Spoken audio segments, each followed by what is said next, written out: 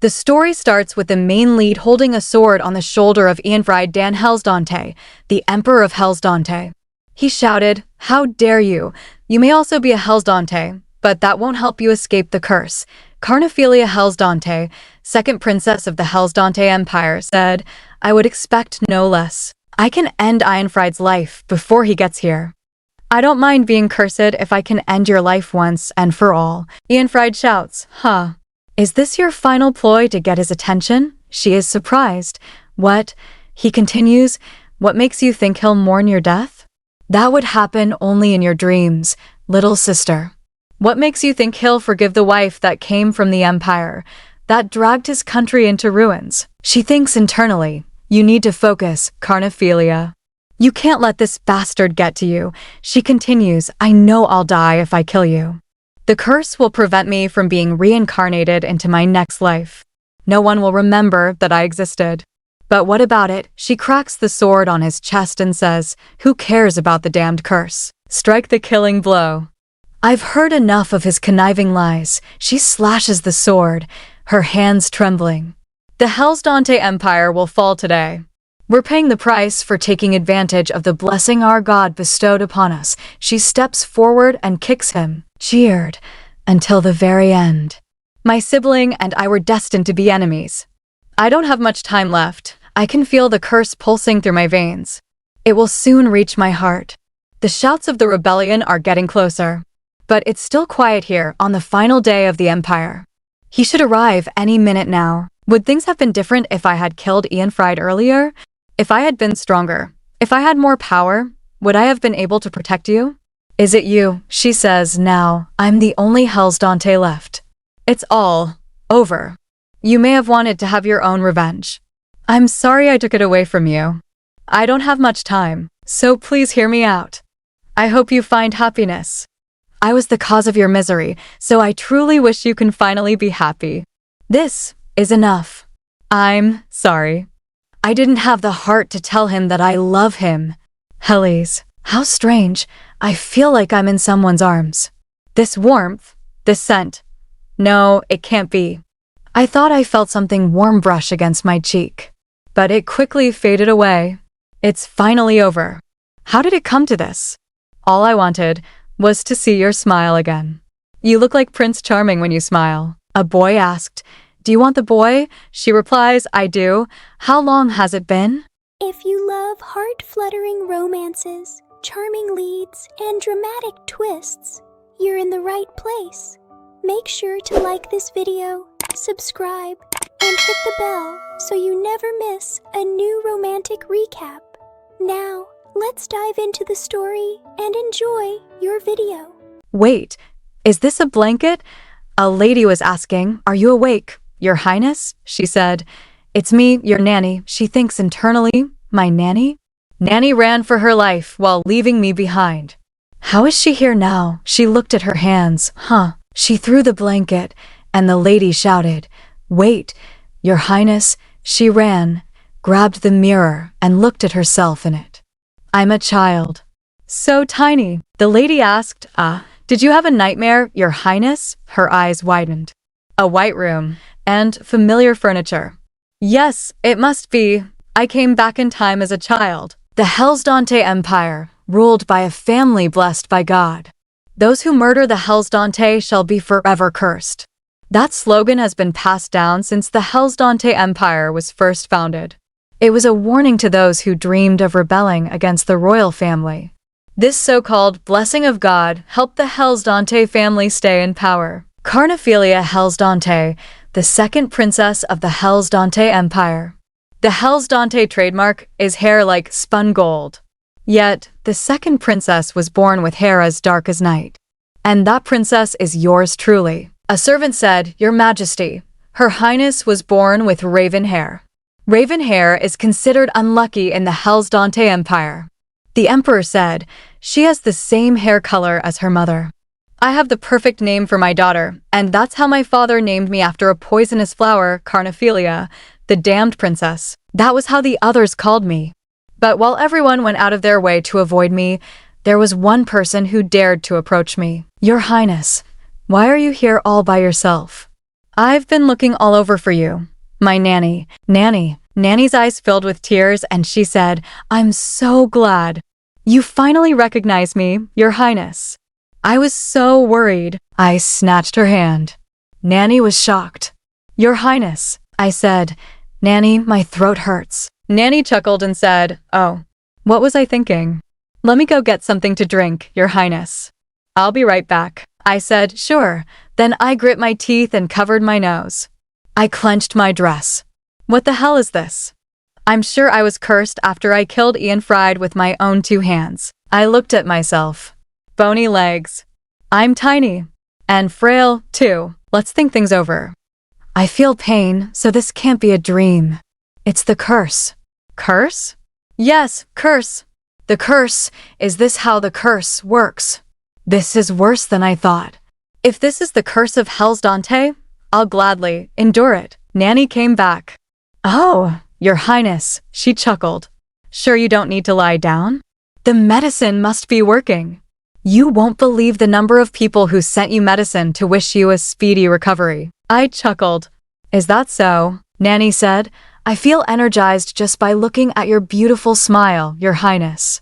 Here. I brought you some water. I noticed. It's so cold. I asked Nanny.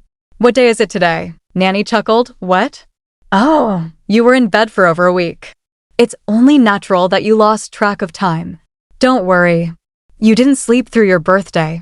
We need you fully recovered so you can enjoy the birthday festivities. In my previous life, how did I answer her? I remember. I smiled back, thinking she was genuinely looking out for me. Nanny chuckled. Now. Please drink your water. It breaks my heart to hear your raspy voice. She makes me want to throw up. She probably mixed poison in this water. Did she think I'd never find out? Nanny, you weakened my mind and body and played me like a puppet. I won't be fooled by you again. I said, Nanny, I think my throat will hurt even more if I drink this. Nanny was surprised. Excuse me, I said. Why don't you drink it, Nanny? Nanny looked surprised, then chuckled, of course, Your Highness. She drank the water and gladly said, oh, that was so refreshing, she chuckled.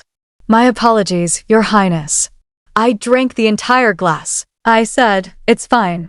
You looked thirstier than I did. Nanny said, you're too kind, Your Highness. She continued, oh, silly me.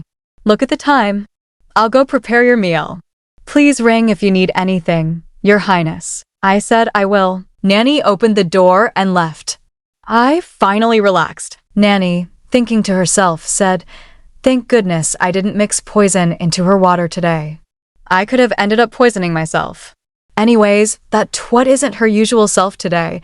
It almost sounded like she knew I've been poisoning her. 5 days had passed since I woke up and found myself as a child. I focused on getting my health back on track. I'm tired of being feeble all the time. Try this too, Nanny. Nanny said, of course. Nanny took a bite and said, yum.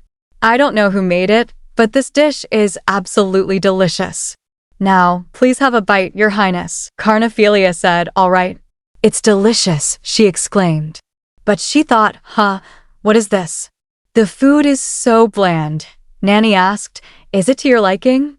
I'll prepare something even more scrumptious when you've fully recovered. Carnephelia thought, well, she won't be poisoning the food for the time being. She poisoned me until I fell sick, then stopped until I recovered. Then she would start feeding me poison again. It was a vicious cycle.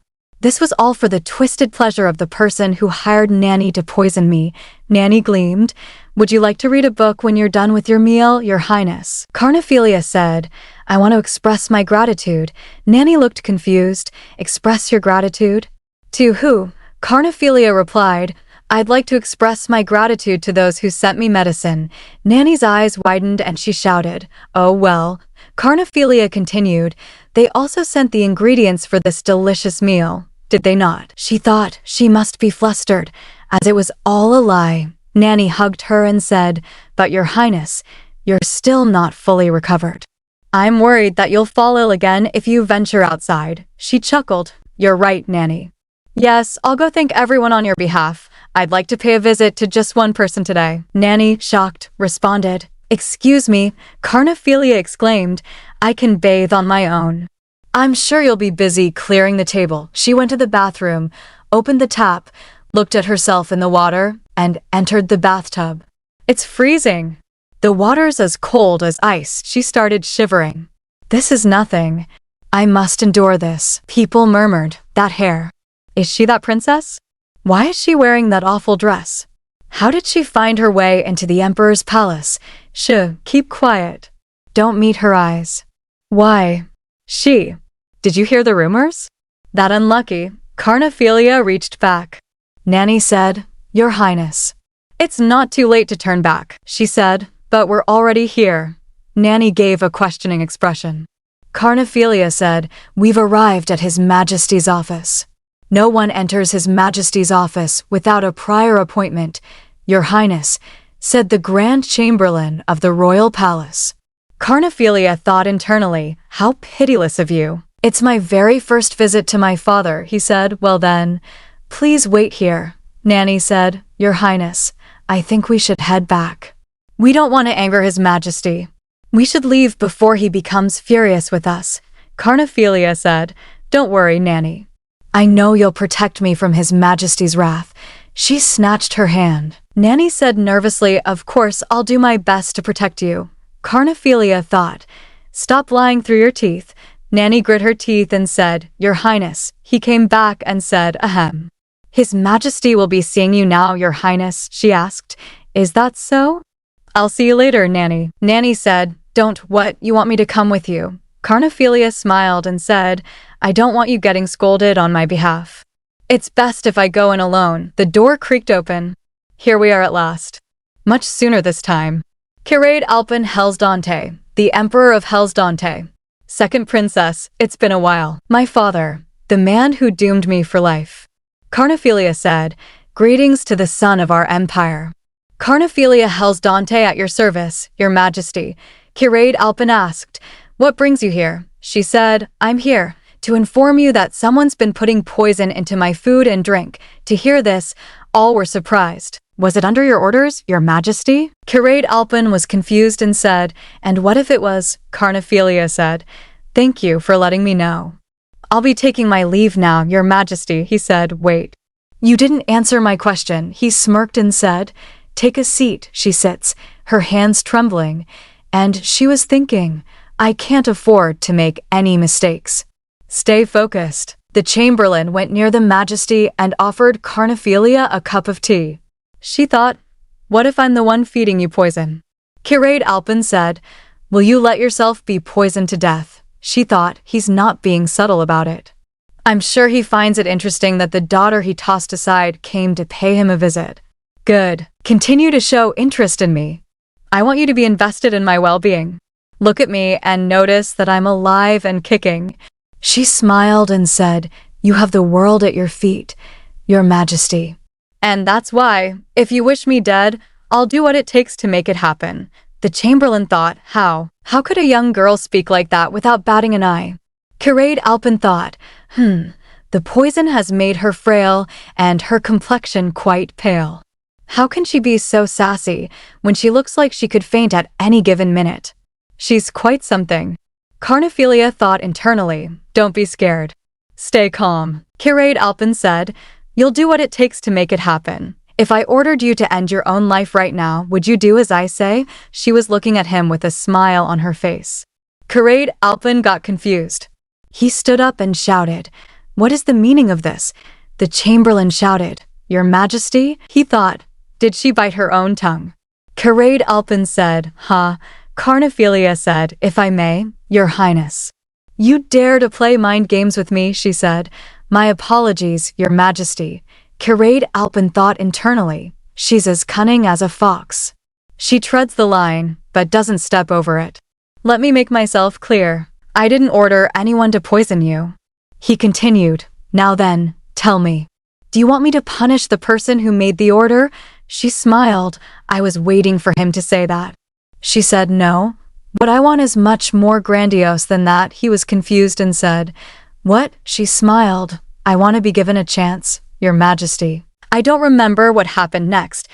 Nanny wouldn't stop fussing over me. Oh, the look on her face when the head chamberlain said he'd be visiting shortly. Nanny came to her. Your Highness, she said. Nanny, don't wake me up until tomorrow morning. Nanny grit her teeth with anger and said softly, Yes, Your Highness. Please get some rest.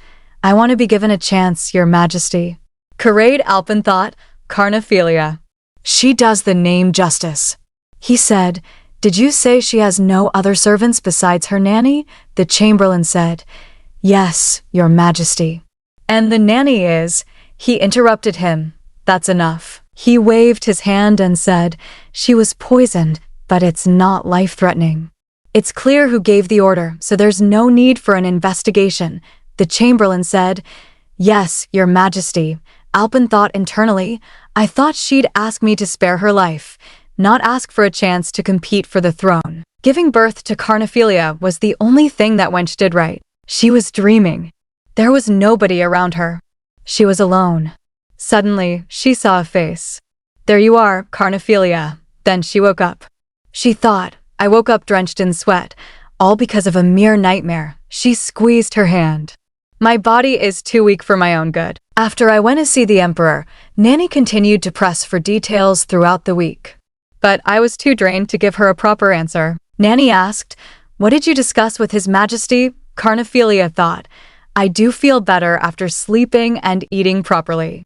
And I'm getting adjusted to this young body of mine. She walked toward the window, opened it, and stepped outside onto the balcony.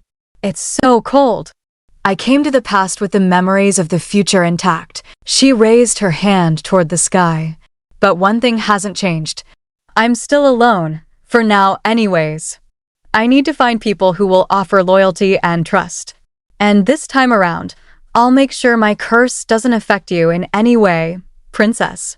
Your Highness. Nanny burst through the door and shouted, Wake up, Your Highness. She woke up, rubbing her eyes and said, Nanny? It's so early. Nanny replied, Well, the thing is. The chamberlain entered and said, Greetings to the second princess of the empire. She said, Oh, the Grand Chamberlain is here. She smiled and said, Come on in. What brings you here? She asked. The man thought, They say the princess went to see His Majesty of her own volition. There must be more to her than meets the eye. Carnephelia said, I finally have guests visiting my quarters. They seemed confused. The chamberlain said, They'll be assisting you from now on, Your Highness.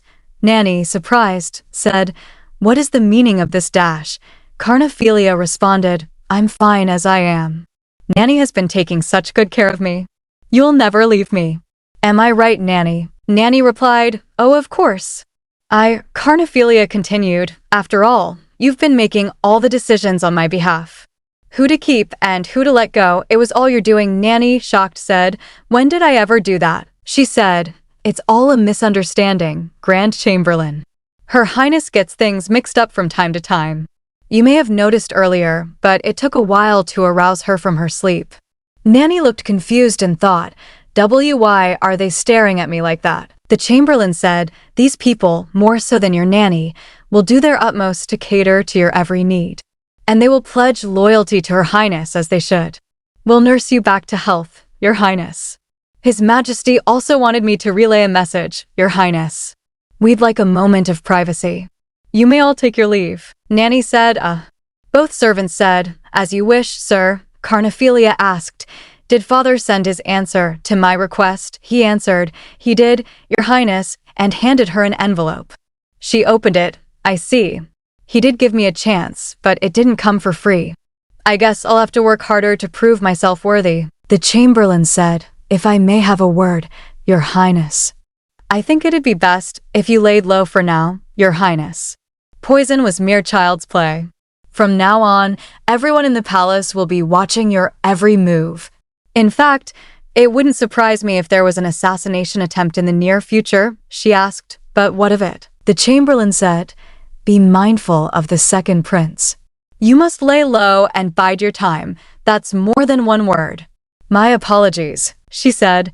Haha, I know you're looking out for me, Grand Chamberlain. And I know it would be safer for me to lay low, but I don't think I can do that. The chamberlain asked, Excuse me. She replied, Why do you think His Majesty sent this to me? I hereby acknowledge that Carnephelia Hellsdante, second princess of Hellsdante, is now in line to the throne. It seems Father wants me to survive, by fighting tooth and nail against those who tried to do me wrong. The Grand Chamberlain served under the Emperor for years. He was a living witness to the various evils conducted by the Emperor, so he was sure his advice would help save the second princess's life. However, the second princess, only 8 years of age, merely smiled at him after hearing him out. It was as if she had the future all mapped out in front of her. The Chamberlain thought, how can she be so sure of herself? She said, you never know what life will throw at you, so you should do whatever you can before death comes knocking on your door. The Chamberlain thought, I was advising her to stay in Ironfried's graces for the meanwhile. Is she really going to throw this opportunity away? She smiled and said, I don't plan on laying low, unfortunately. The Chamberlain said, there will be consequences. She said, is that so? I can't lay any lower than this. Also, I threw down the gauntlet when I asked for a chance to succeed the throne. The Grand Chamberlain served Emperor Karade for years. You need to throw down the gauntlet if you wish to succeed the throne. And that's why she said the exact same thing as His Majesty. He never forgot the moment he realized the princess and her father were cut from the same cloth. She may be a half-blood princess, but she's of royal blood, nonetheless. She smirked and said, Grand Chamberlain, my birthday is coming up. The Chamberlain said, yes, Your Highness. Do you have something in mind for the festivities? She thought, what I have in mind, she said, I want a grand ceremony. There's much for me to celebrate this year. The Chamberlain thought, does she wish to celebrate becoming an official member of the royal family? He said, I'll relay your message to His Majesty. She said, very well. You may leave now. The door burst open. Your Highness, she asked, what is it, Nanny? Nanny asked, what did you discuss with the Grand Chamberlain? She thought, I thought she would at least bring me a glass of water. She said, Nanny. Nanny said, yes, Your Highness. She said, you're the only one I trust. You know that, right? Nanny said, of course I do, Your Highness. She said, I'm sick of living in the shadows, Nanny. Nanny said, Your Highness, there's nothing here. She said, yet, Father included me in the line of succession. Nanny asked, pardon me? She said, he told me I could fight for it. Isn't it wonderful? Now then. Go on now. Go relay the news to your real owner. This is only the beginning. Greetings to the second princess of Hellsdante. 5 maids, 6 servants. Where's the knight? This isn't what I expected from the Grand Chamberlain. Would have thought he'd throw in a knight as a warning. They're well-trained and polite, but none of them seem to be fully loyal to me. She smiled and said, you're here in my palace. Does this mean I have your absolute loyalty? A servant said, yes, Your Highness. We pledge to serve you the best we possibly can. She asked, really? Let's see, 2 of you were sent from the Empress's palace. The 3 at the back are from the second prince. The other 2 are from the third princess's palace. You 2 are new, am I correct? And the remaining 2 were sent from His Majesty's palace. She took a sip and asked again, let me ask you again. Do I have your loyalty? Oh, there's no need to be so nervous. You all were sent here with a purpose, but you're working for me now. From now on, it's entirely up to you. They said, yes, Your Highness. She said, you'll have to do your utmost to win my trust. If you make me distrust you, then I'll have no other choice but consider you my enemy. It seems we have an understanding. Now, I want the 2 of you to stay. The rest can leave. Let's see. I wonder who sent you to my palace. I can tell that you both are new. A servant said, I applied for a job at the royal palace after hearing that it was short-staffed. I didn't ask to be sent here. Carnephelia said, you can't talk. Am I right? A servant thought, a mute. She would be the perfect scapegoat, she said. I guess you won't be able to plead innocence if something happened. However, you can speak with your actions, am I right? A servant chuckled and said, speak with actions. You don't know what she's capable of, Your Highness. She's the type of person you should be looking out for. A lady servant near to him attacked him with a knife. He fell down on the floor.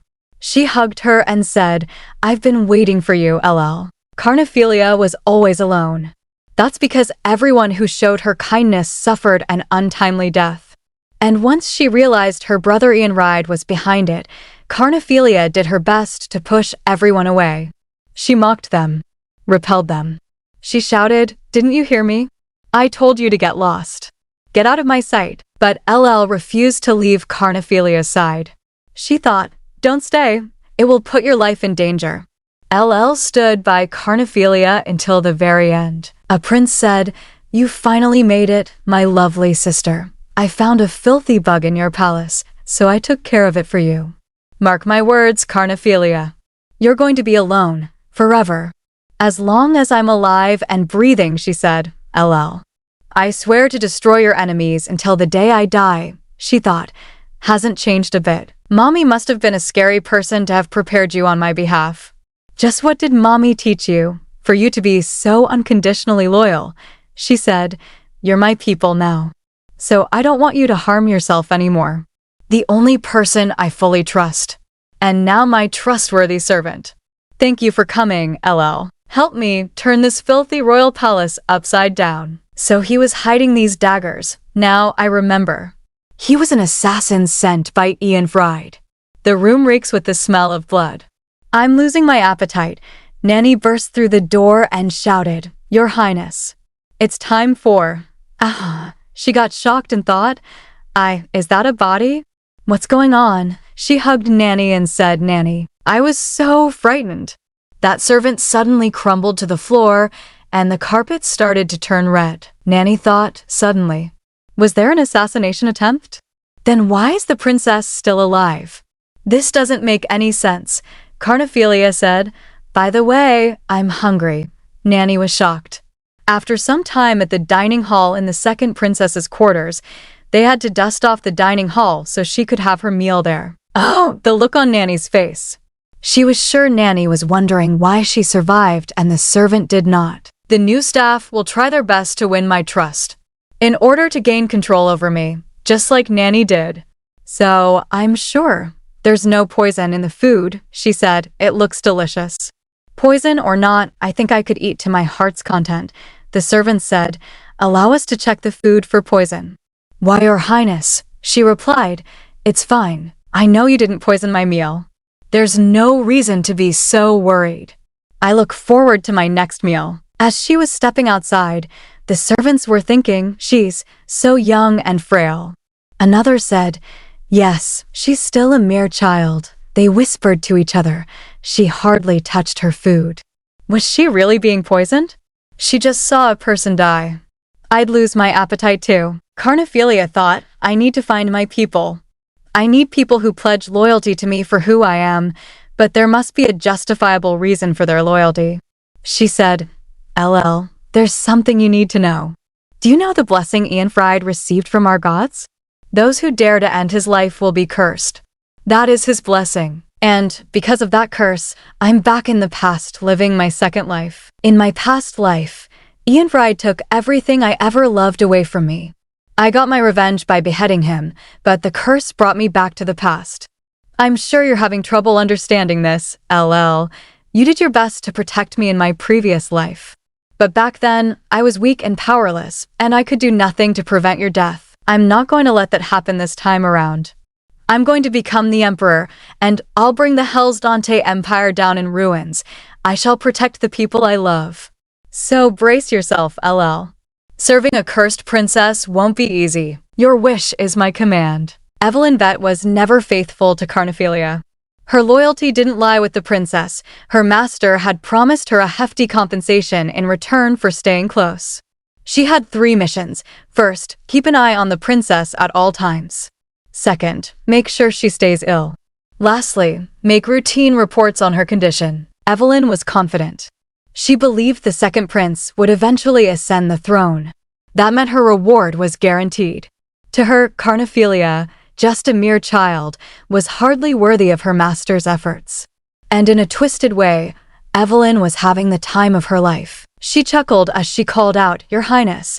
Despite being a half-blood, the second princess was still royal. And Evelyn had her right under her thumb. That alone gave her an intoxicating sense of power. But suddenly, Evelyn noticed something unsettling. The princess, she wasn't behaving like herself. When did the second princess start paying attention to other servants? Why did she go see His Majesty? Has she already entered puberty? Panic crept in. I have to get her back under my control. Grabbing her shoulder tightly, Evelyn demanded, Your Highness, you must tell me what happened to you yesterday. I heard that you asked everyone to leave except for the 2 servants. Why didn't you call for me? You could have been in grave danger. But Carnephelia only thought one thing, Balthing. She really tries hard. But now's not the time. Instead, she smiled and asked, Were you concerned? Evelyn's voice rose in frustration. Of course I was worried. So tell me, why did you ask those 2 to stay? But Carnephelia interrupted her with a soft, unsettling calm. What would I do without you? Evelyn froze. What? Carnephelia continued, You always look out for me. You left me in the dining hall on my own, so you could gather information about the dead servant, right? Evelyn shouted, Well, Carnephelia's gaze sharpened. Who is he? Who sent him to my palace? Was it my father? Or Her Royal Highness? Or was it, Your Highness? Evelyn cried, clearly shaken.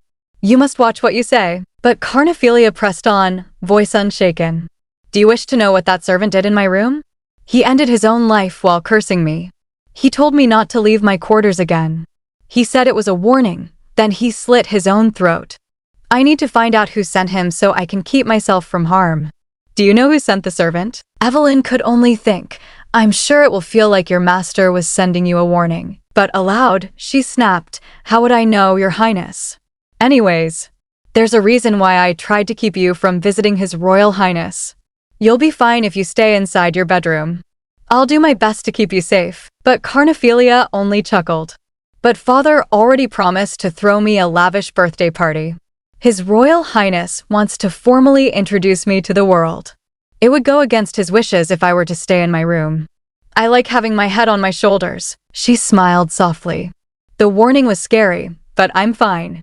You know why? You always told me. You said you'd always keep me safe. Now then, what should I do? Oh, I should take a bath first. Could you fill the tub? She turned. LL. Follow Nanny, and when you can, fetch the items I asked for. Haha, she just ran off. No, Carnephelia thought, now's not the time. The political tide was shifting. With the death of the first prince, the nobles had dared not question the second prince's rise. But His Royal Highness was known for his fickle temperament. That is, until Carnephelia was given the right to succeed the throne. Her sudden emergence shook the very foundation of power. Nobles whispered. Doubts spread. How can the second princess be in line to the throne? We've never even met her. She is a half-blood princess. She doesn't have what it takes. In a crowded hall, a young noble scoffed. TSK, TSK. Why are they constantly gossiping about the royal succession? His friend flinched. Ugh, young master. Be mindful of what you say. Someone might hear you. What did I do? The young master replied innocently. I have no intention of joining in on their foolish gossip. But the friend didn't agree. It's not foolish gossip. Your father told you to play nice with the members of high society. I don't get what my father sees in them. Your father has a knack for recognizing people of importance. The young master smirked. Is that so? Do you also support the second prince, who, by the way, is the spitting image of His Royal Highness? Everyone in that room was hot for the second prince. Oh, please stop, young master. Someone will hear you. The mood shifted. Anyways, where do you think you're going? You must introduce yourself to the second prince today, young master. But something was off. Wait a minute, young master. What are you trying to do? Why are you climbing up the banister? Excuse me? Are you listening? Don't tell me you're trying to play hooky again. From the windowsill, the prince called out, I'm going to see the Duke of Svenbach. You can tell father whatever you want. See ya. No, his companion cried. He leapt from the window and vanished outside. Young master, the flustered friend sighed. I should have known when he agreed to come willingly to the banquet. Ugh, what should I tell the Marquis? Nasquin d'Argent, you little rascal. Meanwhile, Nasquin had his own thoughts. Ianride Hellsdante, the second prince of Hellsdante, a cold-blooded bastard. If he ascends the throne, all hell will break loose. So now's the perfect time for the second princess to make her grand debut. Her mere presence has caused a ripple in Ianfried's otherwise smooth road to succession. The only catch is that no one really knows much about Carnephelia. What if she's just as evil as Ianfried? That would change everything. I know father isn't happy about my friendship with the Duke of Svenbach. I wonder what his grace has to say about this. He's the one with a real knack for catching things. I know nothing about the dark-haired princess. Carnephelia, I hope you will be the light of the royal family. If you do, I'll gladly play the role of your supporter. But just then, the glass window shattered. A knife glinted, held just inches from Carnephelia's neck. She didn't flinch. Who the hell are you? The man was stunned. A knife at her throat, and yet, she smiled. Are you smiling? He asked in disbelief. Without blinking, Carnephelia looked to her loyal servant. LL. Break his neck. And make it quick. LL obeyed without hesitation, grabbing the assassin by the face and slamming him to the ground with a sickening thud. Carnephelia chuckled. Now then, what shall we do with him? She watched the lifeless body and thought to herself, this never happened in my previous life. They sent an assassin as soon as the news spread that I was now in line to the throne. How very transparent of them. Suddenly, her face lit up with an idea. I know. Let's leave his body in the royal fountain. I want everyone to know that someone paid me a visit in the middle of the night. LL knelt down, uncovered the assassin's face, and handed a small pellet to Carnephelia. Then, without a word, she hoisted the body over her shoulder and walked out. Carnephelia studied the poison. They gave a poison pellet to an assassin who came to murder an 8-year-old princess. They seemed to be more on edge than I expected. Well, she smiled to herself. There's nothing wrong with that. The next day, the door burst open. A booming voice echoed through the princess's chambers. Search every nook and cranny. Yes, sir, 2 knights answered in unison. A maid shrieked in outrage. How insolent of you! How dare you barge into the second princess's quarters without notice? The commander replied without remorse. We're only following orders of the High One. Getting in the way would be a direct act of disobedience. But then Carnephelia spoke, calm and calculating. So, did the High One order you to search the quarters of a young, bedridden princess? The commander hesitated, then admitted, we found an unknown body inside the royal fountain, and we were given orders to search the entire palace. Carnephelia chuckled. And what does that have to do with me? The man smirked. Well, we'll find out, won't we? What is she going to do about it? He thought, she's just a powerless princess. You can feign arrogance, but you won't fool me, half-blood. She's pretending to be calm, as if she were a real royal. So, what were the knights doing while the body was being dumped in the royal fountain? Carnephelia answered coldly, I only have servants in my quarters. Searching my rooms will only end up embarrassing the High One, don't you think? He raised his voice. Watch what you say, Your Highness. Be what it may, we were given orders to search the entire palace. We apologize for the inconvenience, Your Highness. But inwardly, even he admitted, she's more clever than I thought. Carnephelia gave a small smile. I see. I do hope you'll give me some privacy so I can get dressed. I can hardly go out in my nightgown. Thank you, Savant. He froze. How does she know my name? I must have heard wrong. How could she know the name of a mere knight? He straightened. Understood, Your Highness. Do make haste. She turned to her maid. Don't speak up unless I tell you to. You don't want to die here. The maid quickly bowed. My apologies, Your Highness. I'll be more careful from now on. Carnephelia's voice softened, deadly calm. Don't look out for me, let alone try to protect me. It's not worth losing your life over. Focus on what your master told you to do. I'm telling you this for your own good. The maid stammered. That wasn't my intention. Don't interfere. Stick to the spying. So you can survive. The maid, now trembling, asked, But what about you, Your Highness? Those knights could have hurt you just now. But Carnephelia simply replied, Oh, but I'm different. I'm a royal. Just like your real master. She glanced at the door. Are we finished? I need to get going. I don't remember the last time I came out on a walk. I'm sure everyone is busy preparing my meal in the garden. Nanny is probably looking for me right now. And as she left, she whispered to herself, Thank goodness I came to as a child. I don't get noticed because of my size, and everyone lets their guard down because they think I'm too young. LL walked beside her, clearly concerned. Concerned about Carnephelia's safety? She asked. Carnephelia nodded. There's a reason why we came out for a stroll. LL, have you heard of the ghost of the royal villa? She looked toward the misty hills ahead. She's a poor soul. Alive, but hardly living. Still in search of the daughter and son she lost in the battle for succession. The former empress. rumored to have gone mad. They say the former empress waits forlornly in the villa for the return of her deceased children. No one wants to set foot there. She smiled gently at her servant. Oh, I can manage on my own from here on, LL. You can head back to my quarters.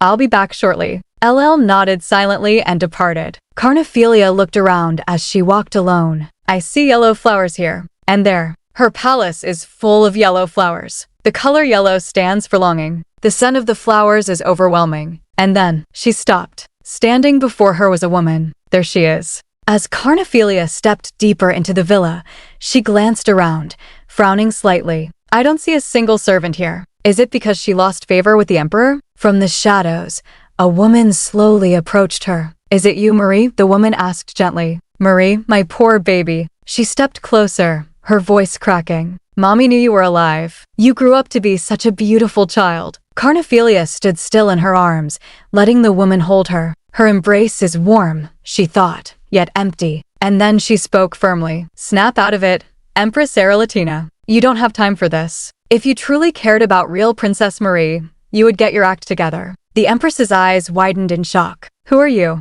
Carnephelia stepped back and introduced herself clearly. Carnephelia Hellsdante at your service, Your Majesty. The Empress blinked. Carnephelia, that's the name of the second princess. Why did she come to see me? Suddenly, Carnephelia's eyes darted to the side. Is someone coming? What should I do?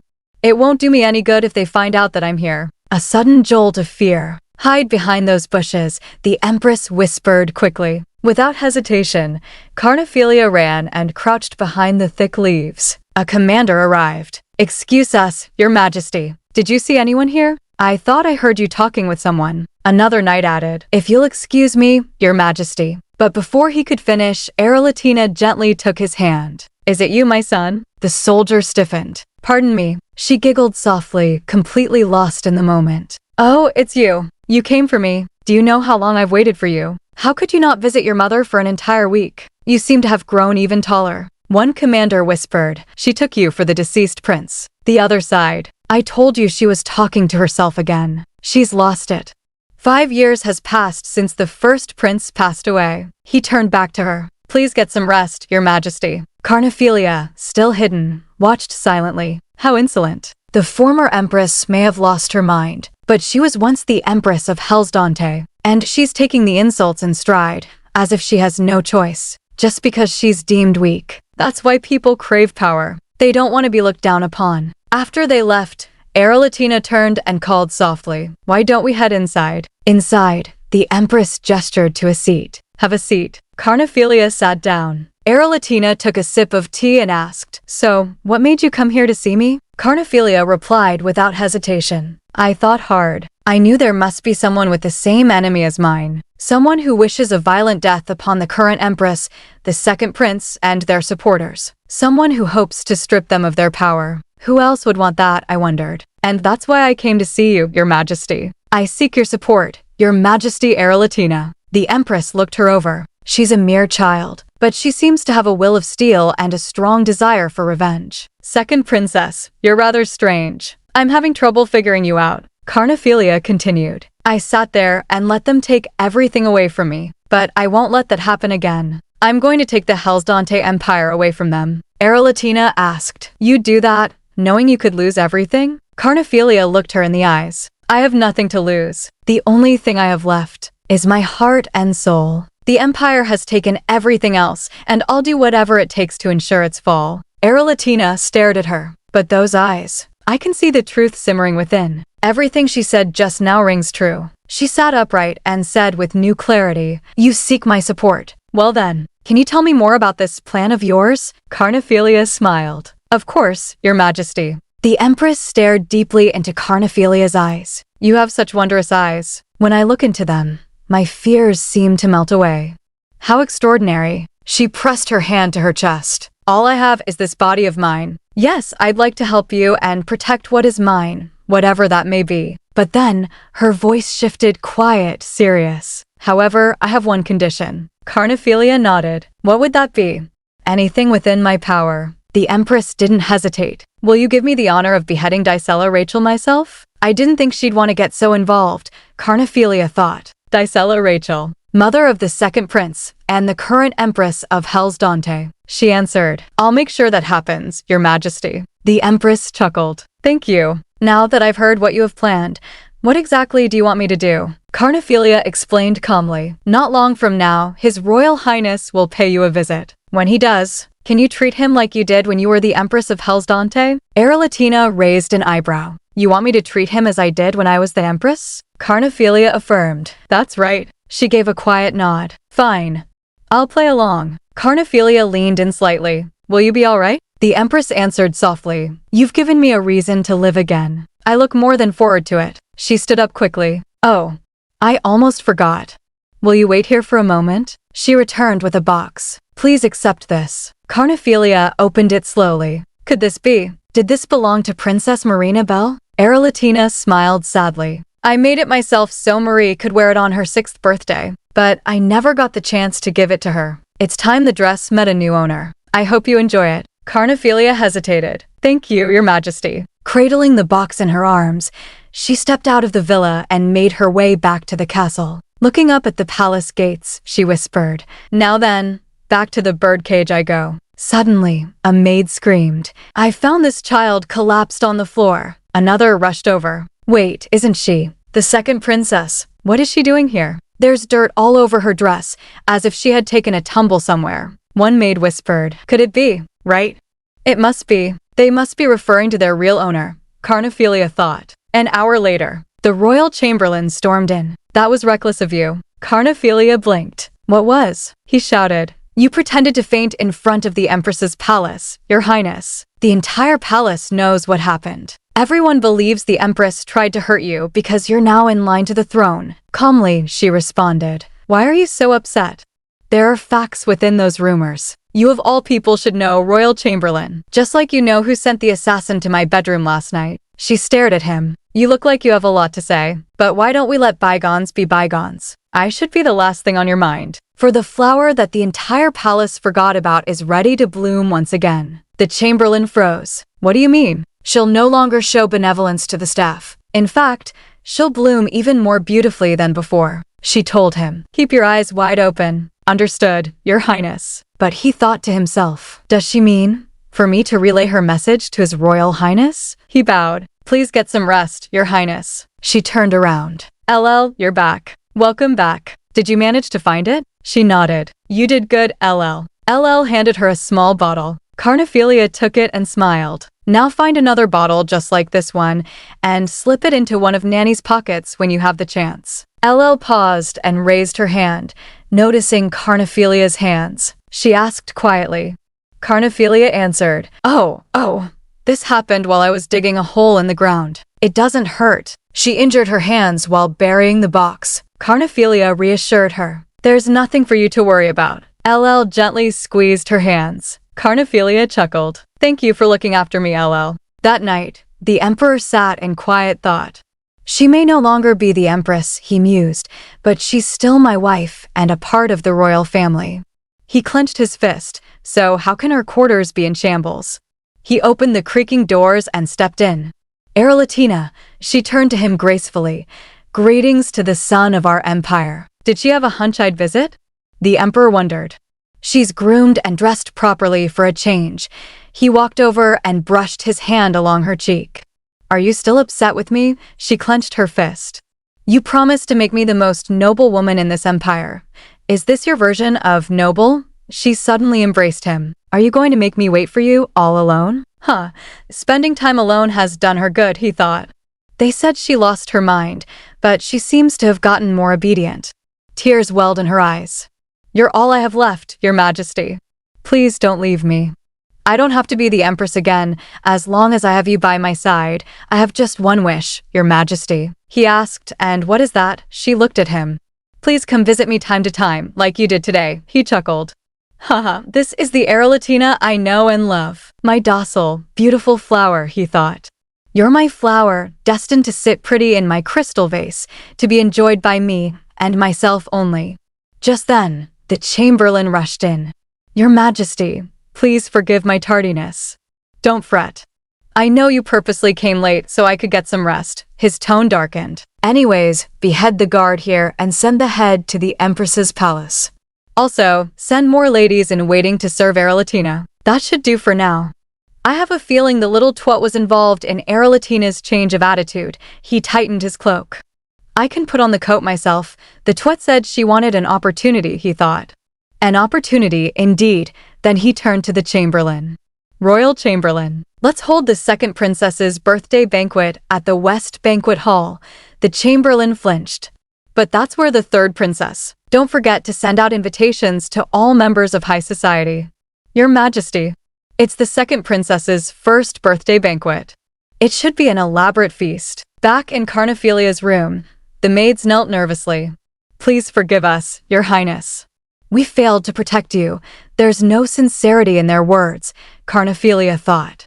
They won't last long in the royal palace. She replied calmly, it's fine. I know you didn't mean for me to get injured. I did hear your reputations have taken a harsh blow. Let's strive to get your reputations back on track. That's the only way to ensure our survival, wouldn't you agree? One maid bowed deeply, thinking to herself, yikes. Our eyes met. Her Highness doesn't seem to have the best impression of me. You can leave now, Carnephelia said. As the maids exited, one whispered, it's difficult to get into Her Highness's graces. How did that girl LL manage to win her over? Another replied, LL is powerless. Maybe that's how she gained the princess's trust. That's strange. You would normally be more suspicious toward a nobody. Her Highness seemed to be in a bad mood today, one maid thought. It was frightening. Even so, she didn't scream or hit anybody, and how can she be so small and cute? She must be the same age as Jamie. I miss my younger siblings. Oh, I'm on my way, Your Highness. Did you call for me, Your Highness? After comparing her to my little brother, I feel less nervous around her. I want to read a storybook, Carnephelia said. Shall I go fetch you one? Oh, the thing is, she replied. I've read all the storybooks in the royal palace. Nanny always stops by a certain bookstore whenever she leaves the palace. I'd like you to go there on my behalf. Do you think you can do it? Of course, Your Highness, the maid beamed. I'll bring you back something interesting for you to read. She's more innocent than I thought, the maid thought. I didn't think she'd ask me to fetch her a storybook. She's cuter than Jamie. She turned a corner and bumped into a woman. Where is Her Highness? The lady asked. This voice, is it the nanny? She's in her room. Why is she in such a rush? And what's with the look on her face? Suddenly, a slap rang out. I told you this room is the safest place, the nanny yelled. Don't try to leave this place. You don't know what will happen to you. After you kicked me out, you ventured outside and came back with injuries. And now it will be on me for not taking care of you, Your Highness. Didn't I say it again and again? The world is a dangerous place, and everyone hates you, Your Highness. They're just waiting for the right opportunity to harm you. See? You didn't listen to me and ended up catching a cold. I'm the only one you can trust. There's no other person in the palace who looks out for you like I do. Carnephelia looked up. Then will you stop feeding me poison? Her voice cracked. I'm sorry, Nanny. I'll do whatever you say from now on. I won't step outside ever again, and I promise not to complain about being hungry. I won't ask for another servant, either. I promise not to get in your way. Her voice trembled. So could you please stop putting poison in my food and drink? My body hurts when I eat poisoned food. I cough up blood. I feel so sleepy, but I'm scared that I'll never open my eyes again. It hurts. It really hurts. That's enough, the nanny screamed. Stop talking. What if someone hears you from just beyond the door? A maid stood frozen. She had heard everything. The maid stood frozen behind the door. Did I hear correctly? Poison. Her hands trembled. Was the nanny poisoning the second princess all this time? Why would she do that?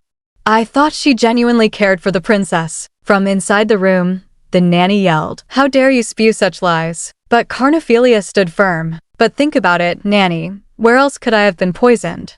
You're the one who's been taking care of me all this time. The nanny snapped back. You've been acting strangely ever since that new servant girl came to your palace. You need to get treated. We don't want you talking nonsense in front of His Royal Highness.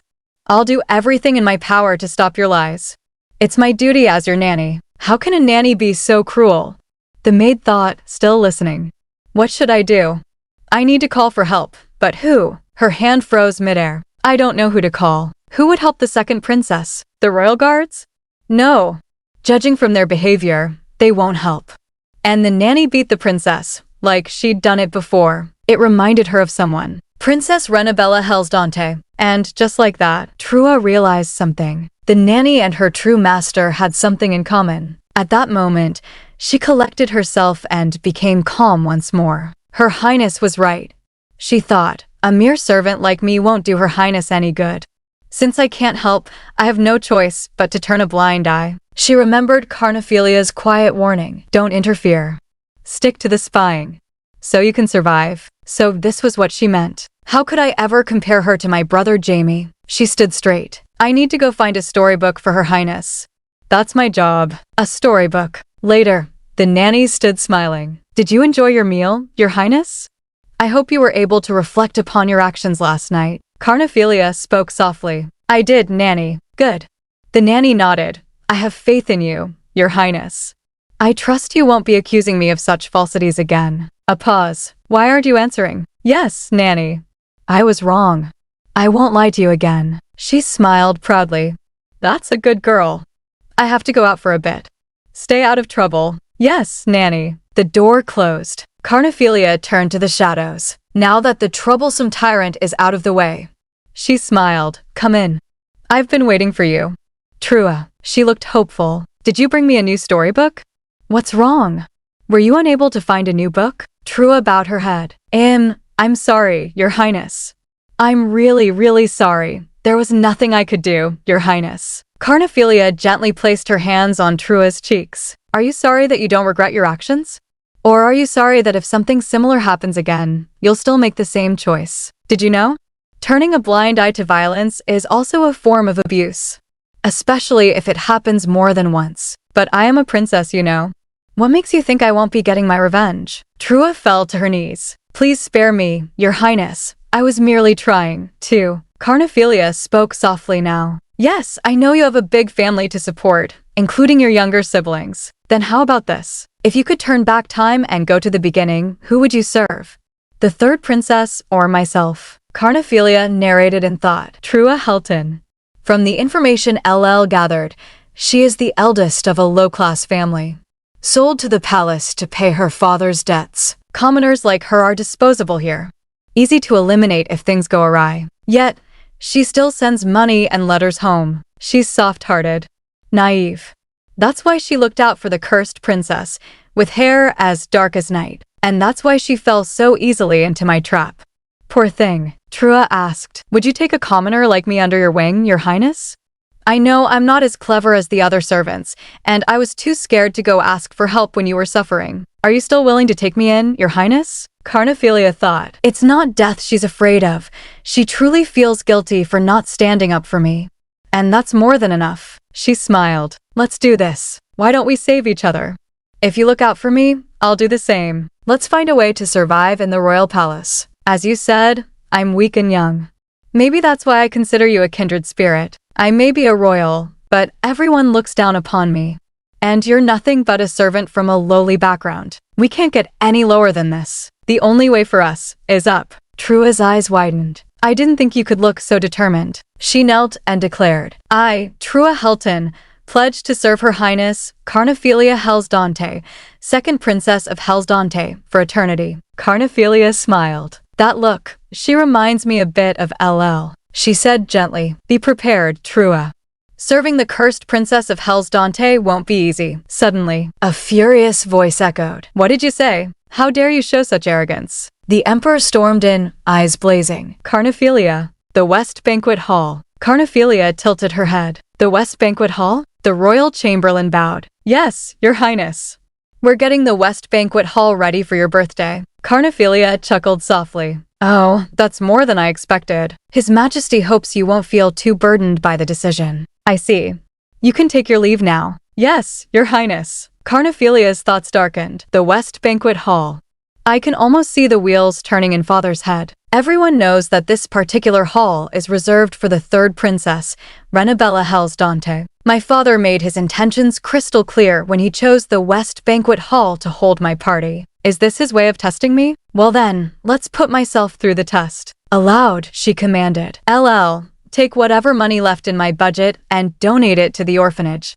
And please tell the servant outside to come on in. LL nodded and left. A young servant entered hesitantly. Did you call for me, Your Highness? Carnephelia asked calmly. Do you know whether Nanny has returned or not? She did not, Your Highness. Please let me know if you need anything. I'll make the necessary preparations. Carnephelia's gaze sharpened. Well, it's regarding the preparations for my birthday banquet. I'm a bit concerned that it will be taking place in the West Banquet Hall. I feel it's too grandiose for someone like myself. She smirked. So I'm planning on bringing it up to His Majesty. What are your thoughts? The Emperor's dining hall. Carnephelia sat before her father. Thank you for allowing me to join you on such short notice, Your Majesty. The Emperor laughed coldly. Are you scared to eat for fear of being poisoned? I thought you had more in you. Yes, she answered bluntly. It's only natural, since you have yet to receive your blessing. She smiled. You must really believe that I didn't receive the blessing. That must be why you decided to hold my party in the West Banquet Hall. The Emperor's expression turned. What? Doesn't the West Banquet Hall meet your expectations? Carnephelia leaned forward. The West Banquet Hall belongs to the third princess, who has no right to ascend the throne. It's no place to have my birthday banquet. What would the nobles think if the banquet was held at the West Hall? Surely they would turn up their noses and downgrade the significance of being in line to the throne. Or, will the third princess also be given the right of succession? The Emperor slammed his fist. What did you say? How dare you show such arrogance? Carnephelia. She kept her voice even. You have it all wrong, Your Majesty. I only say this because I know exactly where I stand. He roared. I want everyone to leave this room immediately. A servant worriedly thought. This won't do. She has to convince His Majesty to change the venue. The Chamberlain bowed. We must take our leave. The door shut behind them. Inside, the Emperor thought darkly. The twit is greedy and cunning. And I have no idea what's going through that little head of hers. She stared directly at him. You can stop testing me, Your Majesty. He narrowed his gaze. How can she be so self-assured? It's as if she already sees my every move. The more I look at her, the more interested I become. Carnephelia said, I may be more useful than you think, Your Majesty. You're rubbing your palms with glee at the thought of pitting myself against my brother Ianride. So you want to test me to see if I'm up to par with him. Am I correct? The Emperor smirked. Well then, tell me in your own words. Just how far are you willing to go? She replied boldly. Your Majesty, the venue where I'd like to hold my birthday banquet is the Empress's palace. What did you just say? Elsewhere in the palace, a servant whispered. Well, the thing is, the second princess's birthday banquet won't be held at the West Banquet Hall. Rather, it will take place at the South Banquet Hall. Dicella Rachel, Empress of Hellsdante. She threw her crown to the floor in fury. How? How can that twat have her banquet at the South Banquet Hall? I didn't dethrone Erlatina so that the little wench could have a banquet there before me. She raged. I should have killed her when I had the chance. I need to go out. Make the preparations. The doors opened. Your Majesty, the servant gasped. Erlatina's chamber. Erlatina looked up calmly. Your Majesty. What brings you to my humble abode? Smack. Dicella slapped her across the face. Erlatina merely smiled. Greetings to the moon of our empire. Dicella spat. How dare you look me in the face and smile?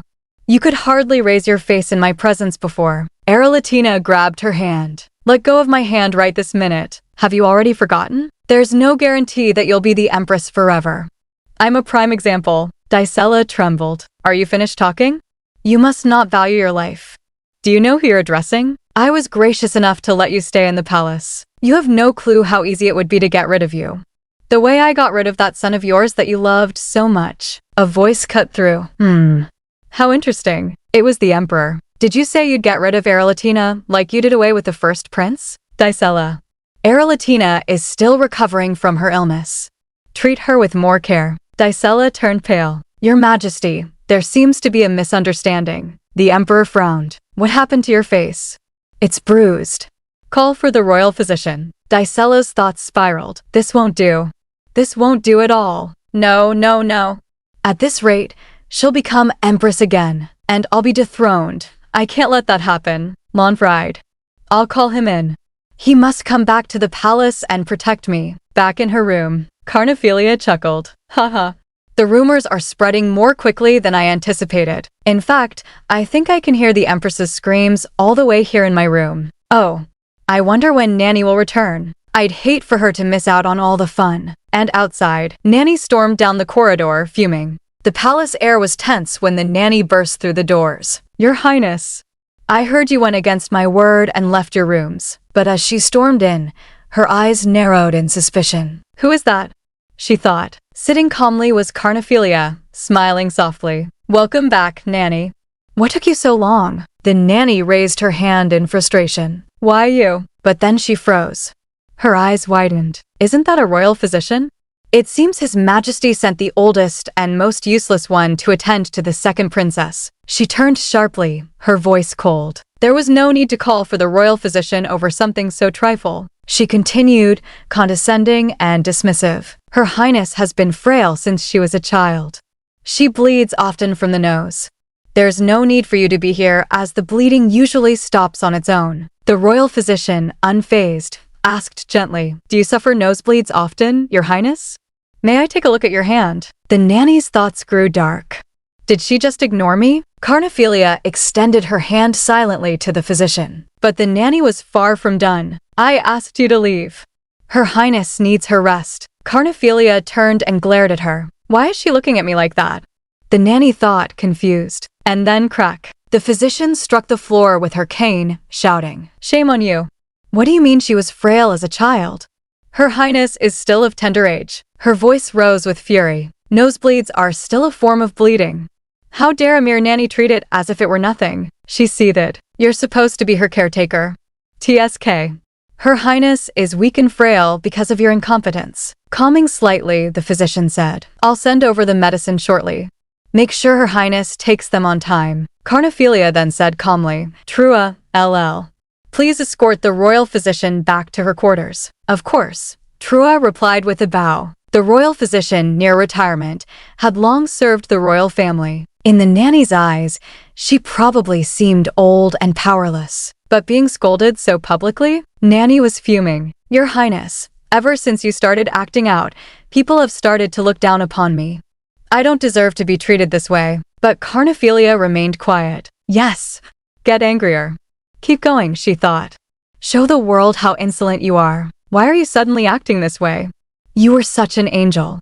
Why did you change? The Nanny demanded. You should know your place. Think of your background, Your Highness. She hissed. You should consider yourself blessed to have a nanny that looks out for you like I do. I'm the only one who genuinely cares for you. So why aren't you listening to me? Her voice dropped to a venomous whisper. You see, the higher you climb, the more satisfying it will be to watch you fall. Then she said coldly, You should be content with what you have, instead of craving things you can't possibly reach. She sneered. Why are you looking at me like that? Are you thinking of something silly again? Do you still believe you have a chance at ascending the throne? Carnephelia finally spoke, voice steady. Your memory must be failing you, Nanny. She smiled sweetly. I'm in line to the throne. Or have you already forgotten? She clapped lightly. I also realize that I have the power to make my own decisions. What do you mean? The Nanny asked, alarmed. Carnephelia giggled. For example, I have the right to hire and fire the staff from my palace. That's nonsense, the Nanny shouted. But servants suddenly appeared and grabbed her arms, escorting her out. The Nanny trembled. Are you removing me from my post? Carnephelia waved serenely. That's right, Nanny. Take care. You can't do this to me, Your Highness, she screamed. Let me go. Get your hands off me. You're making a big mistake, Your Highness. You won't survive in the royal palace without me. You won't last a day without me. Carnephelia sighed. She's so loud. Will you shut the door? Yes, Your Highness. The maid answered, quickly closing it. Trua stepped forward. I'm sorry, ma'am, but Her Highness needs her rest. Please stop causing a ruckus and take your leave now. The door slammed. Outside, the Nanny collapsed to the floor. How dare you? She whispered. Then she shouted. How dare you? Trua stood inside, thoughts racing. Her Highness got rid of the Nanny, but I'm not sure whether this was a good idea. Rumors will spread throughout the palace. So many questions rushed through Trua's mind, but she stayed silent. For the second princess looked utterly unbothered, as if she were above it all. Carnephelia took a sip of tea. This is medicinal tea, isn't it? How very kind of you. After Nanny's removal, the palace was abuzz. Everyone talked about the second princess for betraying the only person who had looked out for her. Of course, they all knew who the source of the gossip was. Carnephelia sat reading, unfazed. Nanny can spew lies about me for all I care. But your banquet is right around the corner, Your Highness, Trua said, worried. Everyone will be gossiping about you. They've been gossiping about me even before this incident took place, Carnephelia replied. It makes no difference to me. Trua blinked. Well, Her Highness is right, Trua thought. Even the staff working at her palace were constantly talking about her behind her back. How can she be so calm about it? Sometimes, it's hard to believe that Her Highness is still a mere child. Carnephelia glanced up. If you're still worried, why don't you go spy on Nanny on my behalf? You wish for me to spy on the nanny? Trua asked. I'm not sure if I'm the right person for the task, but I'll do the best I can. You don't have to. It was just a passing thought, Carnephelia said gently. Well then, let's find a task more suited for you. Pardon? Trua blinked. It doesn't have to be a special task. I'm sure we'll find something that you're good at. And when you do, will you let me know? You're my people, Trua. I'd like to get to know you better. Your Highness. Trua said, moved. Suddenly, there was a knock at the door. What is it, LL? Carnephelia asked. LL entered quietly and handed over a letter. A letter? Carnephelia asked, surprised. Trua gasped. This is. Carnephelia smiled knowingly. Yes. It's an invitation from the third princess. She opened it and read aloud. I heard there was a change of venue for your birthday banquet. To thank you for not using the West Banquet Hall and to congratulate you on your upcoming birthday, I'd like to invite you to play dolls with me tonight. I hope you'll accept my invitation. Renabella Vin Hels Dante. Carnephelia looked up, amused. When will my new doll be arriving? Welcome to Rennie's dollhouse. Renabella's dollhouse is her favorite place inside the palace. But it's not your average, cutesy little dollhouse. A maid hesitated before whispering, it's as grotesque as I remember. Renabella Vin Hels Dante, born to Tyrant Charade and Empress Dacella, was the apple of her parents' eyes. But the third princess had a rather unique hobby. She liked to play house by using her servants as dolls. No one knew when this macabre habit began. One had to wonder, does perversity run in the Hels Dante blood?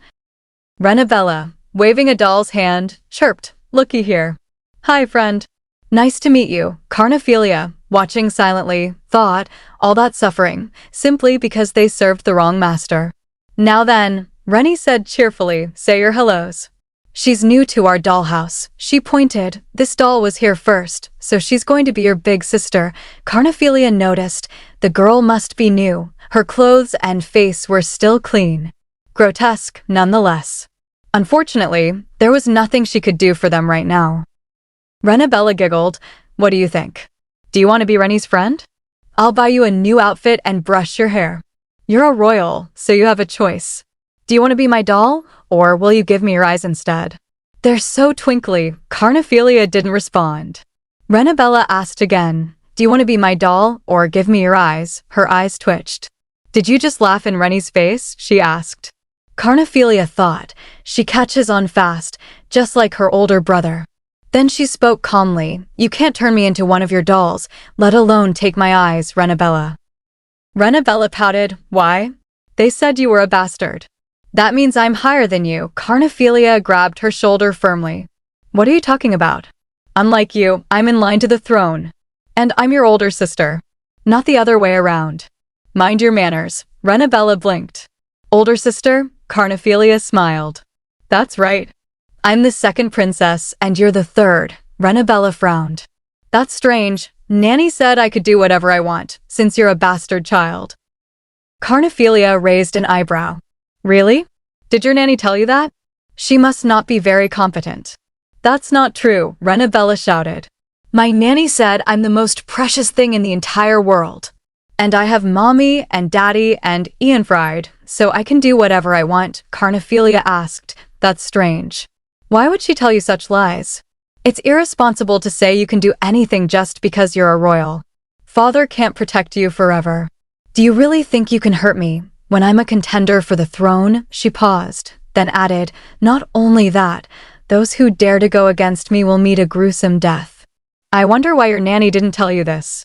I'm telling you nicely, because I'm your older sister.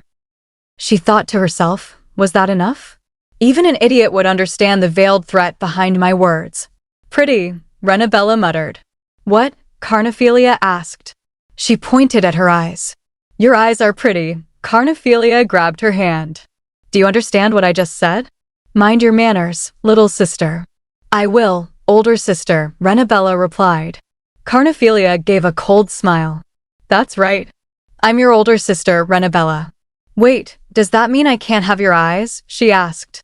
They're so sparkly, Carnephelia said. Don't feel too bad.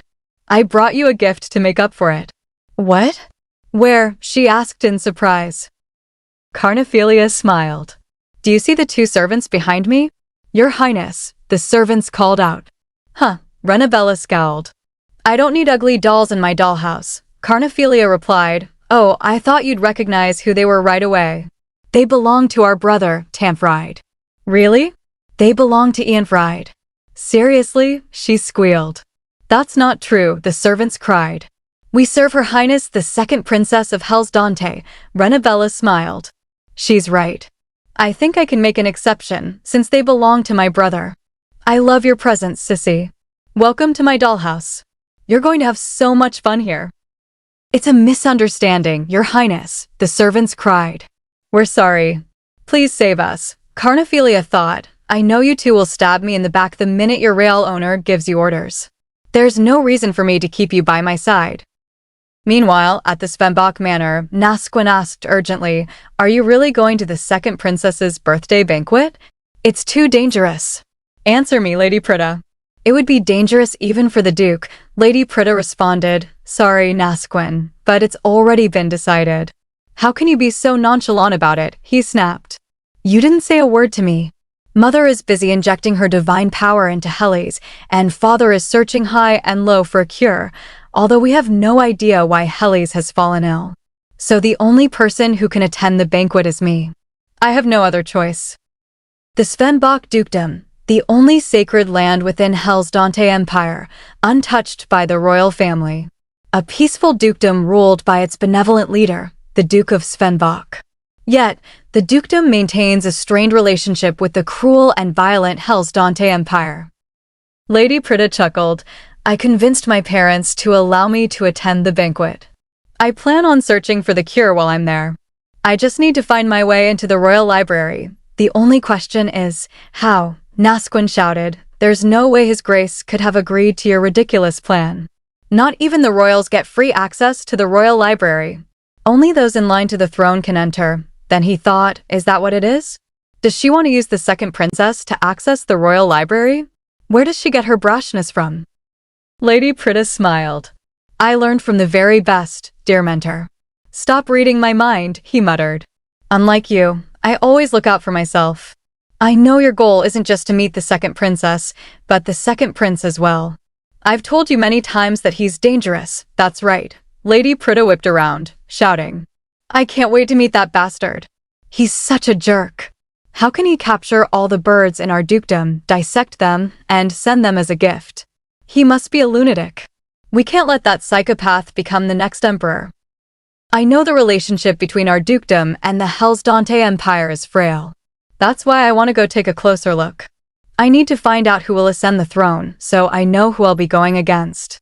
I'd love to see if the second princess has what it takes to go against Ianfride. We don't know if she even wants to compete with her brother for the throne, Nasquin said. There is hardly any information on the second princess. Her personality, thoughts, and ambitions all remain a mystery. All we know is that she was recently added to be in line to the throne. Lady Prita said, she has the right to ascend the throne. There's no way the second prince will leave her alone. I just hope the second princess is different from the rest of her family, Nasquin sighed. We think of the same things, dear disciple. All right. I'll do my best to support you. Time flew by, Lady Prita whispered. And soon, it became the day of Carnephelia's birthday banquet. The carriage arrived at the estate just in time. Lady Prita stepped out, exhaling in relief. Phew. We made it on time. Nasquin, as sarcastic as ever, followed behind. With all your nagging, it would make no sense if we hadn't. You're too stubborn for your own good. I definitely have my work cut out for me, Lady Prita reminded him sweetly, but you're the one who told me to fight for what I believe in, Nasquin. He smirked. I guess you did learn from the best. Then, scanning the grounds, Lady Prita asked, Where's the second princess? Nasquin replied, I have no idea. I've never met her. I'm assuming she'll make a grand entrance at the end of the banquet. A grand entrance at the end, Prita thought. She needs all the support she can get. Now, if I were in her position, I'd make my rounds during the party, forge connections with the nobles in attendance. The second princess is in line to the throne, but whether she's worthy or not remains to be seen. Nasquin noticed her deep in thought. What is it? She replied. I was wondering if the second princess would meet my expectations. Look, Nasquin, the enormity of the venue, the sheer size of the crowd, what's the underlying meaning behind this banquet? It's not just a birthday celebration anymore. That means the second princess has to be prepared for whatever may be thrown her way. But from what I've seen so far, I don't see any strategy in her actions. What in the world is the second princess thinking? Nasquin muttered. She's still a mere child. Lady Prita countered. That's the thing. It could end as mere child's play, or it could be something more. We have no idea how it will play out. Meanwhile, Carnephelia stood at the front of the banquet, smiling gracefully. To all of you in attendance, thank you for coming to my birthday banquet, she announced. But inside, her thoughts were bitter. Their response is as frigid as I expected. I may be a powerless royal, but they should still show me a modicum of respect. Suddenly, a loud clatter echoed. A wine glass had fallen and shattered.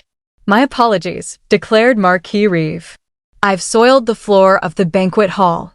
Now, we should all step back before the filth gets on our clothes. Marquis Michael Reeve, a loan shark who built his fortune on the suffering of the poor. Everyone knew he was a close ally of the second prince. Ever since he gained the emperor's trust, the gap between rich and poor only widened. Trua whispered, still, how could he act this way at your birthday banquet? It's rude and insolent, but Carnephelia calmly replied, Don't worry, Trua. But Trua insisted. Carnephelia cut her off. Sticks and stones won't break my bones. Remember the looks on their faces. There will come a day when they grovel at my feet. As Marquis Reeve stepped forward and leaned toward the princess, a man beside him said, I was afraid I wouldn't be able to recognize you, Your Highness, he laughed. But you were easy to spot, being the only one here with raven hair and purple eyes. Carnephelia replied coolly, You must be Earl Renaud. He looked surprised. You know my name? What an honor, she nodded, and you're Earl Ingram. And you must be Marquis Reeve, but in her mind, she scoffed, a pimp, a drug lord, and a loan shark. I'm surrounded by trash. Still, she smiled and said, Thank you all for coming tonight. Her thoughts continued to twist. Ironfried's filthy parasites, all gathered today at my banquet. It makes me want to puke. Nasquin, watching from the side, thought bitterly, they're so blatantly rude.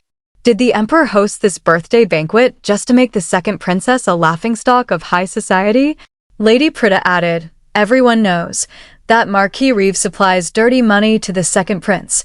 Come to think of it, she thought, Carnephelia is surrounded by Ironfried's henchmen. Nasquin nodded solemnly. That's the royal palace in a nutshell. I'm sure the second princess is used to this kind of treatment. She's not worthy to ascend the throne if she can't hold her own here. But Lady Prita frowned. The second princess has no supporters to back her. If she crumbles here, she'll become a plaything for the emperor. And Ironfried will destroy her once and for all. However, I shouldn't get involved right now. There's nothing I can do and no reason to do so. Aloud, she muttered, How cruel. Let's go, Nasquin. As they turned to leave, she thought, If I stay another minute, I'm going to say something I'll regret. Nasquin smiled faintly, thinking to himself, I can almost read your mind. I hope the second princess survives this ordeal. If she proves herself to be worthy, the dukedom of Svenbach will offer our full support. Carnephelia then chuckled softly. Oh, I almost forgot. My special guest is about to arrive. Please get ready to pay your respects. What? Marquis Reeve asked. Did you say someone's coming? Murmurs broke out across the room. How can this be? Am I seeing things? Whoa, what is she doing here? Erlatina Finch and Aston walked in gracefully. I hope I'm not too late, she said. Carnephelia smiled. You're right on time. You look beautiful today, Erlatina said warmly. Carnephelia chuckled. You're ever so kind. Erlatina glanced at her gown. The dress I made for Marina Belle is finally put to good use. I'm sorry to come empty-handed to your birthday banquet, she added. It's fine, Carnephelia replied. I'm glad you were able to make it today. Nonetheless, Erlatina said, I'd like to express my gratitude for inviting me. Carnephelia answered kindly, Say what you wish of me, and I'll do my best to make it happen. Well then, Erlatina began, I do have a wish I'd like to ask of you. Will you become my never-setting moon, your highness? Meanwhile, at the outskirts of the royal palace, a guard glanced around. Why is there so much commotion? Who could it be at this hour? Then his eyes widened. That's All hail the second prince of Hellsdante, the voice rang out.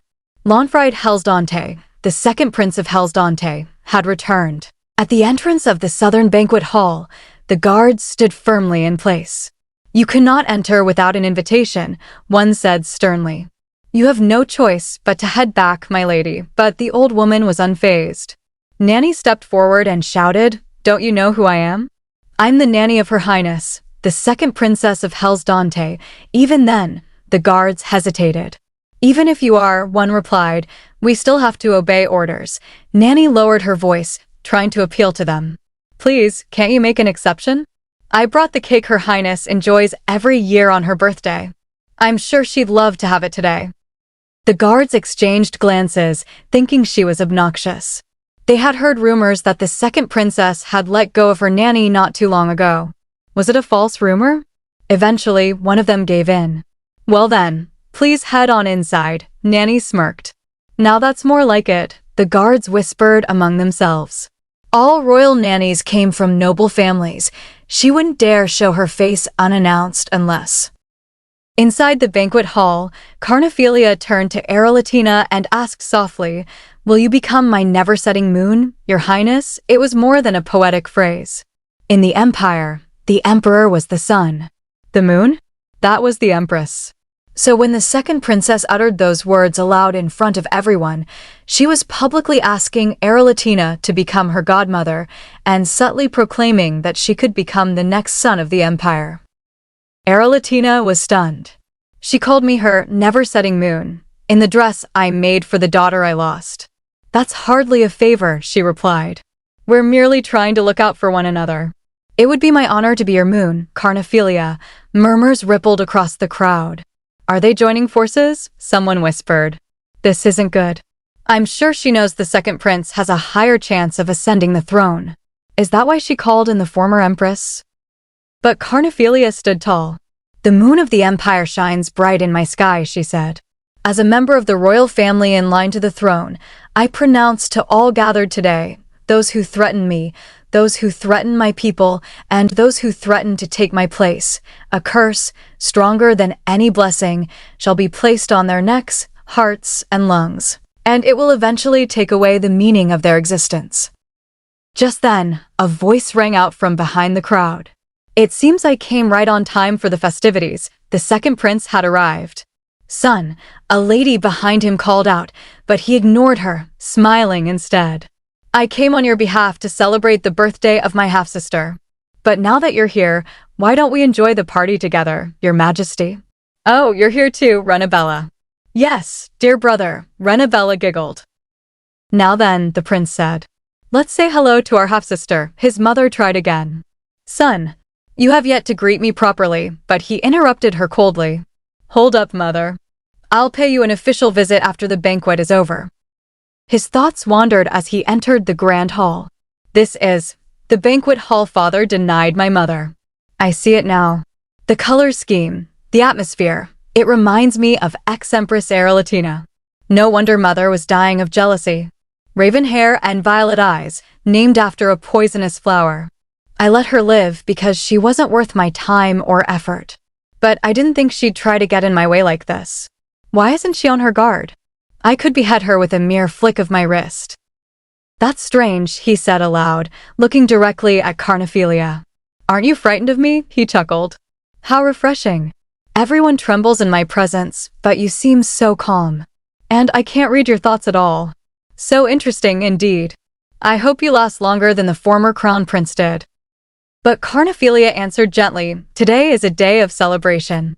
Why don't we enjoy the banquet in peace? She remained composed, even as her inner thoughts stormed. All eyes are on us. I hope Her Highness doesn't lose her cool. I dreamed of this moment ever since I came back into the past. I thought it would be nerve-wracking, but I feel strangely detached. The former me would have trembled in fear. I might have cried. But now? Now I just feel a little sick in the stomach. What'd I do to swing my fist into that arrogant face of his right now? Well, the prince continued. I should have brought you some flowers for your birthday. Carnephelia smiled politely. It's the thought that counts. Renabella jumped up, cheeks red. Oh, Rennie has a present for you. I, the cute and lovely Renabella, am your birthday present, older sister. You love your present, right? The prince paused, confused. Sister? Did she just say older sister? Didn't expect that from Rennie. Carnephelia turned her eyes back to him. It's a bit of a shame, really. You were a bit late for the main event. Her Highness had just promised to be my never-setting moon. The prince blinked. Is that so? It's a shame that I missed the important moment. Then, glancing toward Erelatina, he greeted her smoothly. Greetings, Your Highness. I hope you've been well. His thoughts were anything but kind. So they decided to join forces, now did they? Erelatina nodded. I've been well. Thank you for asking. What about you, Ianfried? But inside, her fury boiled. How dare he greet me with a mere nod? Ianfried leaned in, murmuring near her ear. My life has been mundane ever since that incident. She stiffened. That incident, how dare he? Before she could react, Carnephelia gently grabbed her hand. She's right, it's not time yet. Ianfried pulled away and added casually, I was merely jesting. I've been strengthening the borders of our empire these past several years. You know I'm not the type to sit around doing nothing. Thanks to the blessing of our son, our borders and people are safe. I'm sure it will continue to be peaceful. Carnephelia tilted her head and asked, Do you have the blessing of foresight, Your Highness? He blinked. What do you mean by that? Carnephelia chuckled. My apologies. It's just that your statement was so full of conviction. I thought you could see the future, since our vision of the future is so completely different. Unfortunately, I don't have the blessing of foresight, the prince admitted. But if I did, I'm sure my life would have been even more mundane. I would have known that His Majesty would put you in line to the throne. Same for this birthday banquet. Because of you, I was able to set foot in the Southern Banquet Hall. It's more interesting because you can't foresee the future. Or are you too young to understand this? Carnephelia smiled gracefully. Is that so? I'd rather take a peek into the future so I could make the choice to change it. Do you still find foresight boring, Your Highness? Someone mumbled. What does that mean? It sounds like the second princess was also blessed. The nanny, clearly irritated, thought, What's all this nonsense? The second princess has no blessing to speak of. I need to shut her up before she spews more lies, she quickly addressed. Your Highness, Carnephelia, surprised, said, Nanny. The nanny bowed and greeted them both. Greetings to His Highness and Her Highness. I'm so happy that you still remember me, Your Highness. But Carnephelia was thinking to herself.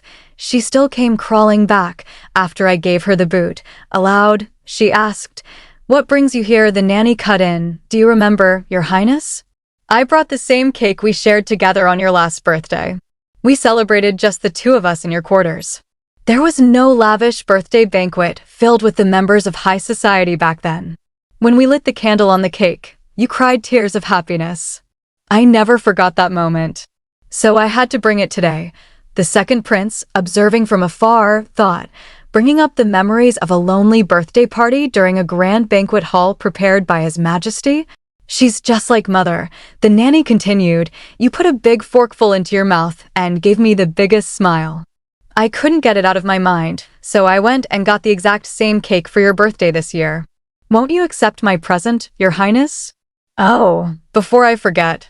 We should make a wish together, too, Carnephelia thought. In the past, I would have shed tears of happiness and jumped into her arms. Unfortunately, that won't be happening this time around. Instead, she simply said, "Thank you for the gift, Nanny." Just then, someone declared, "All hail the son of the empire." Nanny turned, startled. "His Majesty is here," and the mood shifted. "Now then," the emperor declared, "shall we get things rolling?" The prince's mother thought, "I didn't expect His Majesty to attend the birthday banquet. What's gotten into him? That's not important. His Majesty is in the same room with the current and former Empress of Hellsdante. I'm a bit frightened. We can't leave now, I suppose." She greeted him formally, "Your Majesty." He chuckled, "Haha. Are you here to celebrate Carnephelia's birthday?" "How nice of you." She replied, "Yes, Your Majesty." All the princes and princesses chimed in, "Greetings to the forever son of the empire."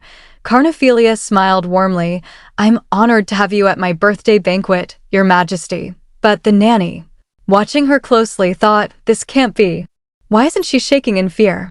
She should be scared and trembling, bawling her eyes out. But she looks nonchalant, breezy even, and where did she get that dress?" There wasn't much time to prepare for the banquet, so where did she find that beautiful dress? She really looks like the star of the banquet. Her birthday should have passed by quietly like before. How did it end up as a lavish banquet with His Majesty in attendance? The emperor sneered, "Children's banquets are tedious and mundane. Yet you asked me to come here. I didn't think you had the balls to do something like this. I can let you off the hook once, but you'd better have a good reason for calling me out once again." "I did as you asked. I hope you'll keep me entertained." The second prince thought, how did she bring Aralatina into this? "Now, what will you do next, little sister? You'd better have a good reason for inviting the key members of high society. So, what choice will you make for your future?" Carnephelia smiled and addressed the room confidently, "Your Majesty. I solemnly swear here and now to pursue what I promised you the last time we met. It's an honor to have all of you present today to celebrate my 8th birthday. A lavish banquet, gifts, and welcoming words. And last but not least, the presence of the son of our empire. I'll wield the power you gave me the best I can, and then some. So please wait and see how it all maps out." The emperor replied, "You must be referring to what we discussed the last time we met." "Understood. I look forward to what happens next." The second prince's mother watched with rage and thought, "What is it about the little twat? He's never shown any kind of affection for my son and daughter. So why is he all smiles with the little by *ch? She began to speak, But Aralatina interrupted, "Your Majesty. We're gathered here to celebrate Carnephelia's birthday. You gave her a wonderful birthday banquet. How about a congratulatory speech, Your Majesty?" The emperor looked at her and said, "You look especially beautiful today." Then he pulled her close and embraced her. Startled, she gasped, "Oh, Your Majesty. We're still in the middle of a banquet." The second prince's mother was burning with fury. How dare that? Her son warned her calmly, "Mother, you know now's not the time, right? Do try to refrain." The emperor beamed, "It's been ages since I was able to enjoy a banquet with my lovely wife. Bring me a glass." Aralatina smiled sweetly, "Everything looks delicious." "Enjoy the food, Carnephelia." She replied, "I will." Then Carnephelia turned her gaze. "Nanny?" The nanny answered, "Yes, Your Highness." Carnephelia said gently, "I'd like a slice of the birthday cake you brought me." Surprised, the nanny asked, "You do?" The second prince observed carefully. What is she trying to do now? Carnephelia chuckled and said, "Your Majesty, Nanny brought the same cake she prepared for me on my last birthday. To remember the time we shared, I'd like to have a piece of the cake she brought today." The nanny hesitated but responded, "It won't be as delicious as the one the royal chef has prepared for you. But it's your birthday, so do as you see fit." Carnephelia thanked her, "Thank you." Then she spoke with grace. "Last year, I didn't expect that I would be celebrating my 8th birthday so lavishly. It almost feels like a dream. Once again, I thank everyone here for attending my birthday banquet. May our God's blessing be with all of you." She took a bite of the cake. Aralatina smiled and congratulated her. "Congratulations, Carnephelia." But suddenly, Carnephelia began coughing. Aralatina's expression changed to shock. The cake slipped from her hands and fell to the floor. I want to show everyone attending my birthday that we're a force to be reckoned with, Your Highness, Carnephelia said with determination. Feel free to exaggerate your actions. We need to do whatever it takes to show Ironfried's followers that we won't be pushed aside. Latina chuckled. Is that why you asked me to treat my husband like I used to? Carnephelia replied, yes. Please show the world the real moon of the empire. Make it known that you're the rightful empress of Hellsdante. To do so, I'm going to convince father to host my birthday banquet in the Southern Banquet Hall. You can leave this part up to me. All you need to do is trust me and look your best at the party. Latina, quietly analyzing her, thought, she has everything mapped out, but doesn't delve into the details. She then said softly, trust you, Carnephelia. Suddenly, blood began to drip from Carnephelia's mouth. Latina shouted, Carnephelia. Trua called out, Your Highness. Carnephelia shakily raised her hand and pointed directly at the nanny. Why? Why did you do this, nanny? And just like that, the banquet erupted into chaos. The emperor commanded, seal the banquet hall. The mothers of the princes and princesses were shaken. What is the meaning of this? His Majesty must suspect that the culprit is in the room. What if they decide to poison us too?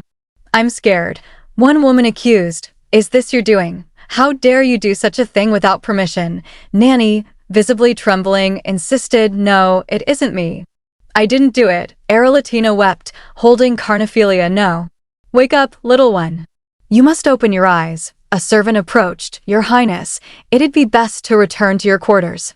Enraged, Latina grit her teeth and shouted, are you going to sit and watch again? Are you going to let my child die before my eyes again, Your Majesty? Will you turn a blind eye like you did before? The emperor growled. Go fetch the royal physician. Yes, Your Majesty, the servant replied. When the physician arrived, he examined Carnephelia and declared, she's been poisoned by the Carnephelia flower, Your Majesty. The emperor was taken aback. Nobles began to murmur, poisoned on her birthday by the flower she was named after. She's so unlucky. Thus is the life of a cursed princess. Ahem. How can someone be so unlucky? It's the curse. Just take a look at the color of her hair. She should have known her place. She's paying the price for her greed. When will we be able to leave the banquet hall? Lady Preta, disgusted, whispered. Do you hear them? Those nobles are treating this as if it were a piece of juicy gossip. The life of an 8-year-old child is in danger, and that's all they have to say? How vile. Nasquin reassured her. Don't worry. The emperor will get to the bottom of this. But she asked, what makes you think he will? Nasquin replied, if he doesn't, everyone is going to think he's the one behind it. Upon the request of Her Highness Latina, the second princess was moved, not to her own quarters, but to the royal palace for treatment. In the meantime, the emperor ordered everyone to remain inside the banquet hall. Although he had a strong suspicion about who the culprit was, Emperor Kirade hesitated in taking action. I hope you know what you were getting yourself into, he said aloud. If you didn't, you'll have to face the consequences. Empress. The Empress panicked. Your Majesty, it wasn't me. This wasn't my doing, he snapped. Why can't you be more meticulous in your actions? You should try to be more like your son. The emperor knew that there would be an uproar if the second princess met her death, like the first prince and princess. However, if he announced that the empress was behind the poisoning, the reputation of the royal family would take a devastating blow.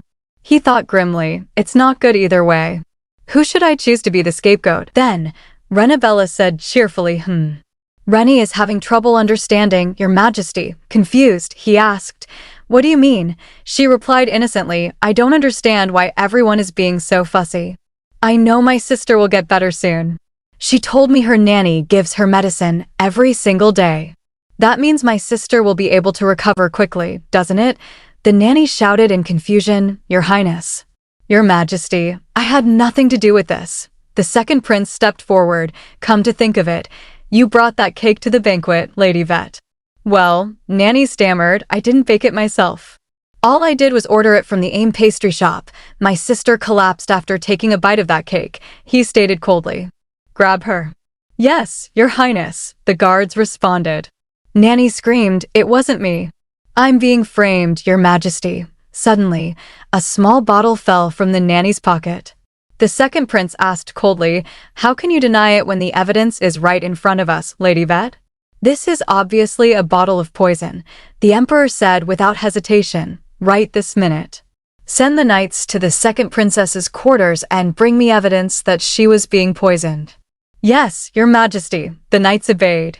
Meanwhile, at the emperor's palace, Lady Prutta entered the room and said, "May the blessing of our God be with you, your highness."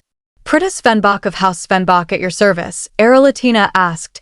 "How did you find your way to the royal palace?" She thought, "The Hellsdante Empire and the Dukedom of Svenbach aren't on best of terms. So how did she come here alone without guards?" "How reckless of her." Aloud, she asked, "So what brings you here?" Lady Prutta faltered for a moment before speaking. "I wish to offer my services. I can use my divine power to purify the poison in her body." The second princess's quarters were quiet, eerily so. LL rolled a wooden can across the floor, thinking, the room is so white, it feels like a mental institute. Carnephelia's voice echoed in her memory. "When the emperor shows up to the banquet, I want you to go to my quarters, LL. Then burn it down, until there's nothing left but ashes." That would be the best birthday present ever, she had flared with unsettling calm. Outside her palace, a commander spotted smoke. "Wait, is that a fire? Get water from the nearby well. We must put the fire out." Another responded immediately, "Yes, sir." The commander narrowed his eyes as he spotted a girl dashing from the palace grounds. "Who goes there?" "That uniform. She's from the Empress's palace." "Stop," he shouted. "You two follow me. The rest of you, focus on putting out the fire." "Yes, sir," came the reply. Meanwhile, LL hid behind a tree, breath shallow. She thought, "Your Highness, I hope you haven't fallen into danger while I've been gone." At that moment, in the Emperor's palace, Erlatina asked, "Divine power?" Lady Prutta calmly replied, "The Hellsdance received blessings from God, whereas the Svenbachs were given the divine power." Erlatina narrowed her gaze. "Do you know the gravity of your statement just now?" "I'm sure you know that the Empire and the Dukedom aren't on the best of terms," Lady Prutta replied firmly. "The most important thing right now is saving Her Highness the Second Princess's life." "Don't you agree with me, Your Highness?" After a moment, Erlatina relented. "All right. Go ahead." Prutta smiled softly. "Thank you for placing your trust in me, Your Highness." She raised her hand and placed it over Carnephelia's head. Erlatina watched, astonished. "So that's the divine power." Lady Prutta, however, frowned. "How strange. Her body is showing signs of recovery, yet she still remains unconscious." She looked to Erlatina. "Your Highness, please keep talking to the princess." Nodding, Erlatina held Carnephelia's hand. "Wake up, Carnephelia. It's far from over. There's so much more left for us to do." Within Carnephelia's mind, something stirred. "What is this?" she thought. "This is my former self." Then a man with yellow hair spoke. "Good thinking, Svenbach. I hereby give permission for Carnephelia Hellsdante to wed Heli Svenbach." Carnephelia's heart sank. "No, this isn't what I wanted," the man continued. "I'll withdraw the army, like I promised." "Thank you," Heli's began, but the man interrupted. "Now that you're a Hellsdante, I must give you some sort of gift." "Oh, I have the most perfect news. At dawn today, I received news that Lady Svenbach, acting head of House Svenbach, passed away." "Congratulations, Helis. You're officially the Duke of Svenbach." Carnephelia's eyes widened. "Your Highness," the man smirked, "I expected you to be happier about the news, Carnephelia. It means you'll become the next Duchess of Svenbach. Due to the unfortunate events that took place in the dukedom, we should skip the formalities like a dowry or wedding ceremony." "Very kind of me, wouldn't you agree? But I do wish you'll take good care of my sister. She may be a half-blood, but she's still under my care." Carnephelia gently touched Helis' shoulder. "Helis," he quietly replied, "I'm fine, Your Highness." A butler then stepped forward. His Majesty kindly buried the bones of the former Duke and Duchess of Svenbach within the royal cemetery. "We've prepared 100 white flowers for the funeral. Please feel free to place some upon their graves." Carnephelia walked toward the flowers, reaching to pick them up, but Helis blocked her. "I can take care of this." Why don't you give me the flower and go wait in the carriage? Carnephelia thought. I'm sad. I'm so sad, but I know my apology isn't enough. These tragic events happened because of me, she whispered. I'll do that, my lord. Then came the announcement. Duke Svenbach, you will be under confinement at the family estate for a year. You are prohibited from going out to overlook the dukedom. Her Highness the Second Princess of Hellsdante will be in charge of the dukedom during this time. To show your loyalty to the Empire of Hellsdante, the Dukedom of Svenbach will report its financial earnings to the Empire for the next decade. If Her Highness the Second Princess of Hellsdante is threatened or mistreated in any way during this time, the Empire will hold the Duke accountable. Congratulations on your coronation, Your Majesty. The second prince appeared with a smug smile. If it isn't my lovely sister and her husband. I hope you've been well. From the reports I've received, it seems the two of you hardly spend any time together. I hope things are well between the two of you, Carnephelia stammered, Your Majesty. It's not like that, the nobles began to whisper among themselves. His Majesty has a sharp sense of humor. But it got me wondering myself. It's not easy for them to be affectionate in public. That is true, haha. Look at the expression on His Grace's face. Could it be just nerves? A short kiss would be more than enough. They're a married couple, after all. Someone snapped, Shush. Just shut up, another shouted. Why can't you all just shut up? Carnephelia's thoughts screamed. I took away all the things my husband ever loved. And all I was left with was a shell of the man he used to be. This is all my fault. This happened because I was weak. Then came her declarations, one after another. This is a royal order. The Duke of Svenbach will lead the army and destroy those who dare to covet the Hellsdante Empire. This is a royal order. The Dukedom of Svenbach shall provide funds to save the citizens of Hellsdante who suffer from famine. This is a royal order. Duke Svenbach will lead the overseas delegation and forge trade treaties with neighboring countries. Royal order. Royal order, order, order. She broke. Just kill me instead. You can end my life, but please, set my husband free. The second prince only chuckled. You amuse me to no end, dear sister. Carnephelia trembled. I'll do anything. I'll do everything you want. So please, please leave him alone. I beg you, Your Majesty, he replied. It breaks my heart to see you in tears, dear sister. The Duke must be punished for causing such heartache. Carnephelia's thoughts twisted in agony. No, this isn't what I wanted. If I could only turn back time, I would never bring Helly's up to Yanride. No. If I could make sure that our paths never cross, then I would make sure to never meet him again. I would just watch him from afar. I would never dream of being by his side. The blessings and the curse of Hellsdante? I don't give a damn anymore. My sins aren't worth forgiving, I know. I'll kill Ianfried with my own 2 hands. Then, I'll end the life of the person who caused Helly such pain, myself. Lady Prita smiled softly, noticing the faint blush on Carnephelia's face. There's color in her cheeks. She'll be waking up any minute now. Erolatina, standing nearby, bowed her head slightly. We're indebted to you, Lady Svenbach. Will you be heading back to the dukedom now? But Lady Prita shook her head gently. No, I'd like to stay until Her Highness is fully recovered. Erolatina nodded in understanding. I see. Deep in thought, Lady Prita considered. She wishes to talk to Carnephelia when she gains consciousness. She then said aloud, Well then, please give Her Highness my regards when she wakes up. I hope to visit you again soon. She turned, opened the door, and stepped outside. Nasquin greeted her immediately. Your divine powers were so bright, it lit up the entire room. I was on my toes, she chuckled. You're too funny. I hope you kept watch. Was there anyone suspicious? Nasquin replied. A servant just passed by. I'm not sure whether they recognized me or not, but I don't want to take any chances. All right, let's make haste. Elsewhere, the prince was taken aback. Are you saying Lady Svenbach was at the banquet? A servant bowed and confirmed, Yes, there are witnesses. The prince thought to himself, both Lady Svenbach and I were present at the banquet, yet all eyes were on the second princess? Interesting. The second princess is just a child, yet she managed to capture the attention of the nobles at the banquet. He asked, "So where is Lady Svenbach?" The servant hesitated. "Well, no one has seen her since the banquet." The prince laughed mockingly. "Haha, do you think she became lost?" But then he pondered, what is Lady Svenbach up to? Where could she be? She would be walking in circles without the help of an insider. She probably has Dargent helping her out. His expression shifted. "Did you say Lady Vet is confined in the dungeon?" Again he thought. "Lady Vet will cause a ruckus if I went to see her."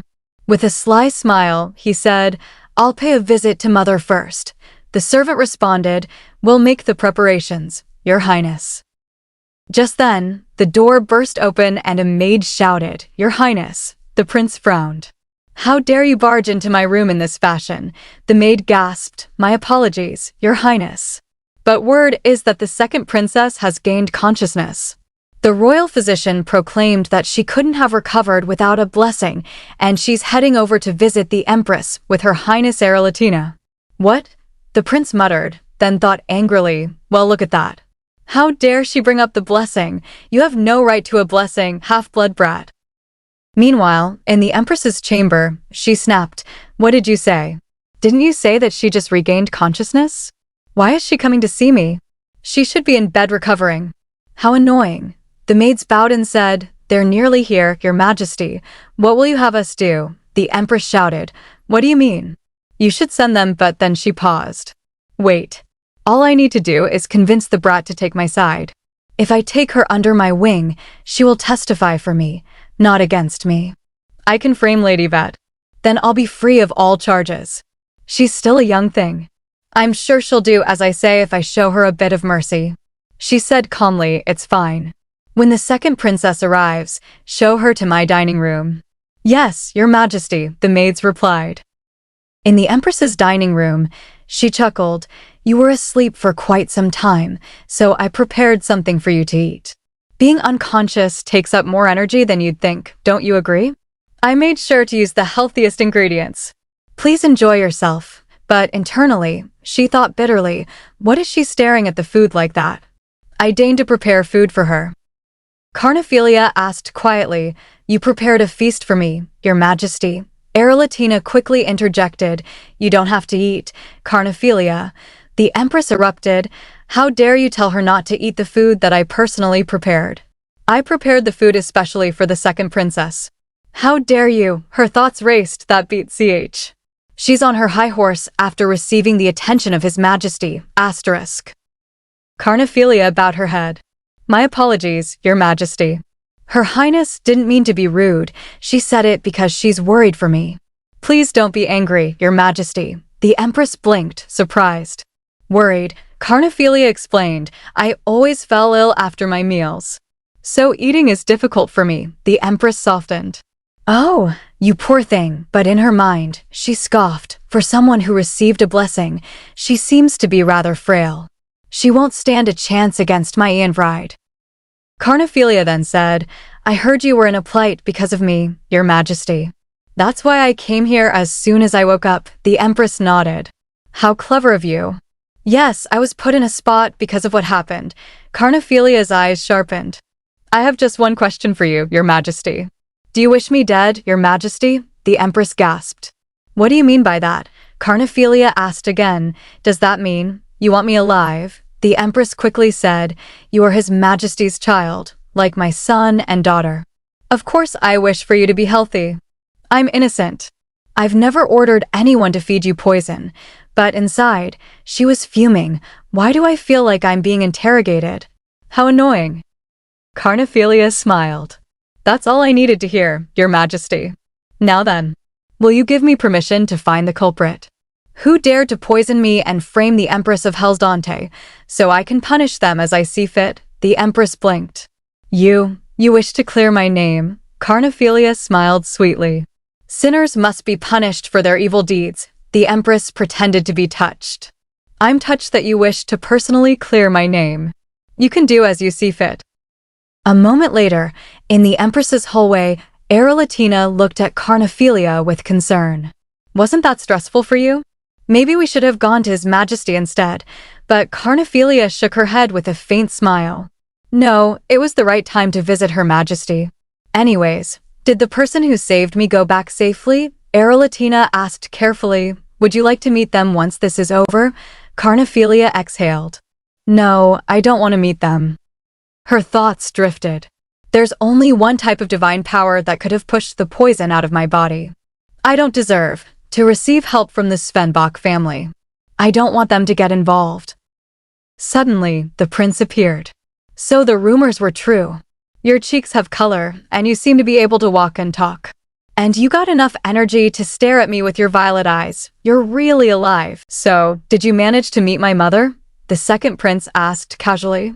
Carnephelia gave a faint smile and replied, I needed her permission for something.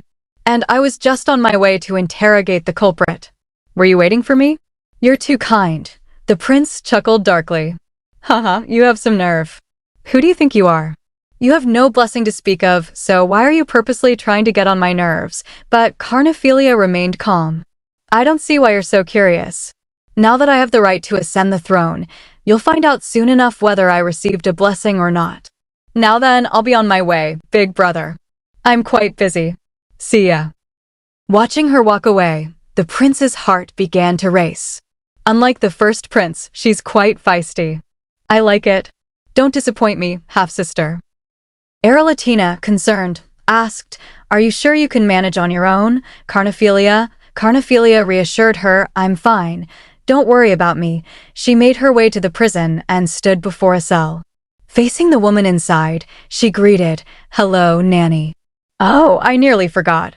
Lady Evelyn Vett, the older woman looked up in shock. Your Highness, Carnephelia smiled, a calm menace behind her words. You look like you've seen a ghost. Are you shocked that I'm alive? The cell is nice and clean. Consider yourself lucky that you're confined here. Panic set into the nanny's voice. Your Highness, please relay my message to His Majesty. I was framed. It's all a misunderstanding, Carnephelia asked. What do you mean? Nanny cried out. I fed you and bathed you for 8 years. There's no way I'd try to poison you. You know I would never do such a thing. Wait, was it all an act? Did you pretend to collapse and vomit blood? How can you be alive after imbibing poison? Did you pretend to be poisoned? Did you do this to frame me? Who is it? Who told you to put the blame on me? Carnephelia stared at her coldly. You still don't get it, do you? Or are you in denial? Nanny stammered. What? Carnephelia's smile grew sharper. The Carnephelia you know is long gone. Nanny trembled, thinking to herself, she's gone mad. She started to lose it on the day she went to see His Majesty. I need to talk to Her Majesty. I have nothing to say to a liar like you. Carnephelia's voice cut through her thoughts. Asking for Her Majesty is futile. You'll die anyways. You see, she just gave me permission to do with you as I see fit. Ho dash, Nanny gasped in horror. There's no way Her Majesty would give you permission to kill me. In desperation, she shouted. Her Majesty was the one who ordered me to feed you poison. I'm sure you had no idea. So stop lying to my face. Carnephelia clapped mockingly. Oh, that? Did you think I was clueless? I knew all along that Her Majesty sent an assassin and used you to poison me. And I've known for some time that everyone in the palace had been turning a blind eye. I'm no idiot. Her Majesty gave me permission to kill you because she realized that I knew the truth. She leaned in slightly. Having said that, the question remains. How should I dispose of you? Nanny, nearly defeated, whispered, I only did as I was told. How could I defy the orders of Her Majesty? Carnephelia nodded slowly. I know. I'm sure you had no choice, with your life being on the line. I do understand. That's why I gave you a chance, Nanny. What? Nanny asked, confused. Carnephelia's expression turned grave. You should have run when I relieved you of your duty. That was your chance to make your escape. So why did you return to the palace? You should have made most of your opportunity.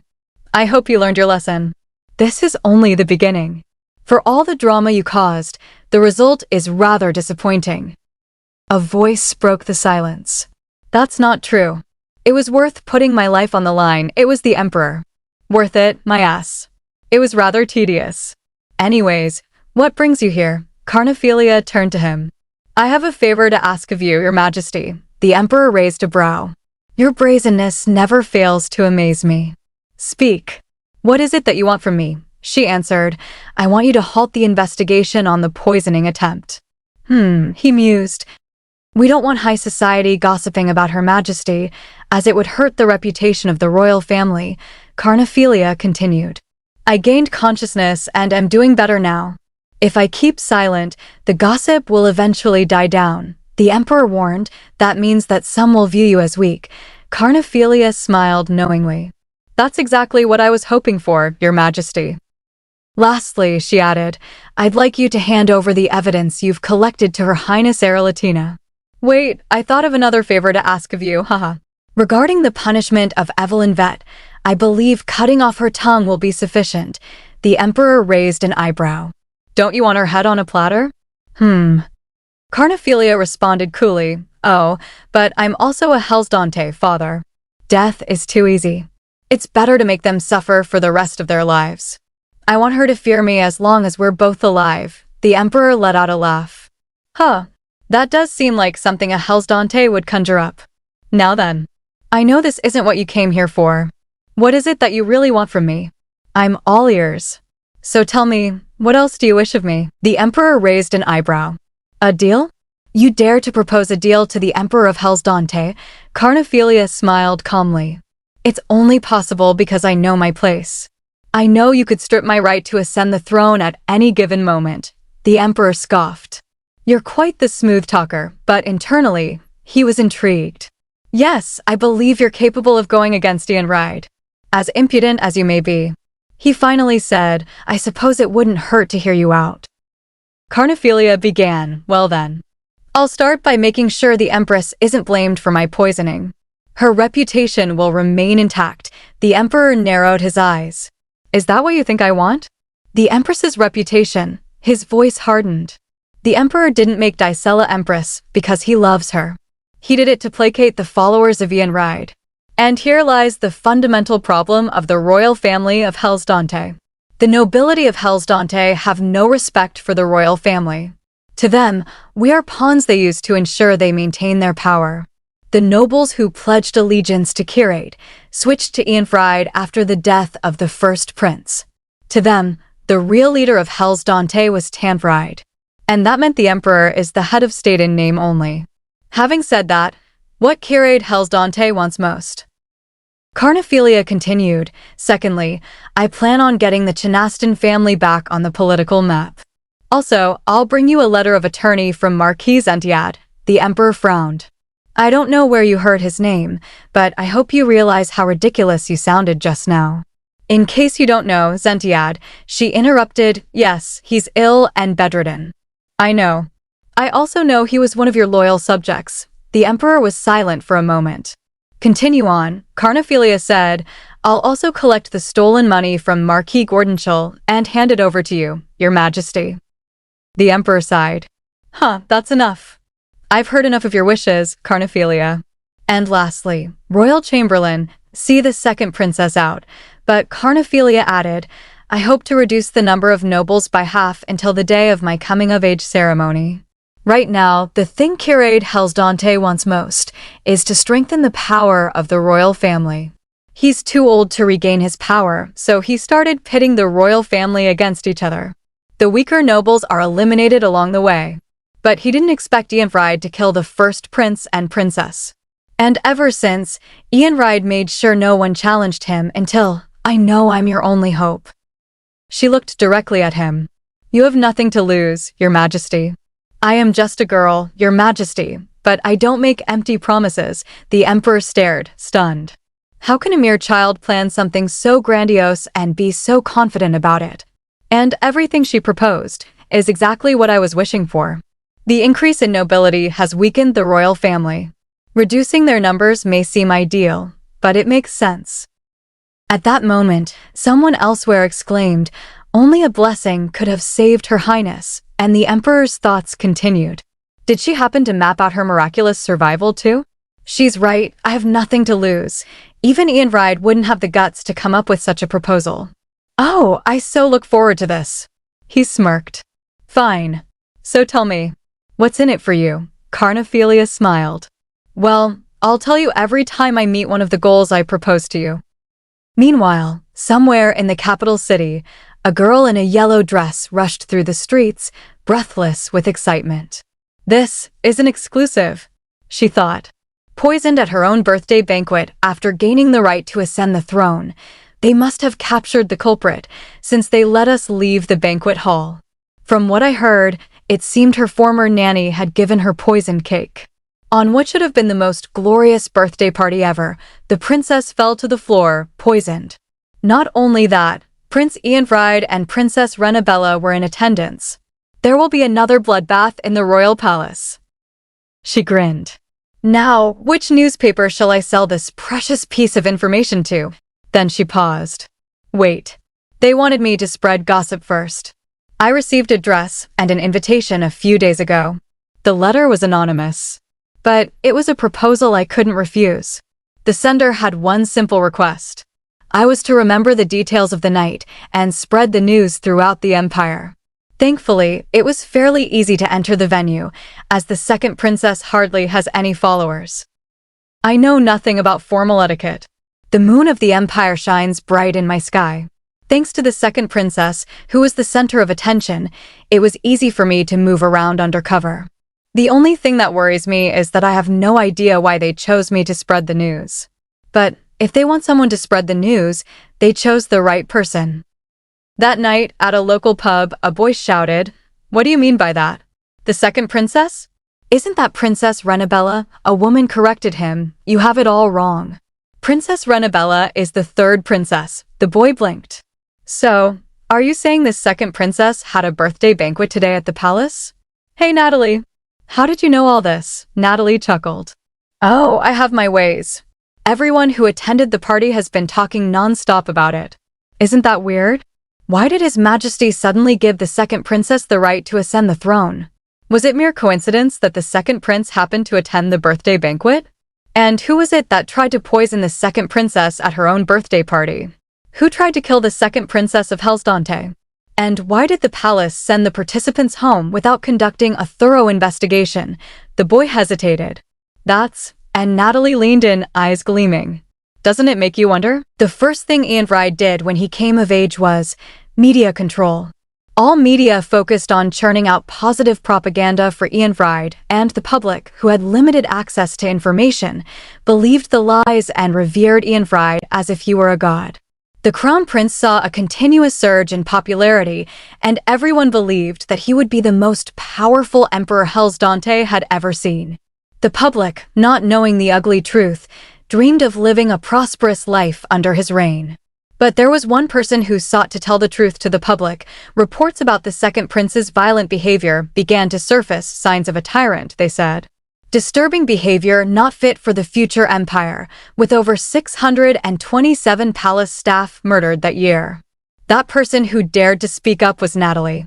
Headlines screamed, "Second princess collapses during banquet. Is the royal family to blame?" And Lanfried's behavior is starting to get out of hand. Is he going overboard to protect his right to the throne amidst all the chaos? Natalie was the only person who wrote about Carnephelia in a positive light. Yet more headlines came. His Majesty Ianfried joins forces with Marquis Gordonchal. Possibilities of embezzlement, trying to strengthen his power in an illegal fashion. Ianfried was furious. "Find the person who wrote this and bring them to me," he ordered. "Yes, Your Highness," his servants obeyed. When he finally stood face to face with her, he smirked. "Haha, so it's you. I'm happy to finally meet you. I don't know what made you believe you could get away with writing lies about me," but Natalie smirked right back. "The honor is all mine, Your Majesty. I've been busy thanks to Your Majesty." He cut to the chase, throwing a bag of gold coins at her. "I'll make it worth your while if you write what I ask of you," but Natalie stood firm. "Your deal with Marquis Gordonchal must be worth it. But the public has the right to know the truth. How can you be a just emperor when your reign is based on lies?" Ianfried burst into laughter. "Ha, a just emperor, did you say? Do I look like I'm interested in being just?" In her previous life, Natalie was deemed a traitor and beheaded for defamation and spreading falsities about the royal family. News quickly reached Era Latina. "The Empress must be in a panic right now. I'm sure the second prince is busy himself. His Majesty must be feeling a bit troubled." He wanted to keep the details under wraps, yet it's spreading like wildfire. Carnephelia smiled to herself. Her Majesty Erelatina looked rather pleased with the situation. She had been depressed and miserable for years. This little victory seemed to have energized her. News about Evelyn Vet will reach the Empress's ears soon, and that will keep her quiet, Carnephelia said. Oh, that's right, Erelatina replied. Anyhow, what do you think of your hair? You're not fully recovered. Don't wear yourself out. Carnephelia promised, I promise. Carnephelia walked toward the Emperor's room with LL. I'm here to see His Royal Majesty, she told the Chamberlain. He's waiting for you, he replied. The doors opened. She stepped in and greeted, greetings to the forever son of our empire, but the Emperor interrupted her, furious. So that was what you wanted to show me? Your little act. Carnephelia smiled sweetly. I have no idea what you're referring to, Your Majesty. No idea? Huh? Are you saying this is all a mere coincidence? Headlines echoed in his mind. Second princess vomits blood at own birthday banquet. Will she be able to beat death and compete with the second prince for the throne? Will there be more bloodshed in the royal palace, and the second princess on brink of death after making her grand debut? Will she recover? Betrayed by one of her own. Is the second princess's nanny behind the poisoning attempt? The Emperor thought bitterly. She made sure the newspapers ran off with the story. There was a reason why Ianfried wanted to kill her in his previous life. Do you have anything to say for yourself? He shouted. Carnephelia remained calm. Your Majesty. I have never set foot outside the palace since my poisoning. Actually, I've never stepped foot outside the palace since I was born. So how would I plan such a thing, as if it were a mere coincidence? Take a good look. Look how malnutrition weakened my body.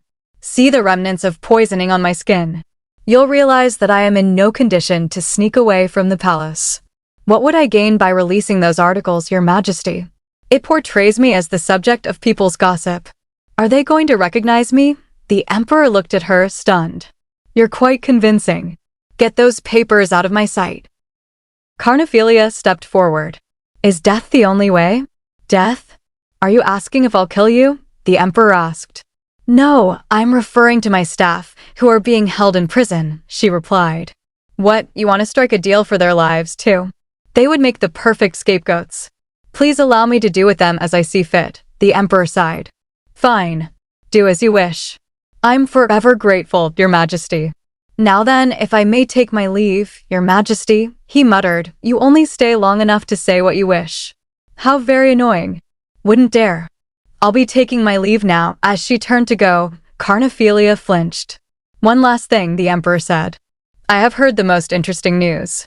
When you were fighting for your life in bed, I hear there was a burst of gold light from your bedroom. What do you know about it? Carnephelia thought fast. I can't get Lady Svenbach or the dukedom involved.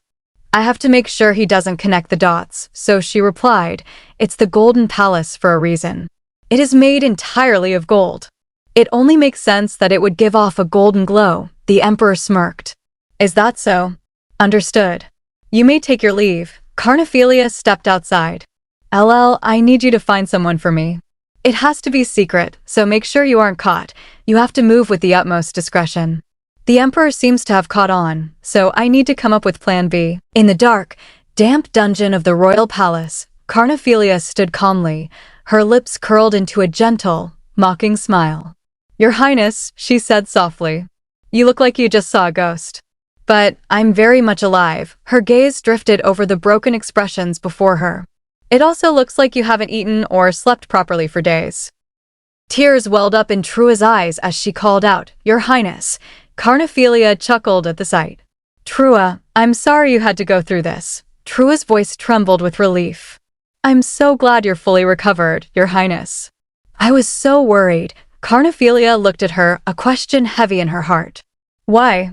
I threatened you and used you. So why are you so genuinely worried for me? Your Highness, Trua's voice broke. We were also worried about you, Your Highness. Carnephelia's lips curled into a smirk. You must have been shocked to hear that I made a speedy recovery. I'm sure you all hoped that I'd suffer longer. Trua flinched and shouted, That's not true. We never dreamed of such a thing. But Carnephelia's voice turned cold.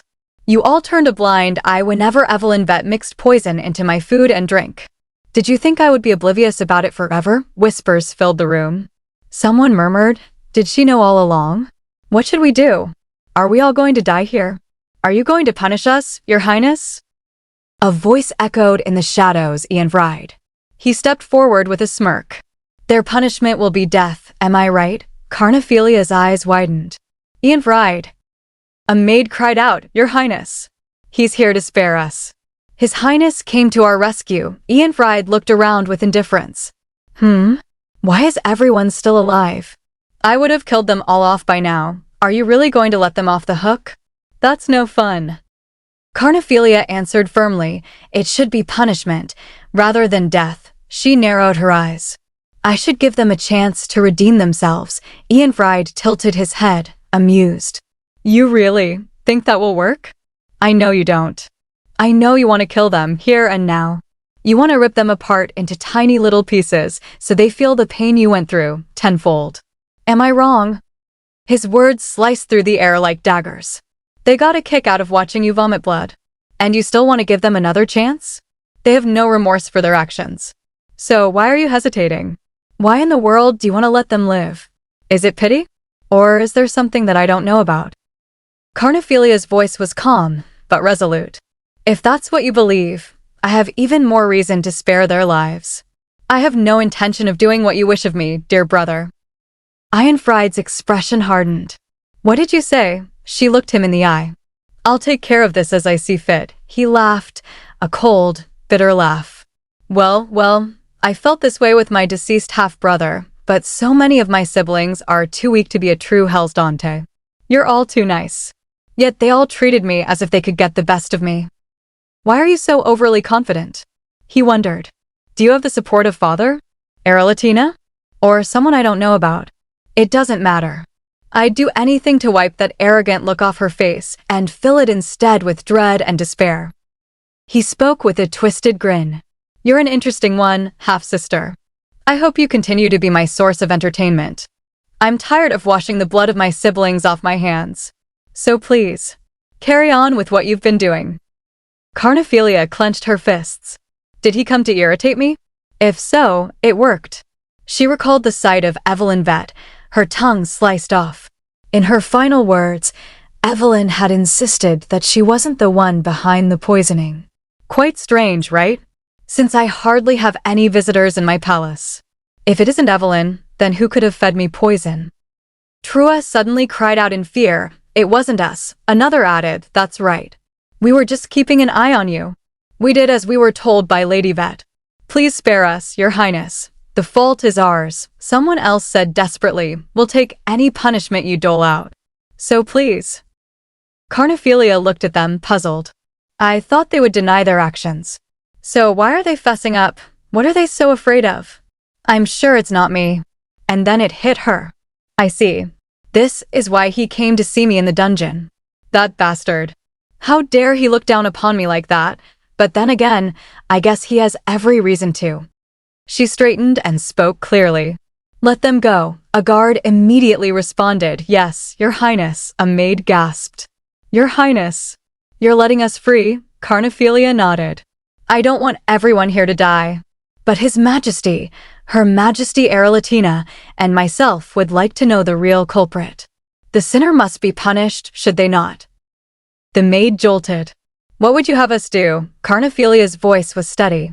I hear you know who the real culprit is. I want you to go to the Empress and inform her that you know the real culprit. That way, you'll be able to prove Her Majesty's innocence. Then she turned to Trua. Trua. Yes, Your Highness, Trua replied softly. Do you think they'll genuinely appreciate what I've done for them? Trua hesitated, then answered, Of course. The second prince turned his back on them. And you rescued them from death. In their eyes, you are their savior. Who knows? They may go out of their way to repay their debts. Carnephelia's thoughts lingered. Being thankful and paying their debts are two different things. I don't want them to repay their debts. I just want to be able to trust them. She looked away. I hope that day comes. Trua hesitated. Your Highness, where will you be staying? Your palace was burnt to the ground. Carnephelia smiled. Oh, that's right. Trua smiled in return. Do you think His Majesty will give you a new palace? A new palace? Which palace are you referring to? Carnephelia asked, amused. Trua chuckled. Something more decorative would be nice. And it would be great if it were more spacious. I hope they provide new bedding, which will provide warmth during the night. And also this and that. That evening, Carnephelia moved into her temporary quarters in the royal palace. As she looked across the room, her eyes landed on Aralatina and she wondered silently, why is she in such a bad mood? Aralatina looked at Carnephelia with concern etched across her face. You're not yet fully recovered, she said, her voice more stern than usual. I would like you to get some more rest. All eyes are on you right now, so I'd rather you stay put in the royal palace. Carnephelia blinked, taken aback. Oh, but I'm fine, she said softly, but her thoughts betrayed her confusion.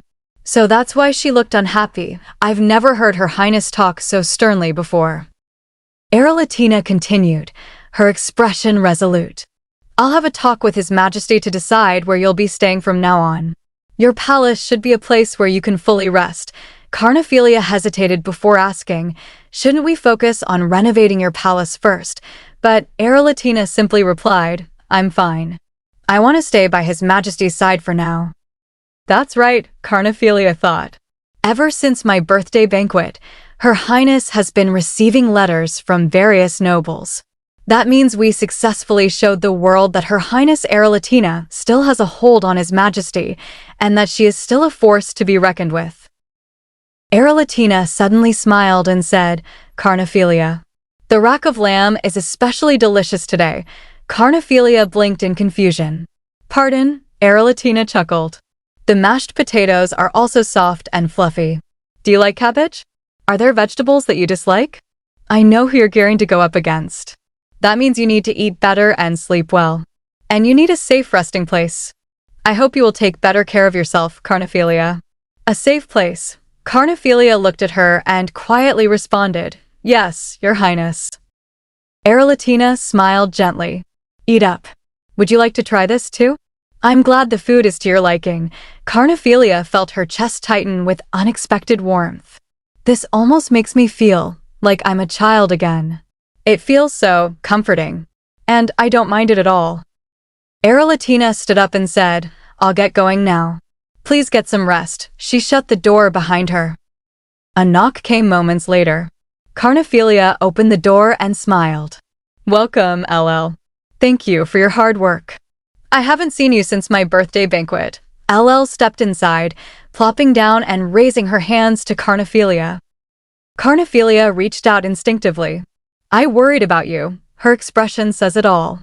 I don't remember LL's hands being so warm.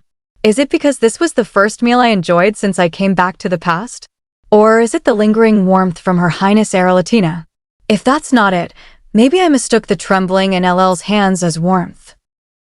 She lowered her head slightly and murmured, I'm sorry, but I need to tell you that I have no intention of revealing my full plans to anyone. Carnephelia found herself apologizing to LL. So many people died on my behalf in my previous life. She said with quiet determination, so this time, I'm going to make sure that doesn't happen again. I'm fine, LL. I really am fine. Later, in the imperial chambers, the emperor sat sipping his tea. That's right, he said casually. The empress has offered to have the second princess stay there. Aralatina's voice rose in alarm. Of all places, why there, Your Majesty? Carnephelia's thoughts froze. The Ruby Palace. The Ruby Palace. Decorated with blood-red rubies, the Red Palace was bestowed upon Dicella by His Majesty when she became Empress. Dicella wishes to prove to the world that she wasn't behind the poisoning attempt against me by offering Carnephelia the Red Palace. She can pretend that she cares for me while keeping an eye out on me. How transparent of her. The Emperor glanced at Aralatina. Is this not to your liking, Aralatina? She bowed slightly and replied, My apologies, Your Majesty. My feelings for the second princess must be stronger than I thought. I don't think I could bear it if she left my side. The Emperor smiled. The Empress's proposal isn't a bad one. But you're the moon of the second princess. Feel free to tell me what you think will be most fitting. Aralatina chuckled, Your Majesty. If I may, I'd like to make a different proposal. Why don't we let the second princess stay in the Platinum Palace? The Emperor stiffened slightly. Did you say the Platinum Palace? Aralatina looked at the Emperor with calm conviction. Yes, Your Majesty. I believe the second princess was threatened because her palace was too far from the royal palace. It made her an easy target.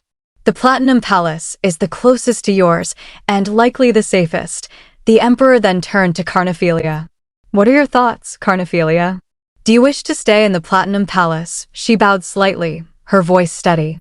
I wouldn't refuse if it were offered, Your Majesty. The Emperor nodded thoughtfully. Even Ianfried was unable to gain access to the Platinum Palace. Do you know the significance of this move? Carnephelia smirked. It would be my very first victory against the second prince. The Emperor burst out laughing. Ha ha ha. You know all the right things to say. In my eyes, neither you nor Ianfried deserve to live in the Platinum Palace. I expected him to refuse, Carnephelia thought. Father may find me interesting, but the Platinum Palace isn't for just anyone. Well, in that case, she let out a light chuckle. Your Majesty, I have another favor to ask of you. I'd like to step outside the palace. 3 days later, Carnephelia smiled warmly. Your Highness, the royal guard will accompany us for protection. Well then, shall we? The Chamberlain bowed. Have a safe outing, Your Highness. You must return before sunset. Carnephelia climbed into the carriage and chuckled. I'll keep that in mind. Meanwhile, Ianfried arrived just a moment too late. Oh, I just missed her. I wanted to see Carnephelia off. The Chamberlain greeted him politely. Greetings, Your Highness. Ianfried narrowed his eyes. Where is she off to? The Chamberlain replied. Her Highness wanted to pray at Mount Cribble. Did you say Mount Cribble? Ianfried repeated, frowning. Mount Cribble is notorious for its rocky roads and fickle weather. So why would she choose to go there for her first outing? Pray my ass. She probably has something up her sleeve. I can't wait to find out. Mount Cribble. Legend says it is a spiritual mountain, and many brave the treacherous roads to pray for the deceased. Each rock is painstakingly piled upon another to form stone towers. Those towers create a small mountain of stone. They give Mount Cribble an eerie feel, as if one were entering a grave of stones. Inside the bumping carriage, a maid clutched Carnephelia's arm and shouted, Don't worry, why Your Highness, I'm here to protect you. Hold on tight. Carnephelia's thoughts stirred. The road is quite bumpy. It's worse than I anticipated. The maid asked nervously, Wouldn't it be better to stop and pray here, Your Highness? Must we go so deep into the woods? The weather has suddenly become cloudy, and it's so eerie here. Another maid thought to herself, Did she just ignore us? Trua frowned. They wouldn't dare talk like that to another member of the royal family. She spoke firmly.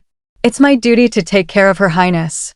If you don't want to go up the mountain, why don't you get off here and wait for our return? That's not what we meant. One of the maids protested, but her thoughts betrayed her. I wish I could, but I have strict orders to spy on the second princess. Trua narrowed her eyes. I'm not afraid of you. Her Highness has been glued to the window since we got on the carriage. It's too dark to enjoy the view. I wonder what she's staring at? When the carriage finally stopped, Carnephelia stepped out gracefully. I know it was a rough ride. Thanks for coming along. Trua picked up a stone and asked, Are you here to build a stone tower, Your Highness? Carnephelia nodded. That's right. I'll go fetch some pretty rocks, Trua said eagerly. But Carnephelia shook her head. There's no need. This is more than enough. She kneeled quietly and began to pray. Trua leaned over to a nearby guard and whispered, Shall we pray, too? The guard shrugged. I don't pray. Is that so? She asked softly. Carnephelia's voice broke the silence. I hear these stone towers on Mount Cribble were built to remember the loved ones that were lost. The guard scoffed. What's the point when they're dead and gone? Trua turned to him sharply. Lower your voice. She lifted her hands suddenly. Huh? Is it raining? She asked, surprised. From the carriage, a maid shouted, Your Highness. We must head down immediately. We don't want to get caught in a landslide. Carnephelia looked up at the sky and smiled gently. Is that so? Let's make haste. Your Highness, Trua asked as the clouds began to thunder above them. Panic set in among the guards and servants. How could this be? Someone cried. There's a roadblock, another voice shouted. How are we supposed to find our way back? What will happen to us? What shall we do? Huh? What is that? The guard pointed toward a faint glow in the distance. Is that a light? Are those people? Soon, a man emerged from the darkness holding a lantern. How did you end up here? Are you stranded? We came down from the orphanage in the mountain. We were checking to see if anyone needed help.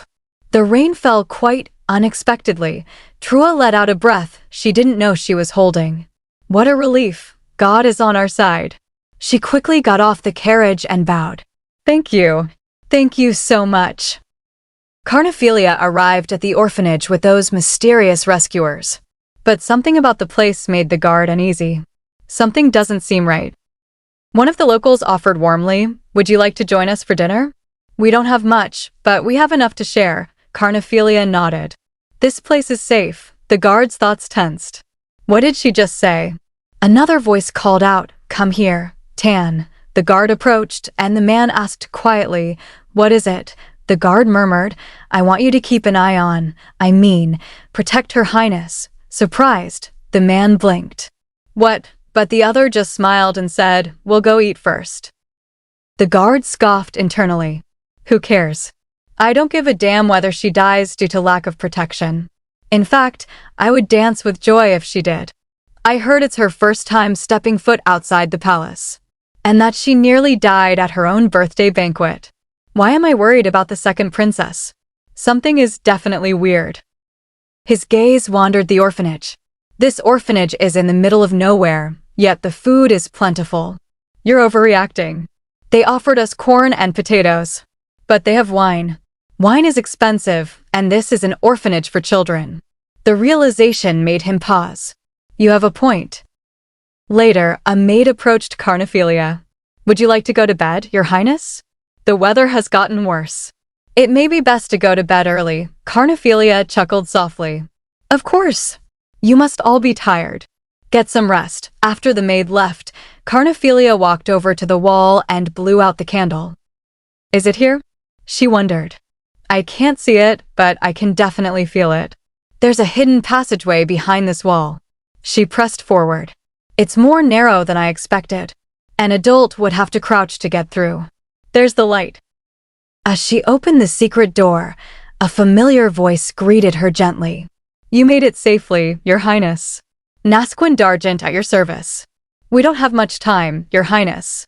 Please follow me. Carnephelia's eyes widened as she caught sight of the woman waiting ahead, Lady Preta. They could pass off as twins. No, I'd say Helly's takes after his sister. She lost her entire family, the Svenbach dukedom, and eventually took her own life. Preta Svenbach. Helly's older sister. Carnephelia steeled herself. I can't let the past get to me. There's no turning back. I can't let history repeat itself. I came back in time to correct my mistakes. I have to keep Helly's and the Svenbach dukedom safe. She bowed. Your Highness? Greetings to the heir to the Svenbach dukedom. I am Carnephelia Hellsdante, second princess of Hellsdante. Lady Preta gasped. Oh, you shouldn't curtsy to me, Your Highness. Please rise. She studied Carnephelia thoughtfully. Is she laying low because she's young and lacks power? Or does she have ulterior motives? Please take a seat, Your Highness, she said kindly.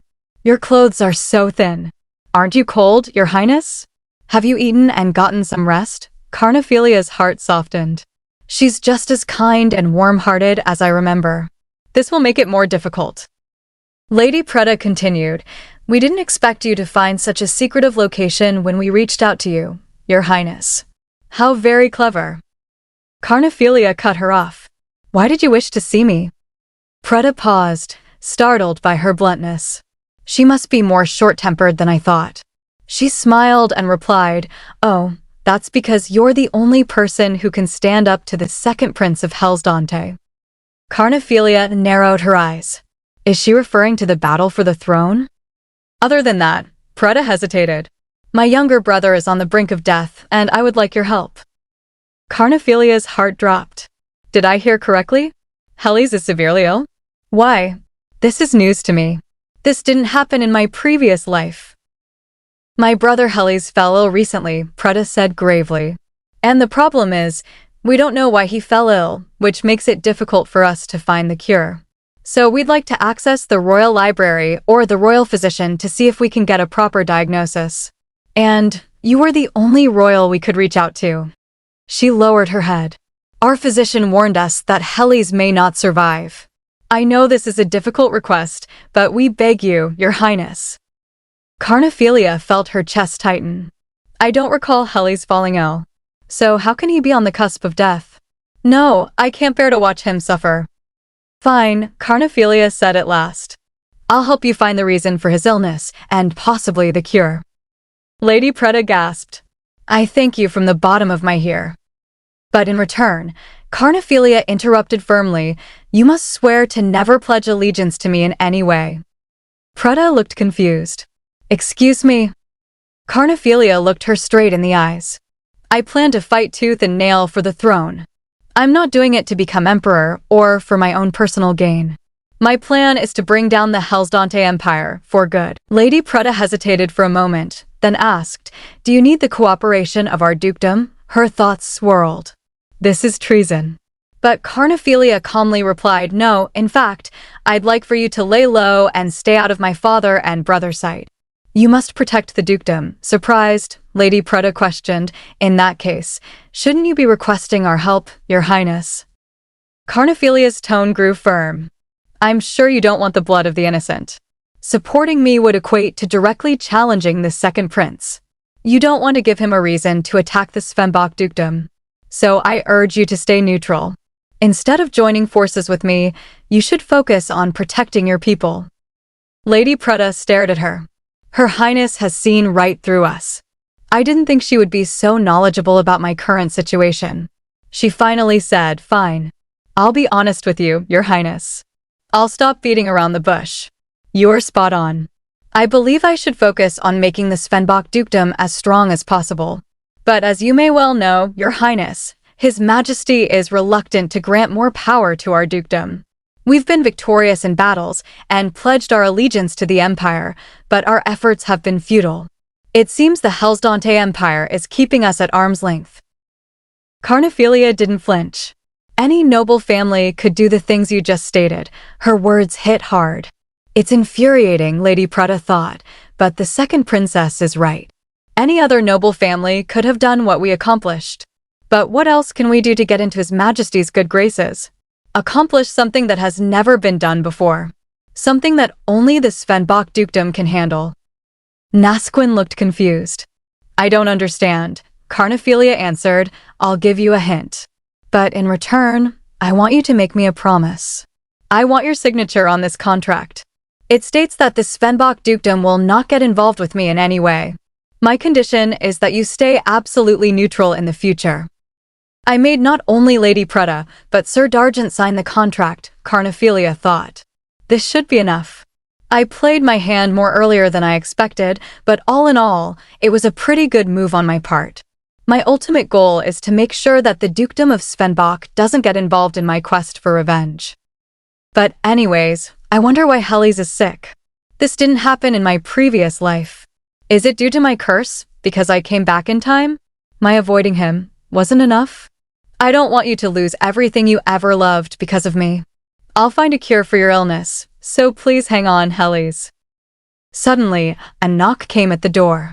The servants have all gone to bed, Carnephelia thought. It can't be LL or Trua. I wonder who it is? It seems to be 2 people. Wait, make that 3. She smiled coldly. You'd better think twice if you wish to live. A man sneered, how cute. There's no one here but the 3 of us, princess. What a pity. You must have had help in the palace, but there's no one here to rescue you now. Murdered by bandits on your very first outing. What a tragic story that would make. And your body will be found tossed in the woods. I promise to pray for you when we descend the mountain. Carnephelia narrowed her eyes. Enough with the small talk. Are those your final words? He froze. What did you say? She chuckled. Why do they always send the stupid ones? The clever ones would never die by bandits in the mountain. Furious, he drew his sword and shouted, Why, that be *TCH.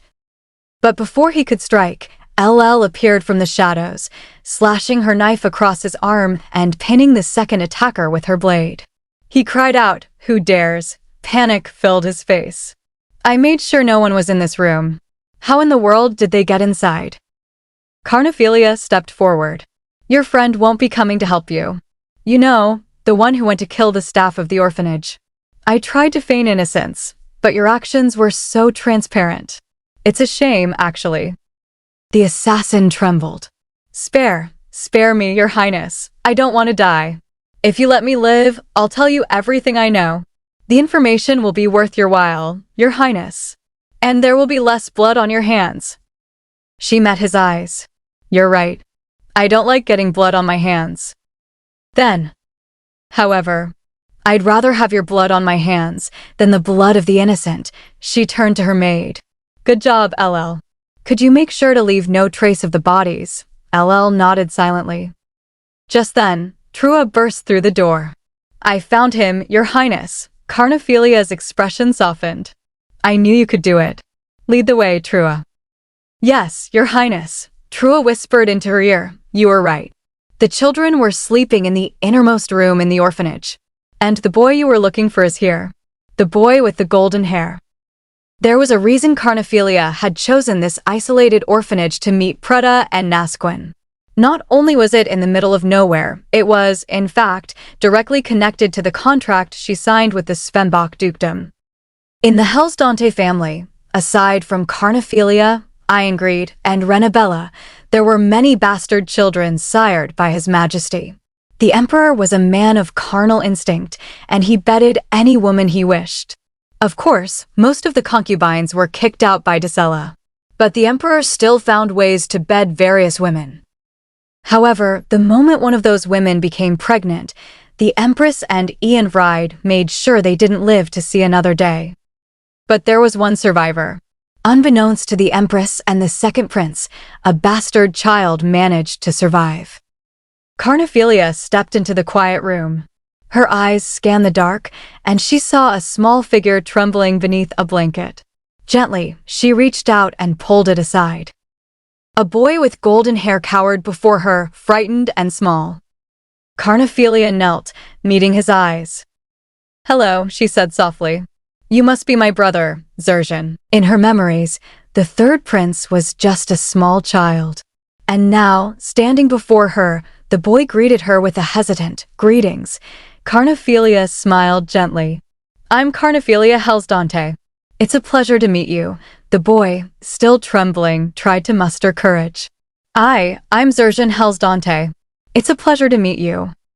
He was clearly nervous and spoke haltingly, but still, he gathered his courage to introduce himself. Carnephelia crouched a little, softening her tone. Would you care for some sweets? His eyes lit up.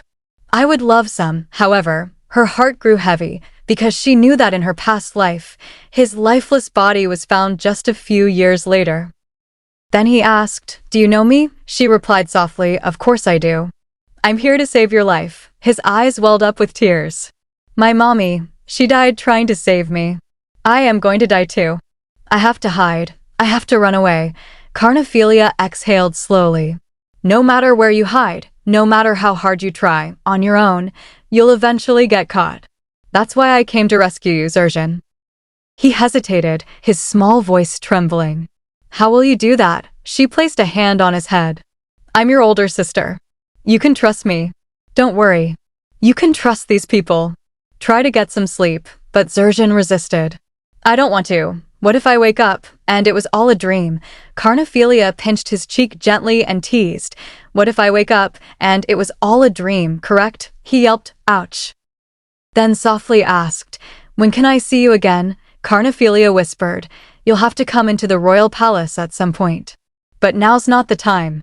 When we meet again, I promise to play with you. So try to focus on becoming stronger, so you can protect yourself. Nasquin carefully held the boy from behind, supporting his back. Zerzhan nodded, yes, sister. And, just like that, they were gone. The meeting with Preta ended with the Spenbacks taking Zerzhan under their wing, but Carnephelia still had work to do. Although the building was quite old, there were no visible leaks, and it was warm inside. Little children, full of curiosity, looked up at her. Are you a princess? What a pretty dress, a man shouted. Don't be rude, children. Maintain your distance from Her Highness. My apologies, Your Highness. They are still quite young, Carnephelia chuckled. It is fine, as long as they're healthy. A kind woman approached her with a smile. You must be famished. May I guide you to the dining hall? Carnephelia nodded, you may. What about the children? The woman replied, oh, they can have their meal once you're finished, Your Highness. But Carnephelia said, they can join me. Shocked, the woman protested, we wouldn't dare sit at the same table with you, Your Highness. Carnephelia smiled again. It's fine by me. Let's all eat together. She looked at the food.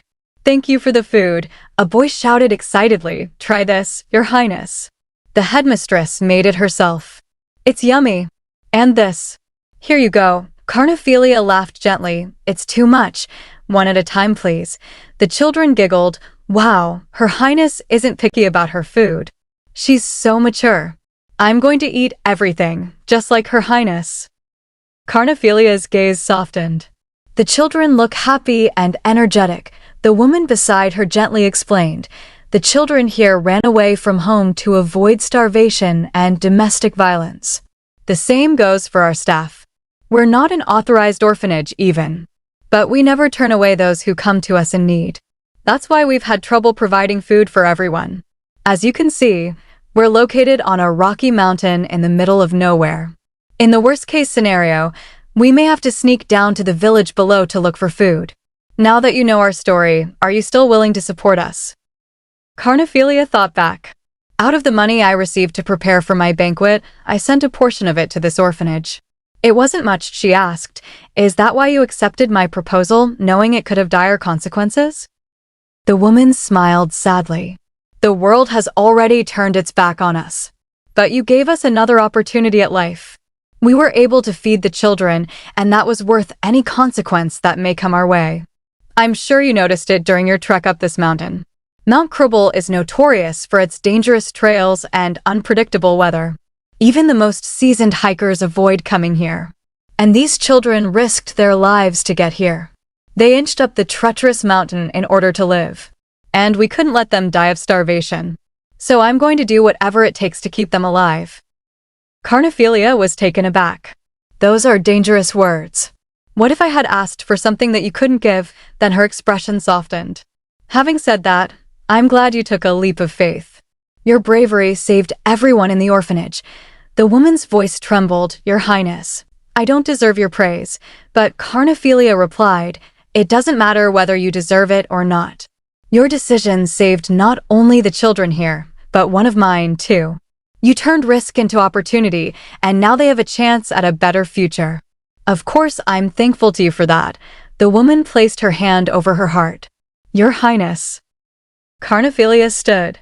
Now then, here's my condition. I want you all to leave Mount Cribble, and I want you to head east toward Carnet. The woman's eyes widened. You want us to go to Carnet? There will be many checkpoints along the way, Your Highness. It won't be easy to take all these children there by foot. Carnet, an undeveloped land in the east, full of wilderness. It would take a fortnight by carriage to get there from Mount Cribble. Carnephelia handed her a heavy pouch. Here, use this money to borrow a large carriage and bribe the guards at the checkpoints. It may be difficult at first, but you'll soon be able to settle down. And you won't have to run or hide anymore. The woman knelt. Thank you for the blessing you've bestowed upon us. We'll remember it until the day we die, Your Highness. Meanwhile, at the Emperor's office, the Chamberlain stood nervously. You lost contact with Carnephelia? She asked to go out, then goes missing. The Emperor didn't seem concerned.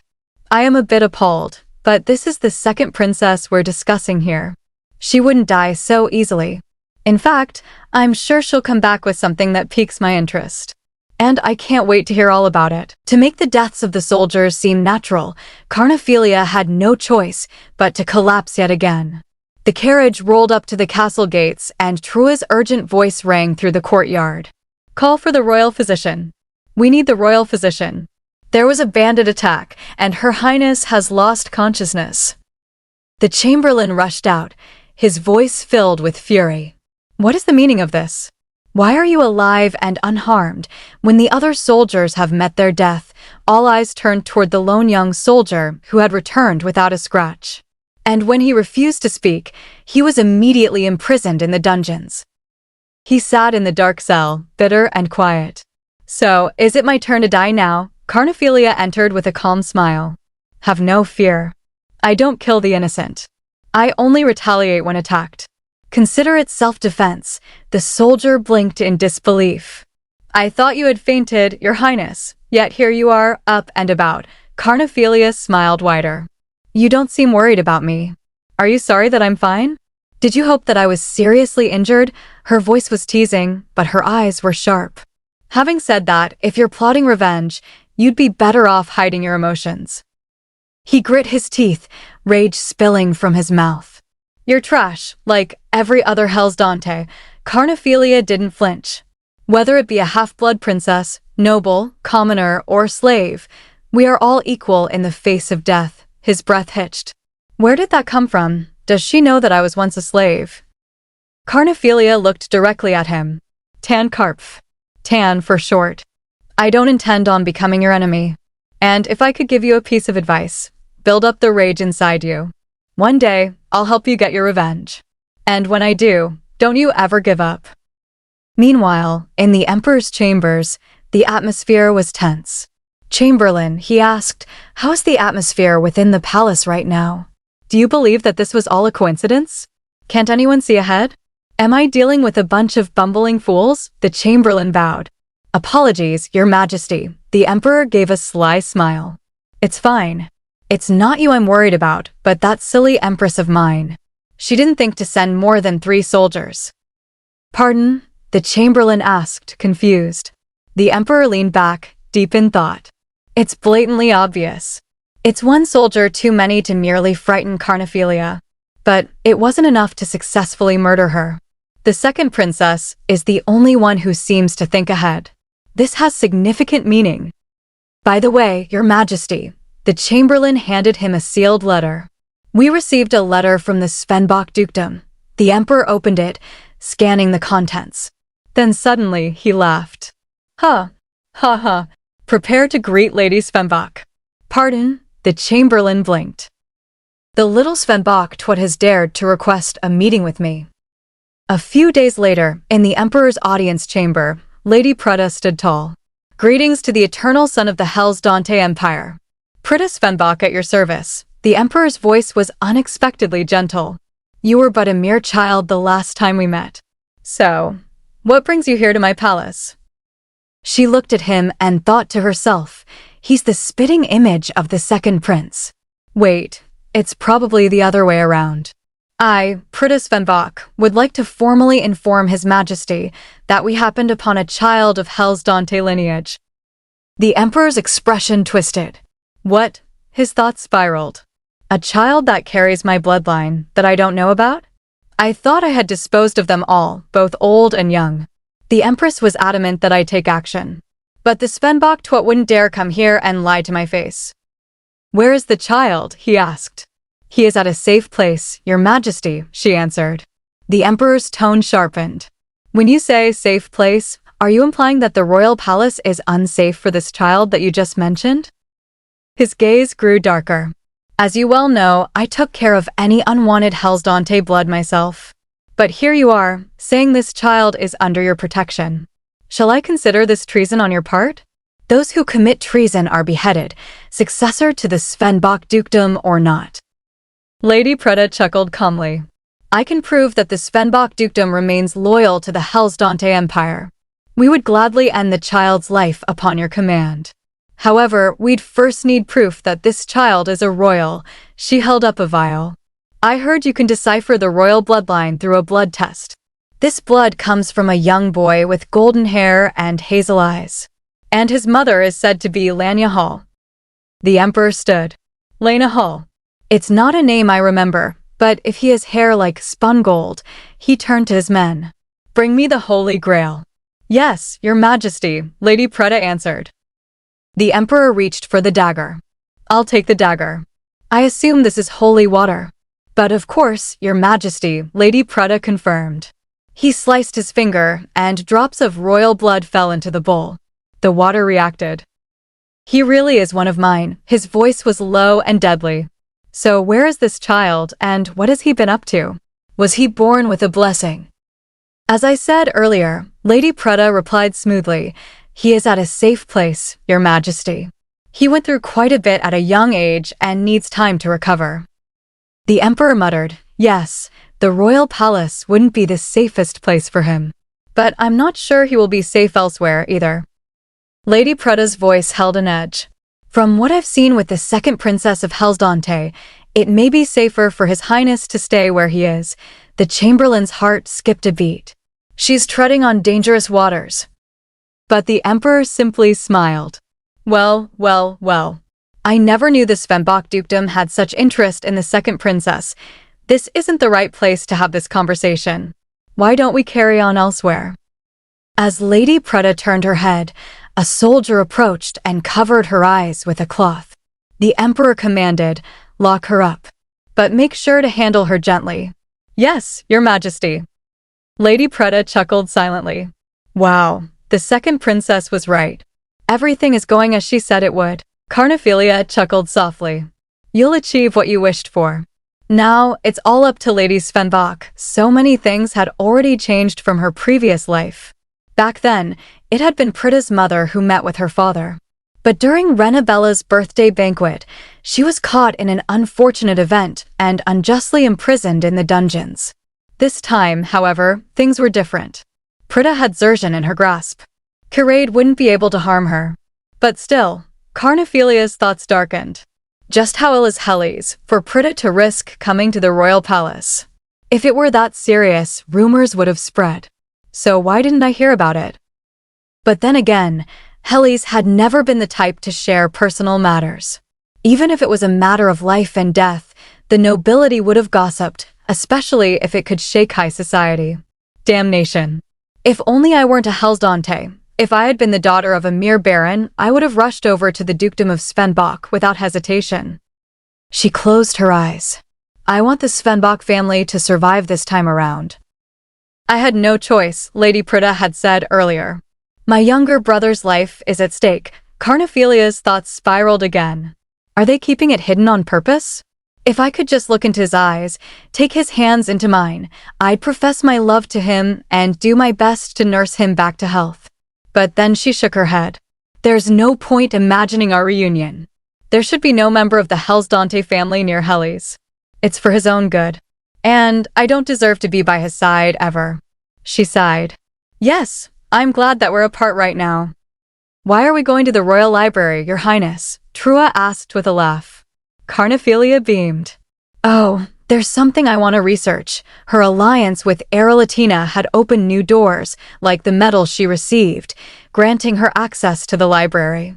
Without Erelatina's support, she never would have made it this far. A stern lady at the entrance gave her a cold glance. You have the right to enter the library. However, your servants cannot accompany you. Trua stiffened. Pardon? Are you implying that Her Highness has to enter the library on her own? I need to help her find books. Carnephelia smiled gently. It's fine, Trua. I'll be back before you know it. Run errands if you have to. Same goes for you, LL. Trua protested.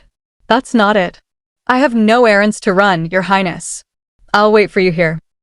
A man stepped forward. I will be your guide from here, Your Highness. Carnephelia nodded. You do that, he asked. Is there a particular book you wish to read? Carnephelia narrowed her eyes. He's writing everything down. Who came to visit, what book they searched for. I would like to read up on diseases and antidotes, she said calmly. It's this way, Your Highness, he responded. The first floor has books on herbs, poisonous plants, and diseases. The second floor is focused on rare diseases. Finally, the third floor consists of books on incurable diseases. As you can see, there's a massive amount of books here. If you tell me the ones you want, I can look for them on your behalf. Carnephelia smirked. I was always ill as a child, especially after meals. I'd like to find out why. Would you like for me to find books related to poison? He asked. I would, she replied. I guess the whole world knows that I was poisoned as a child, she thought bitterly. Didn't think he'd bring it up. I'll be right back, Your Highness, he said with a polite smile. Carnephelia looked around. The library is heavily guarded. It won't be easy finding the books that I'm looking for. She picked one up and began flipping through. She exhaled. I have no idea what's written within these books. From what Prita had told her, Helly's was suffering from a fever, something common enough, but there were thousands of books here. Will I be able to find a cure in time? Helly's. Something felt wrong. Come to think of it, Helly's might be second-born, but he was still a Svenbok. And like his sister, he was born with divine powers. That alone should have made it hard for him to fall ill. Divine powers purify poison. So why?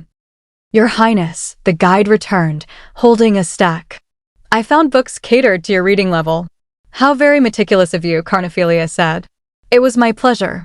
May I guide you to a place where you can sit comfortably while you read? She asked softly, I hear the Royal Library has books on every topic imaginable. Is it true? That's right, Your Highness, he replied. Since the beginning, the Hellsdante Empire has accumulated a vast amount of information. I can say with confidence that this library contains nearly everything you need to know about the continent. Does that include military, politics, and administration? She asked. But of course, he said with a smile. Does it include divine powers too? Carnephelia inquired. Yes, it does. Oh, but you need permission from His Majesty to read books on divine powers. The same goes for the blessings bestowed upon the royal family. It is a complicated process. I see, Carnephelia smiled faintly. As you may well know, I'm tired of falling ill by poison. I'm sure you heard already. If I could read up on herbal antidotes for various poisons, that would be helpful. That wouldn't be too difficult, he said. I'll fetch you the books you need after I show you to your seat. I'll be right back. Go ahead, she nodded. But once he left, Carnephelia's thoughts turned cold. What to do? He's going to be suspicious that I asked about divine powers, rather than the fact that I need permission from the Emperor. People equate divine power to the Svenbok family. People may think that I've joined forces with the Svenboks. Is there really no other way for me to find the cure without my father finding out? The royal physician suddenly appeared. Your hand, Carnephelia flinched. What's taking you so long? I said, give me your hand. She seized her wrist, inspecting it. I told you to take the medicine I prescribed. Why in the world are you looking at these books? Her tone was sharp. You can purify poison with divine powers, but only to a certain extent.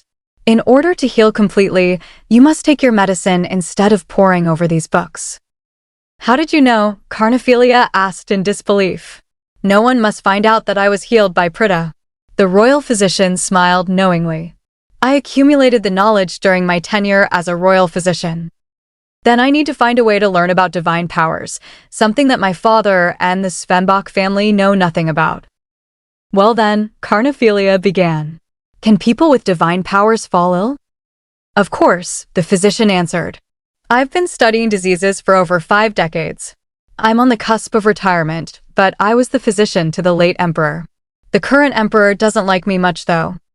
He tilted his head. It seems you wish to learn more about divine power, Carnephelia chuckled. Do you have a moment to chat? She may be able to find a cure for Helly's. Carnephelia thought, her heart swelling with new hope. The royal physician raised a brow. How very strange. The royals I've met were all self-centered and arrogant. And here you are, seemingly searching for a cure for someone else. Her voice trailed off, filled with ambiguity. Carnephelia frowned. Was that a compliment or a scolding? Then, the physician gently raised Carnephelia's hand and spoke firmly. You should take care of yourself first, instead of putting all your efforts into saving someone else. Carnephelia clenched her dress tightly. Don't talk as if you know everything. Her voice was low, but sharp. Why are you so interested in divine power, Your Highness? The physician asked. Carnephelia didn't hesitate. There's someone who desperately needs the information. The physician tilted her head. Even if it means breaking the rules, she continued. Don't you know that rules exist for a reason?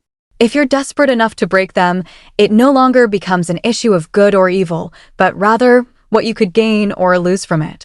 Some rules seem unnecessary and are difficult to understand, but they were established over a duration of time. And if you dared to break them, there would be much to lose and little to gain. She observed Carnephelia thoughtfully. She must be kinder than I thought. However, Carnephelia looked up with determination. What of it? It doesn't matter whether I stand to lose because of my decision. How could I protect my loved ones by following all the rules? I was moved by their desperation, rather than what I could benefit from the situation. And that is why I decided to take the risk. So unfortunately, I have no intention of turning back. The royal physician smirked. So you're a child after all. I thought you were a little adult, but it doesn't seem to be the case. Then she turned to an assistant. Send someone to the innermost room within the royal apothecary. I will give you what you need. Carnephelia pressed again. Listen. What I need is permission from His Majesty. The physician chuckled. When I was young and career-driven, I enjoyed some fun times at the Royal Library. Did you know that some books are available to only a select few? She leaned in, whispering like a child sharing a secret. I got a kick out of secretly copying those books. Yes, I broke the rules. Of course, I have access to those books now. But the ones I copied in secret? Still imprinted on my mind, she smiled mischievously. I'll write down what you need to know. Carnephelia looked confused. I thought you wanted me to abide by the rules. The physician burst out, irritated. Didn't you just hear what I said? I want you to take advantage of the knowledge I accumulated by breaking the rules. Now get ready to send someone over. I have to refresh my memory. That'll keep me busy for a while. Is she trying to help me out? I didn't expect her to be so kind. I'm grateful, nonetheless, Carnephelia thought, heart softening. Just then, the man returned, pushing a trolley. Your Highness, I brought the books you asked for. Thank you, Carnephelia said sincerely. I'll start on them right this minute. She rubbed at her shoulder, groaning. My shoulders are stiff. Outside, a carriage pulled up. Trua's eyes widened. What is a carriage doing here at this hour? Oh, could it be that? Carnephelia chuckled. It seems to be the case. They came earlier than expected. The nobles are taking swift action. They must have been shocked to hear the news. It seems they are headed toward the main palace, but those men, her eyes narrowed, seem to be headed toward the second prince's palace. They are his cronies, after all. I can't wait to read tomorrow's papers. Trua, Carnephelia called. Yes, Your Highness? I'm going to pay Her Highness Erlatina a visit. Could you check how our former staff are doing? What? Why? Trua looked shocked. They had to leave our palace, Carnephelia explained, but they once worked for me. I want to see how they are doing. Trua's heart swelled. Your Highness, I'll go check on them right this minute. Could you take these, LL? Carnephelia turned to LL. I have a different task for you. Do you remember the old physician who took care of me? LL nodded silently. I want you to go see her tonight. Make sure you're unnoticed. She will have something for me. I want you to go retrieve it. Meanwhile, at the palace, the emperor sat stiffly on his throne. So, you all came at this belated hour because of a rumor you heard on the streets? He asked. A man stepped forward anxiously. Your Majesty, how could this be deemed as a silly rumor? We implore you to tell us the truth. Did Lady Svebok really find a child sired by you, Your Majesty? The emperor's brow twitched. It isn't difficult to see where the question came from. They're blaming me for failing to rid the world of my bastard children. He could still hear the whispers from earlier. Does Lady Svebok really have the child under her protection? What?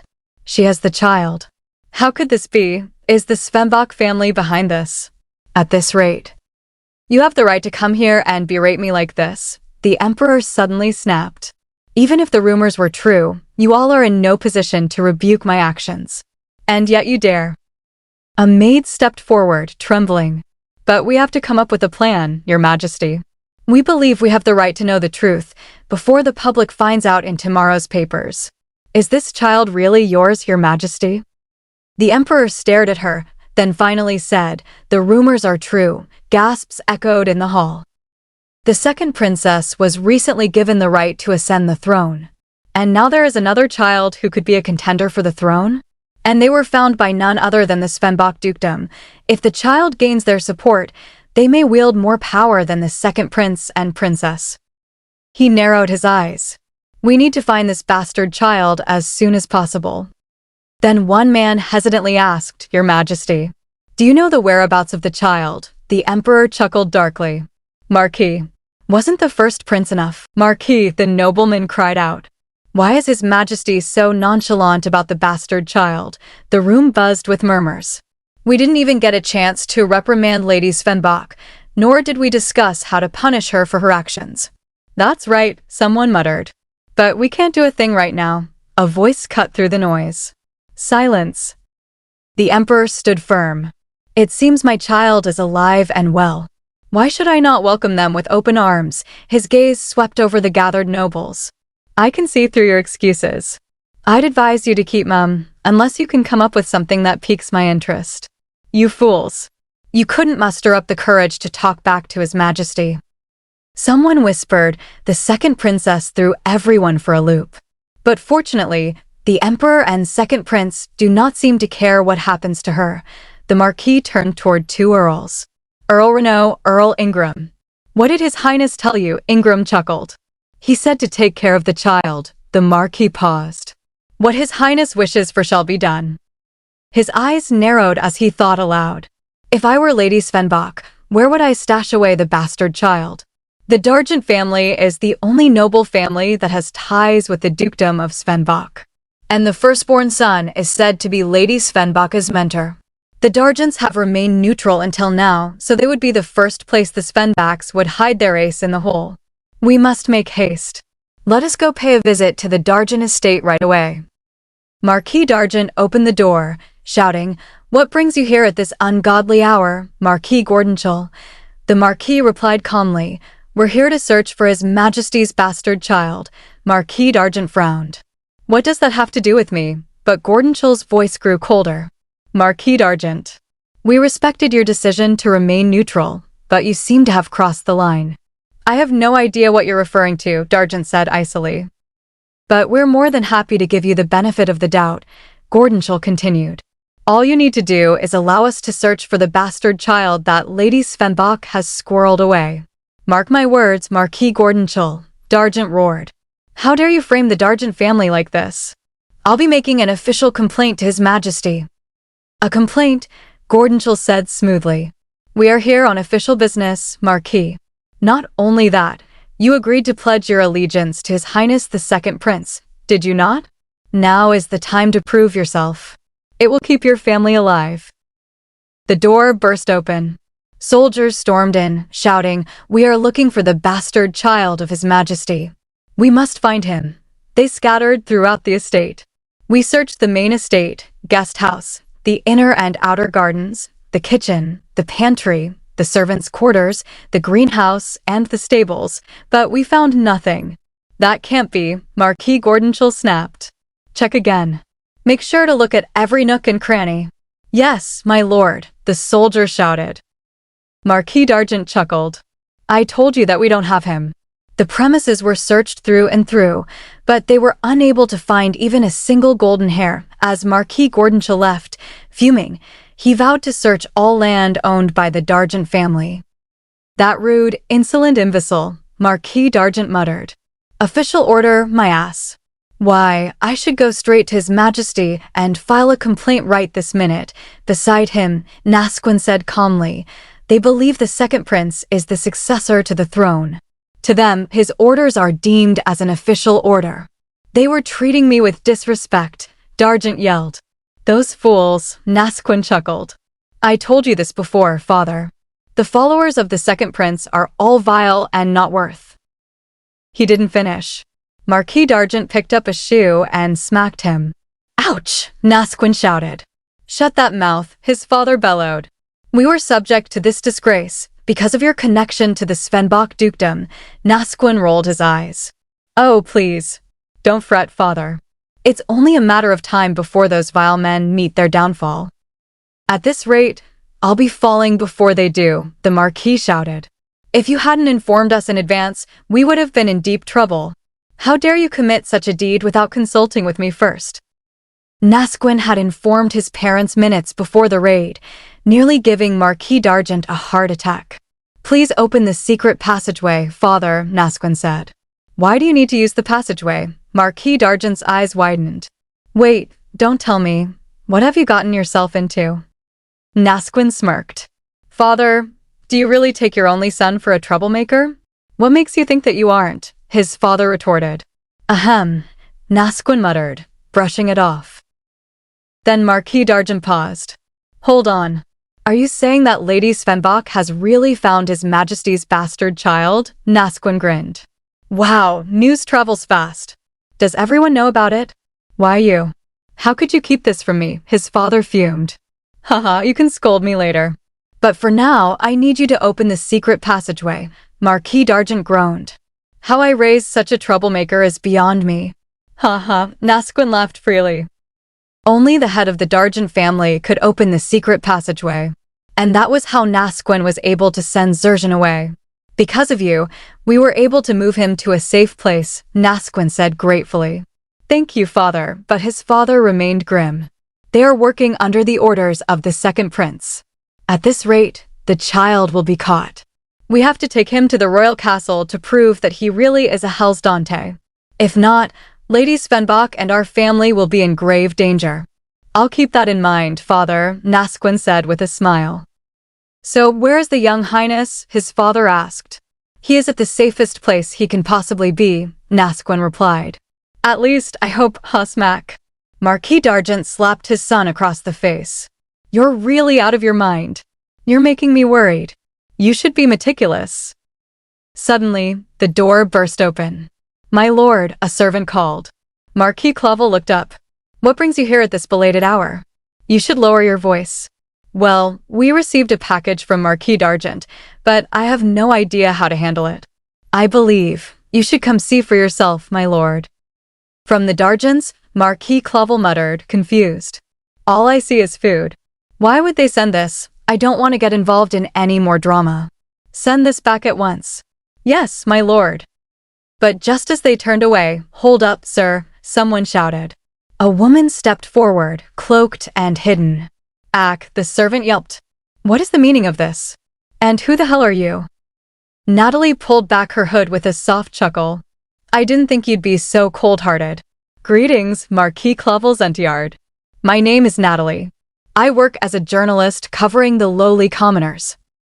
Clavel narrowed his eyes. Are you here to reveal the skeletons in my closet? No, my lord, Natalie replied. I wanted you to be the first to know about my latest exclusive. I'd love to hear what you think. She lifted the lid from the box of fruit, revealing its hidden contents. Please tell me, will you help me keep this child alive, or not? The old physician's book was chock full of detailed accounts on the former emperors of Hellsdante.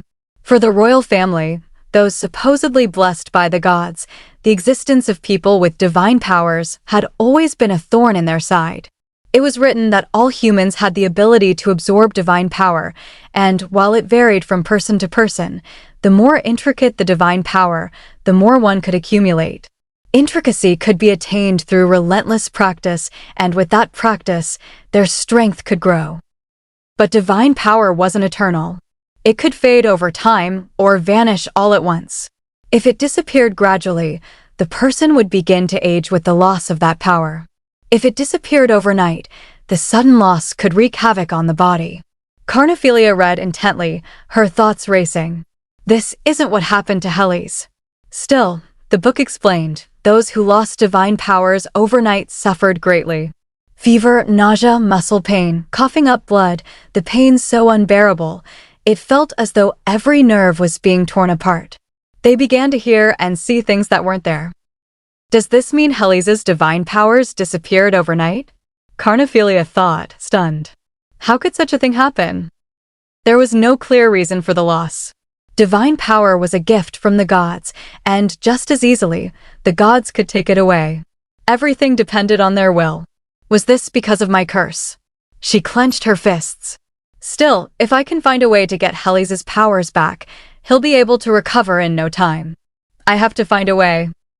Her heart ached. What happened, Hellies?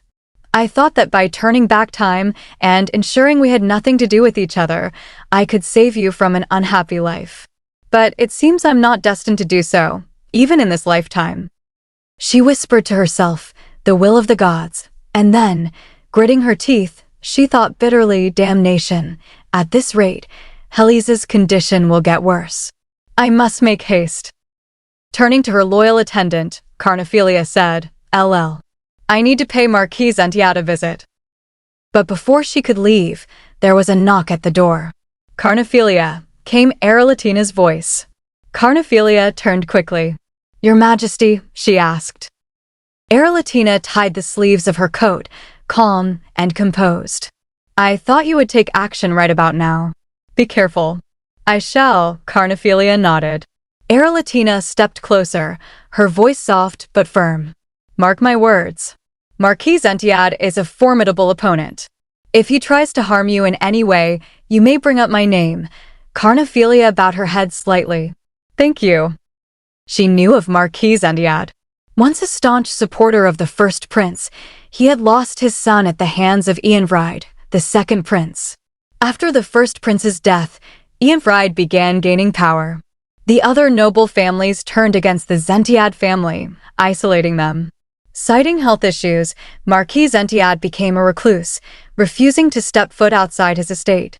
At this rate, Carnephelia thought, he'll die from sorrow. But even still, I'm not sure whether he will help me with my cause. Aerolitina watched her silently. She's lost in her thoughts again. I just wanted her to rely on me. Be safe, she whispered. Carnephelia nodded, I will. Don't worry about me. As the carriage made its way through the dark night, Carnephelia stepped out at the estate gate. Will you wait for me here, LL? I need to go on my own, she said softly. LL bowed her head in silent understanding. Carnephelia opened the large door and stepped forward, speaking gently, greetings. I'm Carnephelia Hellsdante, the second princess of Hellsdante. It's nice to meet you, Marquise Entiad. As her eyes met his, she could feel the weight of his hatred. I can see that he loathes the Hellsdante family. He's doing his best to not lose his temper. It must not have been easy for him to agree to meet me. Even now, he's doing his best to treat me with respect. She continued, thank you for hiding Natalie and my brother on my behalf. Also, I'd like to offer my condolences for the death of your son, but the moment the words left her mouth, the Marquis erupted. How dare a Hellsdante bring up my son? He roared. You may be of tender age, but I'm sure you know of your half-brother's evil deeds. Father, we must avenge the death of His Highness the First Prince. I'm sure it was His Highness the Second Prince who was behind it. Marquise Entiad's voice cracked with fury. I don't know what they did with my son's body. All I know is that he was killed by the Second Prince. I was loyal to the Hellsdante family all my life. Do you know what Curate said to me? He remembered the Emperor's cold words. According to the reports, your son's death was deemed an unfortunate accident. Are you so unhappy with Eanvride that you would try to frame him? Your Majesty, how can you say such a thing? The Marquis had screamed. But Emperor Curade's reply was even colder. Whether I like it or not, Eanvride will likely ascend the throne when I step down. Like I was able to choose a new successor, you should try to do the same. Although still young, I hear your second son is a bright child. Don't hold on to the dead. Forget and let them go. Carnephelia exhaled quietly. Beside her, the Marquis coughed, his voice breaking. You think I'm a fool, too? Of course not, Marquis, Carnephelia said softly. I was just glad to see that you held on to your rage. I was worried that you had given up, or even forgiven, those who did you wrong. I also hold rage in my heart. No one will hear my story if I give up on getting revenge. Her eyes gleamed with resolve. And I intend to reveal the truths they hid behind their evil acts. I will make sure that they all meet their deaths. I have yet to show you my true intentions. As you know, your enemies have yet to pay for their sins. She stepped closer. What do you say, Marquis? Don't you wish to hear more about my plans? My plan is simple, Carnephelia said, her voice calm yet firm. I want the Hellsdante family to fall into ruins and make their lives a living hell. The Marquis narrowed his eyes, his tone wary. Aren't you afraid of their blessings? By acting against them, you'll suffer a curse so severe, you'll wish you were dead. Carnephelia offered a small, unshaken smile. I'm not afraid of the curse, death, or what may come in the afterlife. It would be nothing compared to the living hell the Hellsdante family has created.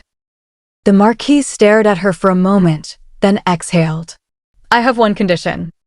His voice trembled slightly as he continued, my son drowned before he could come of age and become my successor. I still have nightmares every day where I search helplessly for his body. So you must promise me that the bastard never succeeds the throne. Promise me his death will be remembered by no one. Carnephelia let out a quiet laugh. I'll do my best to make that happen. I swear. The Marquis leaned forward, his tone now intrigued. Well then, tell me of your plans. What is it you wish of me? What I wish from you, Marquis, is Carnephelia began, but the Marquis interrupted her thoughts. Please live a long, healthy life, he mused inwardly. She is also an arrogant Hellsdante. But despite his bitterness, something in her fire had stirred him. I wanted personal revenge, but I'm now invested in your plans. I want to see everything engulfed by the fire you ignited. I'll be keeping an eye on you, second princess. Carnephelia's thoughts shifted. I'm glad that Natalie and Zerzhin are safely tucked away. If the meeting between Prita and father went well, he will ask her to bring Zerzhin to him at once. And when she is called in, I'll hand her the information I gathered on divine powers. That means I should meet His Majesty. Aralatina's voice snapped her out of it. Carnephelia? Is the food not to your liking? You're not eating much. Carnephelia stiffened, then quickly smiled. Oh, everything is delicious. And I've started to eat more than I did before. Aralatina patted her gently on the head. Good for you. You need to eat to gain energy. During tea time today, I plan on asking His Majesty to hire a private tutor for you. Carnephelia blinked. Pardon. You are wise and clever. I'm sure you'll be able to maximize your potential through a tutor, Aralatina explained. You were given permission to enter the royal library, so it may be the perfect opportunity to ask. What do you say? A chance at higher education. Carnephelia's heart skipped. I couldn't dare ask for a tutor in my previous life. Aralatina chuckled. Feel free to speak your mind. I am your moon. This is the least I can do for you. My moon and my guardian. Carnephelia's eyes softened. Thank you. Aralatina smiled. Are you finished? Shall we go have tea now? Carnephelia nodded. That sounds wonderful. Later, seated in the presence of the emperor, Carnephelia spoke clearly. A tutor. I wish to learn the disciplines of kingship. That is something I cannot learn on my own. The emperor laughed, loud and mocking. Ha! Ha ha! Be honest with me. Do you really believe you can ascend the throne? What makes you think you'll be able to oust Ianfried and succeed me as the next emperor? You don't even have a blessing. Carnephelia, undeterred, answered gently, the Hellsdante blood runs through my veins. It's not entirely impossible. I can see the near future, Your Majesty. She continued, when my nanny fed me poison cake, I was on the cusp of death.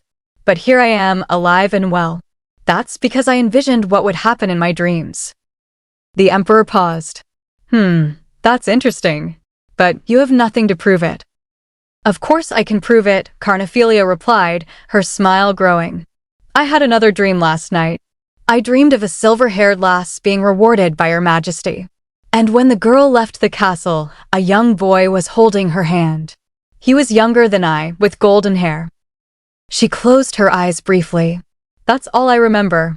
But I'm sure he had golden hair, a symbol of the royal family. Maybe I saw wrong. She knows what will happen, the emperor thought, unease creeping into his mind. Even if she had spies in my palace, she wouldn't be able to know all the details. Maybe her blessing is the ability to foresee the future. Carnephelia tilted her head. Your Majesty, will you reward me too, if my dreams prove to be of help to you?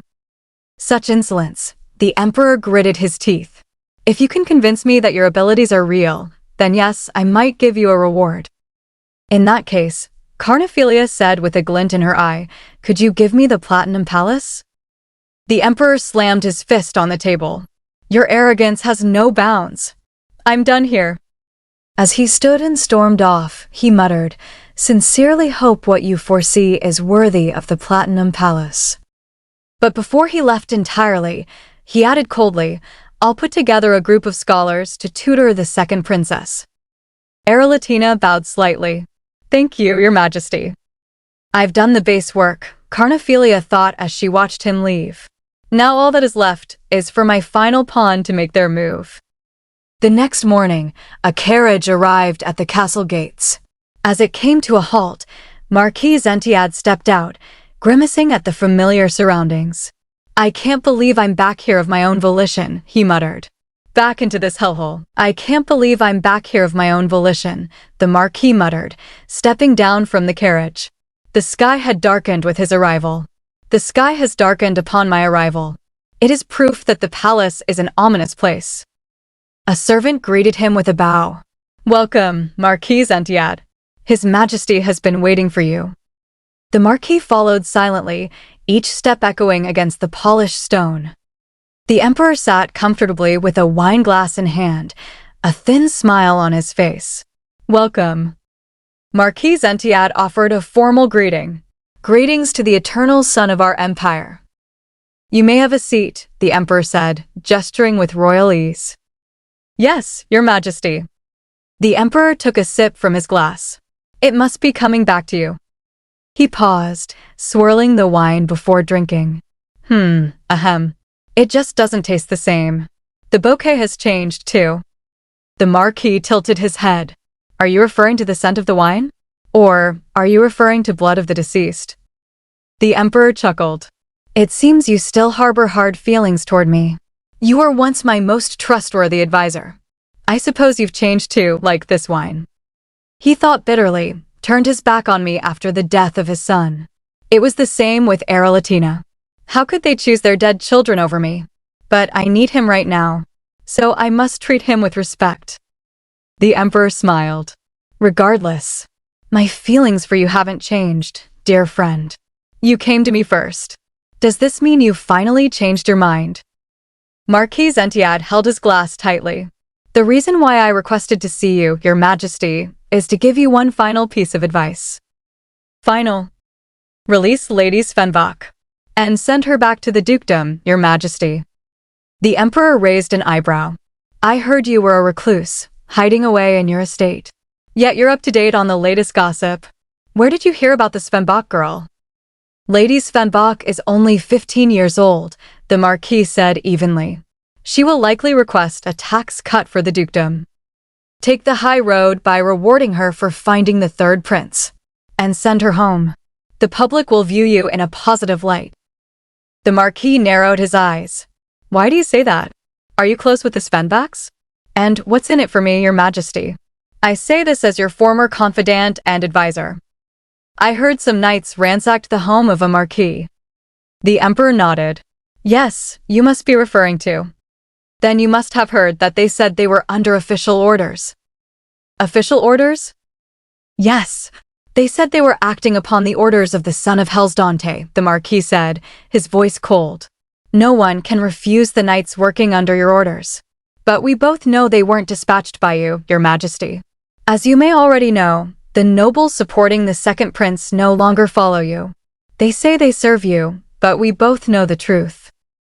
His eyes darkened. "They wish to kill off a potential threat to the second prince. They serve the second prince and only he." "Are you here to mock me under the pretense of advising me?" the Emperor asked bitterly. "Your so-called advice," the Emperor leaned back. "I must hear the rest. Do carry on." "Firstly," the Marquis began slowly, "you must break up the supporters of the second prince, Your Majesty. The dukedom of Svenbach is the only noble with enough clout to go against the second prince. And that is why you must reward Lady Svenbach to show the world that you have a good relationship with the dukedom. If you do, the second prince and his followers will keep a close eye on your ties with the dukedom, and the less powerful nobles in their faction will start to get second thoughts. Afterward, you should introduce the second princess to the dukedom.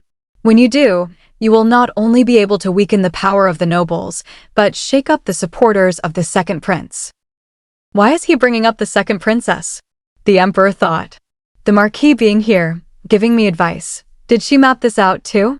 It's highly possible if she was really blessed with the power to see the future. Even still, that is a difficult proposal to accept, the emperor said aloud. I need a good reason to bring the second princess into this. Who would follow a cursed princess with no blessing to speak of? He frowned. Most would place their bet on the bastard child the Svenbaks have found, but he is still of tender age. It's not a bad idea, but impossible to carry out. I see, the Marquis said with a hint of challenge. She really must be cursed if she is unable to make use of the current situation. But then, she has no supporters to speak of. Then how about this, Your Majesty? What if the second princess were to get engaged to my son? 2 days had passed since Marquis Entiad paid a visit to His Majesty. And as a reward for finding the third prince of Hellsdante, the Svenbok dukedom was officially rewarded. The dukedom of Svenbok saw a 20% cut in taxes paid to the empire, and the emperor's popularity grew within the Svenbok dukedom. And not only that, the third prince was a bastard, but still of royal blood. Thus, Zerzhan was officially acknowledged as the third prince of Hellsdante. Quite a few nobles were unhappy with the news, but most kept quiet, knowing the second prince was seething in silence. Ianfried clenched his jaw as he thought, the bastard will recuperate in the Svenbok dukedom for the next 5 years? I have no idea who thought it up, he chuckled darkly. I must have underestimated you, my lady. Lady Prita smiled confidently. I am my father's daughter after all, Your Highness. Ianfried raised an eyebrow. Didn't he tell you not to bite off more than you can chew? There seems to be a misunderstanding, Your Highness, Lady Prita said, calm and composed. It's not the dukedom you should keep an eye on, but the royal palace. You must still have a lot to learn from His Majesty. She gave a light bow and smiled. Haha, I'll be taking my leave now. Shall we, Your Highness? Ianfried scowled inwardly. What an idiot, Carnephelia, my half-sister. Ever since you started acting up, things started to get out of control. Do you really wish to go against me? A lowly bastard like you? Across the capital, people shouted in the streets, All hail His Majesty.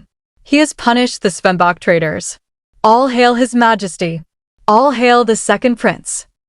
But Carnephelia was unmoved.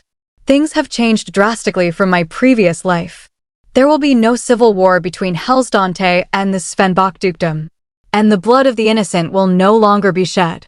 And there will be a future where you no longer exist, Ianfried. Outside the castle gates, Lady Prita and Zerzhan stood in front of the royal carriage. Zerzhan turned, his eyes wide as he looked at the emperor. He jolted, eek. I, Zerzhan, Hellsdante.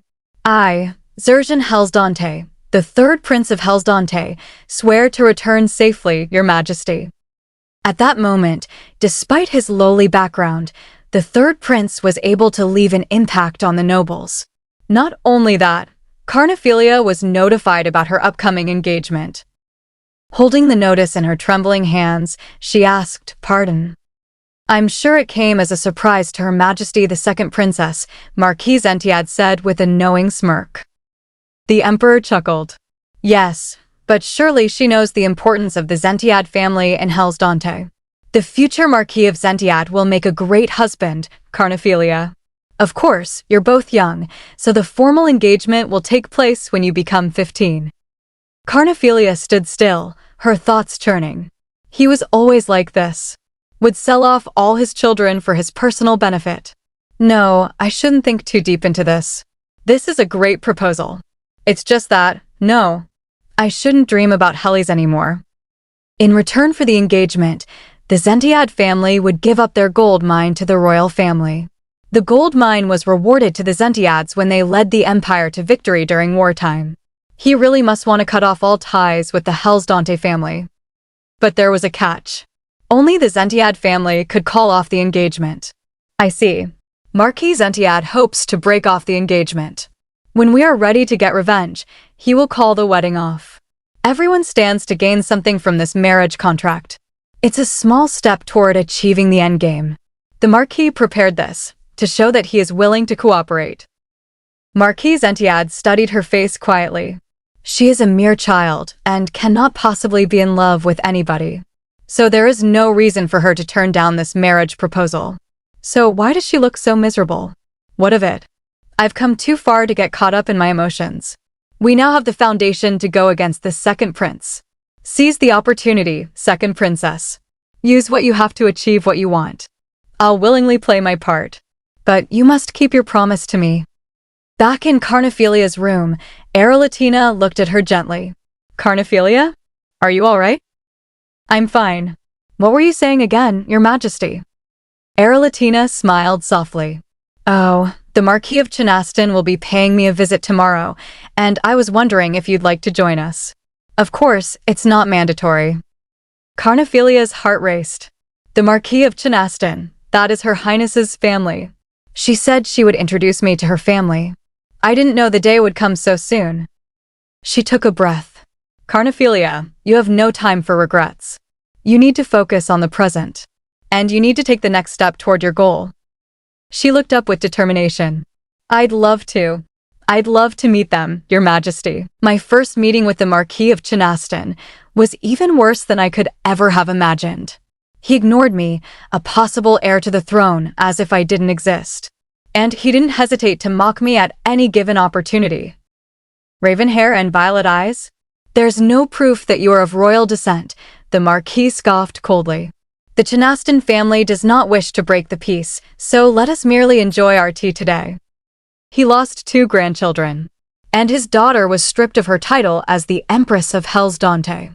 Does he really believe things are peaceful? Carnephelia smiled politely, yet her words were sharp. I can see why you became the head of the distinguished Chinaston family. There is so much to learn from your words. But if I may, there's something I'd like to inform you of. She looked him straight in the eyes. The peace you just mentioned won't last very long, Marquis. I'm sure I'll be seeing you soon. Latina watched in silence and thought, maybe it wasn't the best idea to introduce father to Carnephelia. Like myself, I thought father would have had a change of heart. But Carnephelia merely whispered, Don't worry, Your Majesty. Your father has every reason to drag his feet. The Chinaston family escaped death by the skin of their teeth. He would be reluctant to get on the second prince's bad side. However, I have a feeling I'll meet your father again, thanks to you. Latina blinked in surprise. What do you mean? Carnephelia replied gently, I would like to ask for some land, Your Majesty.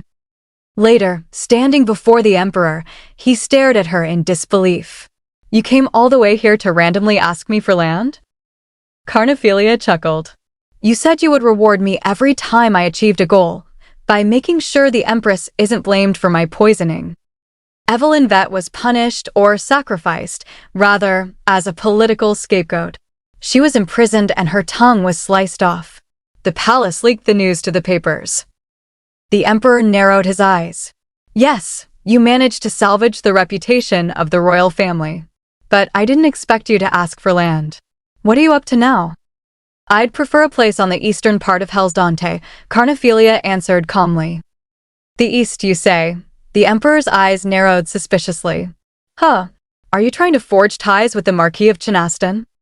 Something like that, Carnephelia answered. But the Marquis isn't my main target today. Her voice softened. Charade, when will you ever learn? You have a terrible weakness. That is not the reason, she said.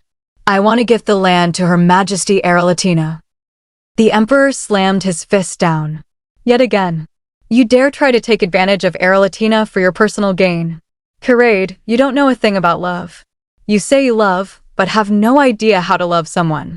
You crave affection, but do not know how to be loved. You will never know how Her Majesty Latina truly feels about you. But Carnephelia simply beamed. I know it will make her very happy. Her Highness has lost her personal palace. She has no friends, no jewelry, no frocks. If she were to have her own land, it would give her something to look forward to. Don't forget that you're the one who took it all away. And I know I'm not the only one who wants to put a smile on her face. You wish to make her happy too, don't you? Not only that, she thought, after Marquise Entiad's visit, Charade visibly raised his guard against Ian Vride. Marquise Entiad kicked off a chain reaction. I know you're irritated because Chinastin went scurrying over to see and ride. You don't wish to lose Aralatina due to her father's connections with the second prince. I wish to please my moon, Her Majesty Aralatina, Carnephelia continued softly. I want to see her face light up with joy. The emperor finally relented. Chamberlain, go fetch Marquis Chinastin from the second prince's quarters. Tell him it is urgent business. Marquis Chinastin entered a short while later, bowing. Your Majesty, I heard you called for me. Carnephelia stood up gracefully. Like I said earlier, Marquis, our paths have crossed again. The emperor looked at the Marquis. I wish to reward the second princess for her filial piety. And I wanted to hear your opinion as my father-in-law. The second princess genuinely cares about your daughter, Marquis. The Marquis sighed, then waved a hand. Fetch me a map. I shall allow you to choose the land yourself, Carnephelia. He unrolled the map and pointed across the open lands. A land that is open on all four sides, a land that has soil rich enough to nurture a flower garden, but also has enough steel and stone for potential growth. A land where Her Majesty could construct a villa for her personal use. Carnephelia studied the map carefully and pointed, Here. I think this will do, Your Majesty. Carnard? But it is in the middle of nowhere, someone muttered. That land, the Marquis began. This land, Carnephelia interrupted, is close to both the capital and the Chinastin estate. It will be convenient for Her Majesty to visit her family from here. The emperor let out a low laugh. Did you take that into consideration when you chose it? How clever of you, Carnephelia. Marquis, we will prepare the documents. All you need to do is sign. Bring me my seal. I will grant a reward to the second princess. The Marquis thought in disbelief that witch. How did she convince His Majesty to make such a decision? What is she up to? Suddenly, the chamberlain rushed into the hall. Your Highness. Carnephelia turned, startled. Royal Chamberlain? Why are you in such a hurry? The Marquis murmured under his breath. His Highness the Second Prince has formally invited you to dinner. Carnephelia always thought most royals vying for the throne were blatantly hostile toward one another. But the Second Prince, he not only sent gifts, but made sure Nanny was punished. Maybe he's not so bad after all. So today's invitation. Trua, excited, asked, wouldn't it be lovely if you became close with His Highness, the Second Prince? Carnephelia was startled. What? You have it all wrong, Trua. But then she thought to herself, oh, I see why she sees it that way. Ianfried does look pretty considerate from afar. Trua quickly apologized, flustered. Oh, my apologies, Your Highness. Carnephelia gently replied, there's no need to apologize. Most people don't see him for who he is. The truth is, my brother Ianfried will end your life before you realize that he's out to get you. Ianfried greeted her with a smirk. Welcome. Thank you for the invitation, Your Highness, Carnephelia responded politely. He chuckled. You prefer a quiet meal, yes? Your servant girl can wait in the sitting room until we are finished. Sister, you can follow me. How are you feeling? Any side effects? I'm good, she replied calmly. Ianfried smiled. You sure are lucky, little sister. Despite what you went through, you escaped unscathed. And your hands and feet are still intact. Carnephelia's thoughts darkened. Why, that bastard. Did you say I was lucky? She asked, confused. I'd say my nanny was incompetent for being unable to control a gullible child. Ianfried let out a low chuckle. Haha, you're rather clever, Carnephelia. You catch on quickly, don't overstep yourself, and we get each other. I'm sure that is why father is showing such interest in you. I've prepared a meal for you. It's this way. I told my staff to take extra care with the food, with this being our first dinner together and all. I hope it is to your liking. Carnephelia cut a piece and ate it.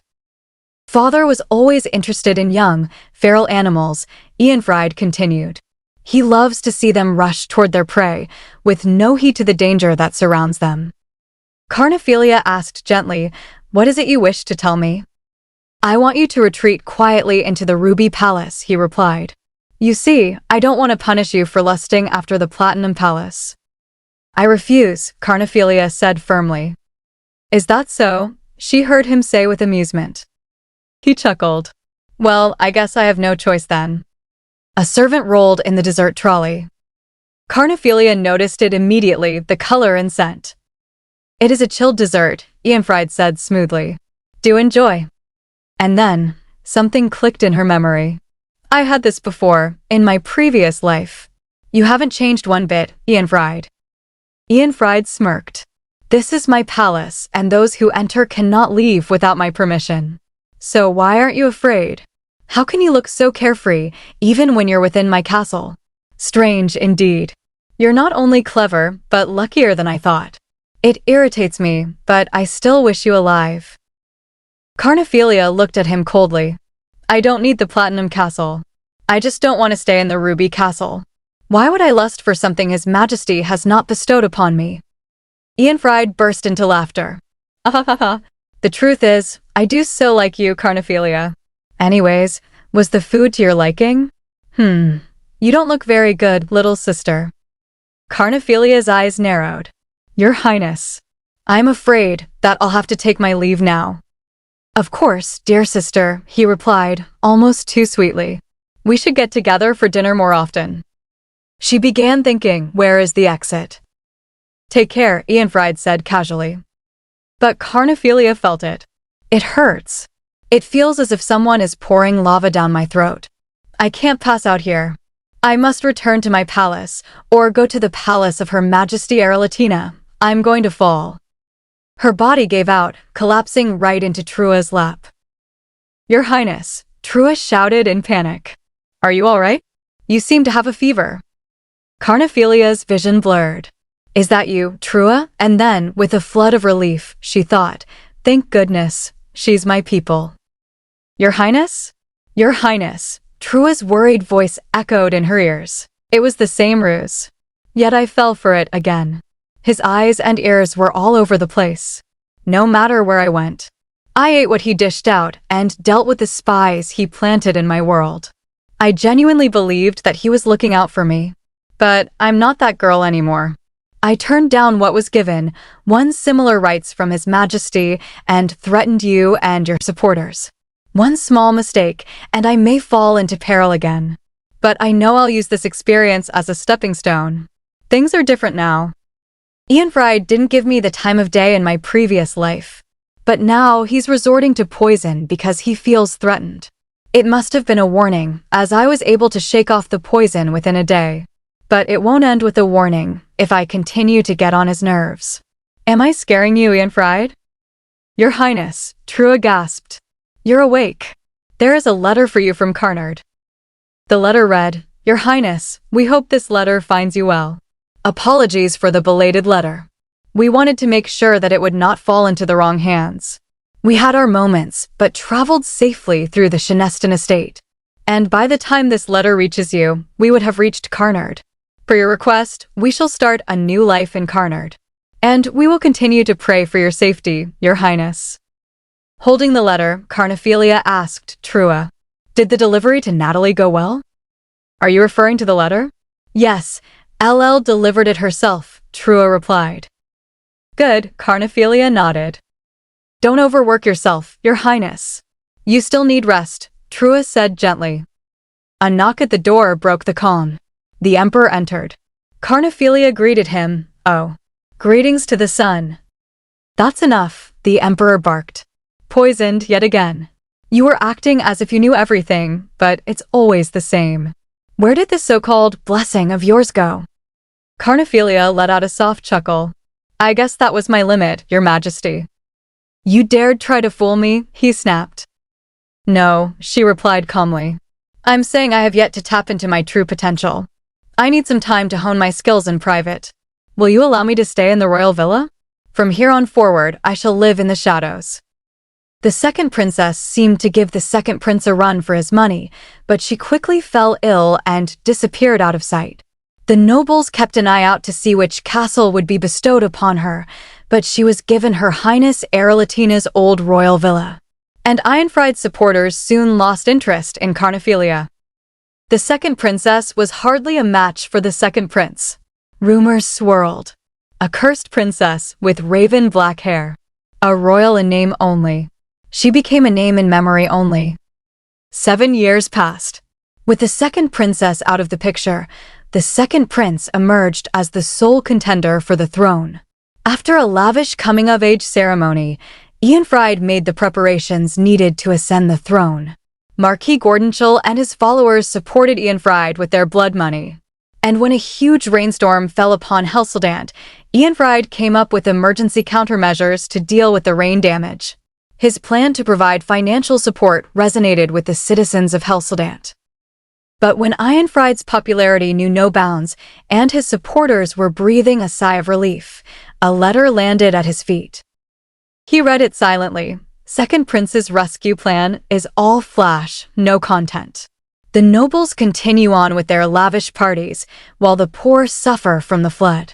Neglected slave found dead by drowning. Multiple deaths a day. 3 articles were released among the lower class. Ianfried's supporters scrambled to do damage control. However, they were unable to prevent more anonymous articles from being published. And little by little, people started to view Ianfried in a negative light, dimming his chances to ascend the throne. But the biggest blow came on the day of his 22nd birthday celebration. The ugly side of His Highness II. Ianfried folded the paper in his hands. Not this again. Is this the work of Manhwa again? Every time Ianfried believed he had secured the title of Crown Prince, an anonymous source would release information that put him in a bad light. He chuckled bitterly. Don't tell me you have yet to figure out their true identity, Marquis. The Marquis hesitated. The thing is, their identity remained unknown. A person shrouded in mystery. The only known fact about this anonymous source was that the people referred to them as Manhwa. Manhwa didn't hesitate to reveal the ugly truths of the royal family. And their popularity rose to the same height as that of Ianfried. Ianfried clenched his fists. Who the hell are you? He shouted, I want you to find this bastard right this minute. I shall deal with them myself. Did you hear? One maid whispered. About what? Another asked. Young Master Ryan is coming home. What? Are you sure? Gasped the other. We're in for a real treat. I'm sure he's become even more handsome. As the carriage rolled in, the servants eagerly gathered. Welcome back, young master, they cheered. Questions bubbled up. How is the academy? Was everything all right? How is your health, my lord? Ryan Zentiad, the third son of Marquis Zentiad, chuckled with his usual charm. My health? Excellent, as always. It's good to see you all again. A maid, eyes glistening with emotion, added, We always miss you when you're away, young master. Without hesitation, Ryan asked, Anyways, how's she doing? The servant hesitated. Are you referring to my fiancé? He clarified. Well, the thing is, the maid started. What is it? Ryan asked, his tone sharpening. It's been 7 years since Her Highness the Second Princess first came to our estate, she explained. And what of it? Ryan asked again. It seems she's still not comfortable with us. She doesn't ask for anything, but merely stays holed up in her rooms. A princess that doesn't give orders or rely on the servants, Ryan mused. Well, isn't that easier for you? It is, however, there are rumors circulating among the staff, the maid admitted. Rumors? Ryan inquired. Her Highness frequently leaves her room in the middle of the night, and on those nights, the staff have heard strange noises coming from the basement. I see, Ryan replied thoughtfully. Is she having trouble adjusting, or does she have no intention of doing so? He wondered silently. Then he said, Why don't I go pay a visit to Her Highness myself? It will be the perfect opportunity to introduce myself. Pardon? The maid blinked in surprise. Another servant stammered, You wish to pay her a visit? Ryan beamed. Why do you look so shocked? I'm merely going to see my fiancé. So, where is Her Highness right now? Inside, a young lady with soft pink hair spoke gently. Your Highness, are you sure you want the frock in this color? Carnephelia nodded. Yes, this will do. But you'll be making your grand debut into high society, the lady said hesitantly. Wouldn't you prefer something lighter and brighter? The dress would be too plain, even if we added frills and lace. Shall I sew in some gems? Carnephelia glanced at another dress. What about that one then? The pink-haired lady's thoughts whirled. That's not a ball gown, it's a daily frock. I can't dress her in this dreary frock. The reputation of our boutique is at stake. I thought you brought it out for me to wear, Carnephelia said flatly.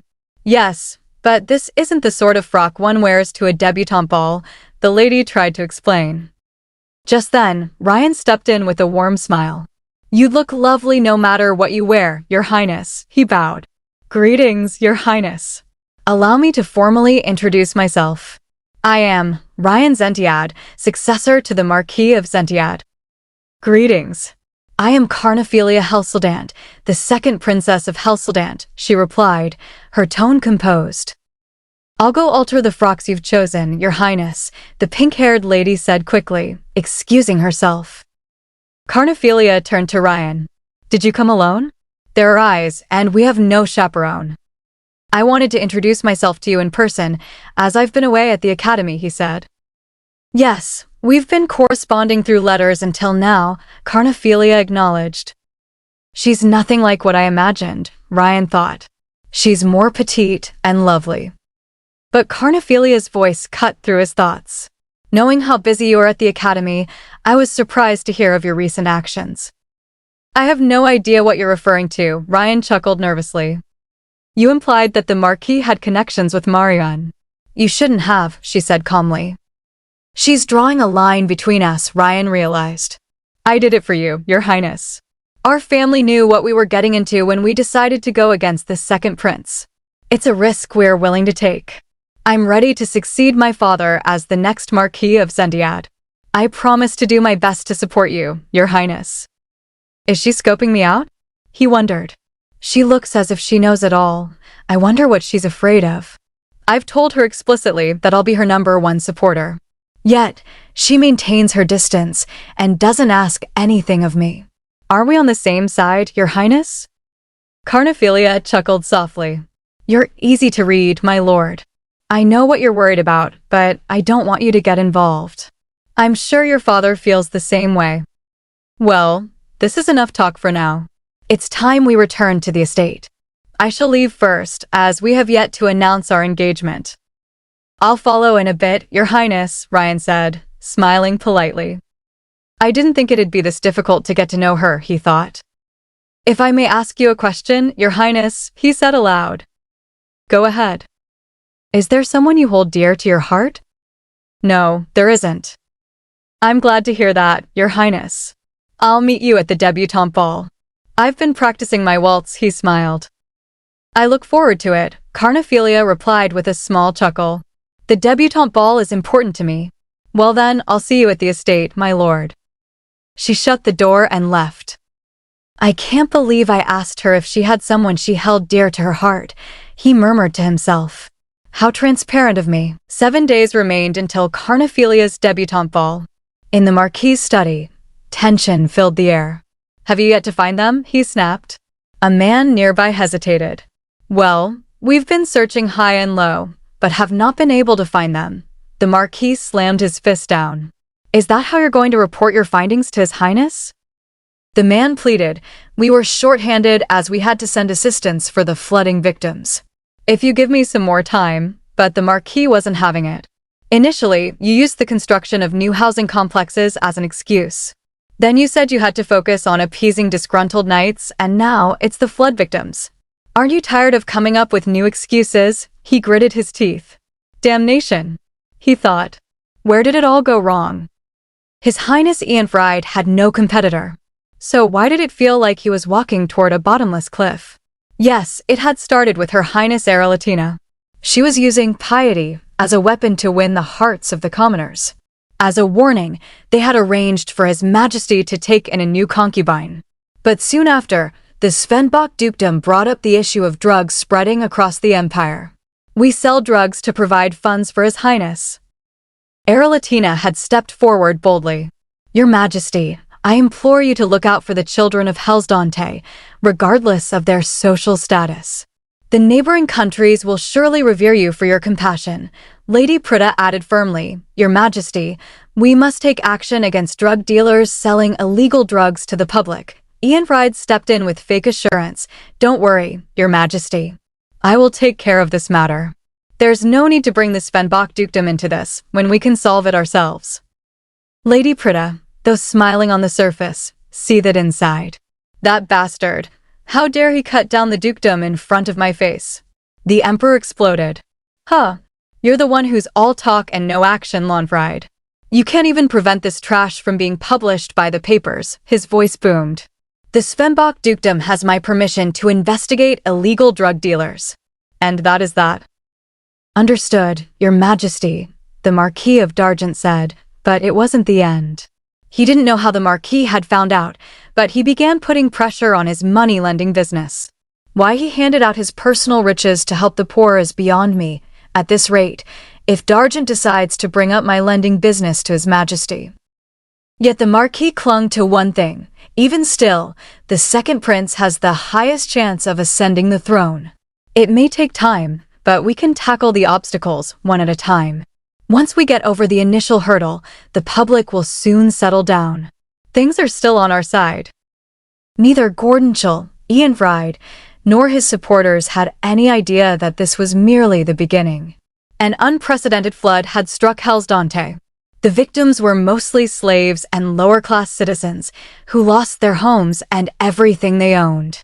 The nobles, instead of showing noblesse oblige, scrambled to protect their own assets. And as unrest spread, someone unexpected emerged, Mariwan. The price of medical herbs you usually buy will increase drastically. Prepare in advance, someone whispered. Your enemies are scheming against your merchant group. Go and protect yourself. In return for such valuable warnings, Mariwan received commercial goods from merchants and distributed them among the poor. In doing so, she gained their trust and their support. Once the nobles realized what was happening, they scrambled to provide rescue packages for the poor. Headlines shouted, "Exclusive! The government will offer a rescue package for the flooding victims." But the people were skeptical. Why no? They turned their backs when we needed them. What are they up to? What if they take it away again? No matter what the nobles tried, it wasn't enough to appease the angry lower class. From what I heard, Mariwan, a man began, only to be interrupted by the Marquis's frustrated outburst. Mariwan, Mariwan, Mariwan. The man continued, yes, it almost seems as if they knew a great flood was coming. The Marquis froze. How is that possible? Something didn't add up. Mariwan and the journalist Natalie seemed to be working against the nobles. It is really quite strange. Meanwhile, Natalie smirked. The ugly side of His Highness the Second Prince. What is he trying to hide, and why was he oblivious to the great flood that swept the empire? I'm sure you're all dying of curiosity. The Marquis paced, panicking. I don't know how I'm going to report this to His Highness. A man stepped in with a suggestion. How about this? I heard this from the slaves. What is it? The Marquis asked. Rumor has it that Mariwan will be attending the next slave auction. We can capture them and present them to His Highness the Second Prince. In the palace bath, Carnephelia sat in luxury while Trua combed her hair. By the way, Your Highness, Trua asked, do you really think His Highness the Second Prince will go to the slave auction? He may just send his guards. Carnephelia chuckled. Oh, we just need to throw him some bait. Mark my words. Ianfried will show his face at the upcoming slave auction. But Trua had her doubts. His second prince has never failed to show up at recent family events, and the debutante ball happens to take place on the same night as the slave auction. Carnephelia's eyes narrowed. If my calculations are correct, Ianfried is at his tipping point right now. For him, finding Mariwan is a bigger priority than appeasing His Majesty. If you stir the water, little by little, if he doesn't find Mariwan soon, you can turn a small wave into a tsunami. The public will turn against Ianfried like a tidal wave. I'm still worried, Your Highness, Trua confessed. Even if the second prince were absent, something bad could happen during the debutante ball. Carnephelia chuckled softly. Something bad, what could possibly happen? But inside, she was calm and certain. Even if something did occur, I'll make sure everything is under my control. Don't fret, Trua, she said aloud. There's nothing we can't overcome, as long as we get Ianfried out of the way. At this time, Carnephelia could never imagine what was waiting for her at the debutante ball. Empress Dicella smirked as she called everyone in, announcing that the purpose of the gathering was to discuss the upcoming debutante ball. "We are in the middle of tumultuous times, so we must take extra care with this year's ball," she said firmly. The Lady Kotlef, the second concubine of Hell's Dante, arched an eyebrow and asked with a smirk, "Do you wish to scale back the size of the ball this year?" Dicella shook her head. "No, I want it to be even more lavish than before. We must show the world that the royal family stands tall and strong." Latina, ever practical, spoke up. "But we must think of the royal budget. I wanted to see how much we three could pay out of our own pockets." The Lady shouted. "What do you mean?" Latina calmly replied, "Shall add whatever I can." "I also believe debutante balls should be lavish." The Lady thought to herself, "Huh? Why is she agreeing with the Empress? I wanted them to argue so I could make myself stand out. I must send word to father. I need to stand out at the debutante ball." She resolved that she, Dicella, would oversee the debutante ball this season. "The debutante ball will be exquisitely lavish. I expect all nobles to come dressed accordingly." After Dicella announced her intention to attend the ball, everyone in high society scrambled to prepare for the grand event. Dicella complained about her frock, declaring, "This won't do. I need a dress that will stand out. Jewels. I need to purchase something new."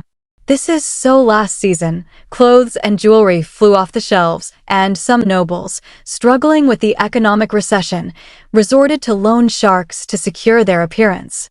Everyone wanted to be in the good graces of His Majesty and the second prince. Trua stood by the window, observing the chaos. "We've yet to distribute financial aid for the flood victims, but high society seems more focused on the debutante ball. I know this is part of your plan, but it still feels bittersweet." Carnephelia smiled. "I couldn't have done this without Her Majesty Latina. I'm sure Her Highness Belediak tried to prevent this from happening. We just need to focus on our role. Tan, I'm sure you're tired of running petty errands. Are you ready for a real job? I hear a slave auction will soon take place." Tan shouted in surprise. "What did you just say, Your Highness?" Carnephelia chuckled lightly. "I said slave auction. It will be a big one, from what I've heard. If they wrap it up successfully, it will pave the way for many more.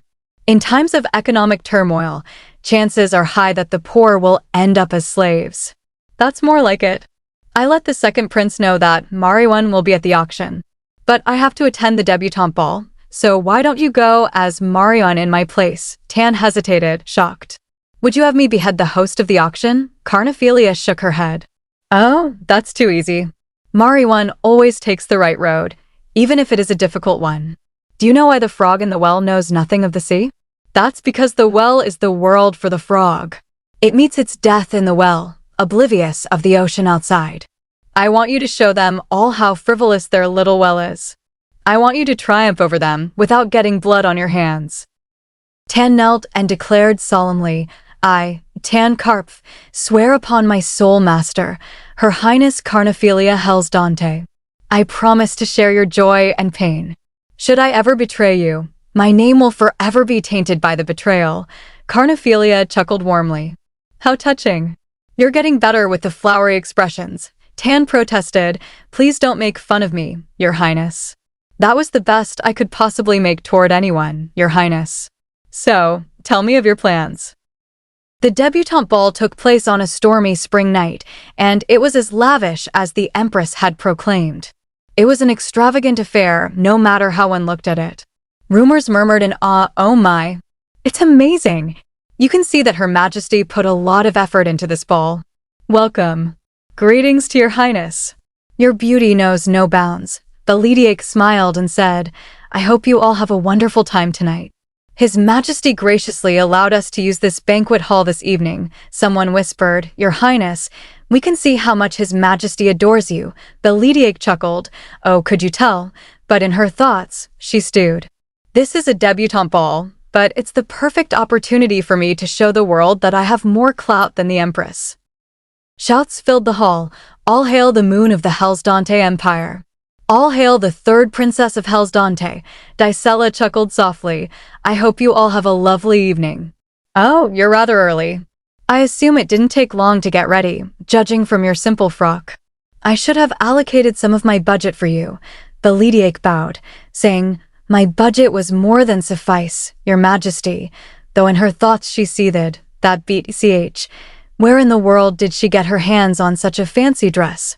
She and the third princess are wearing matching frocks. It definitely garners attention. Asterisk. Renabella stepped forward shyly. Mother, may I join the other young ladies? Dicella smiled, of course. In her mind, she assessed Belediak. Lilial, I see right through you, Belediak. You can scheme all you want, but the belle of tonight's ball is Renabella and I. No one will make a bigger impression tonight than we. All hail the second princess of Hellsdante. Dicella thought, the second princess is here tonight. I thought we had put her in her place. How dare she show herself tonight?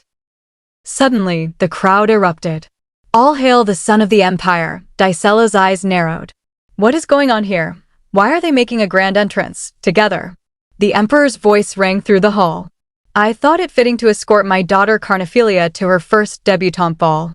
After all, she also has the right to ascend the throne. Why does everyone look so shocked? Look at all of you, prancing around like peacocks, while the empire is still reeling from the flood. Dicella's thoughts churned. Huh? Kirade, you gave me permission to host a lavish ball tonight. So why are you mocking me in front of everybody? The emperor continued, in case you don't understand why I allowed the empress to hold the ball here. A debutante ball is where the young nobles gather to socialize. You must be an example to the lower classes. Yet here you are, robed in silks and dripping with jewels. Carnephelia observed silently, thinking, it seems everyone is here tonight, so it's time to get the ball rolling. At that very moment, outside the banquet hall, Lady Prita called out, Oh, the pavement is still wet. Be careful stepping off the carriage. We mustn't get our clothes wet. Hellies. The emperor explained that a debutante ball was where young nobles gathered to socialize, and that all nobles present should set a good example for the people. Seeing this, he declared that he would accept the second princess' advice.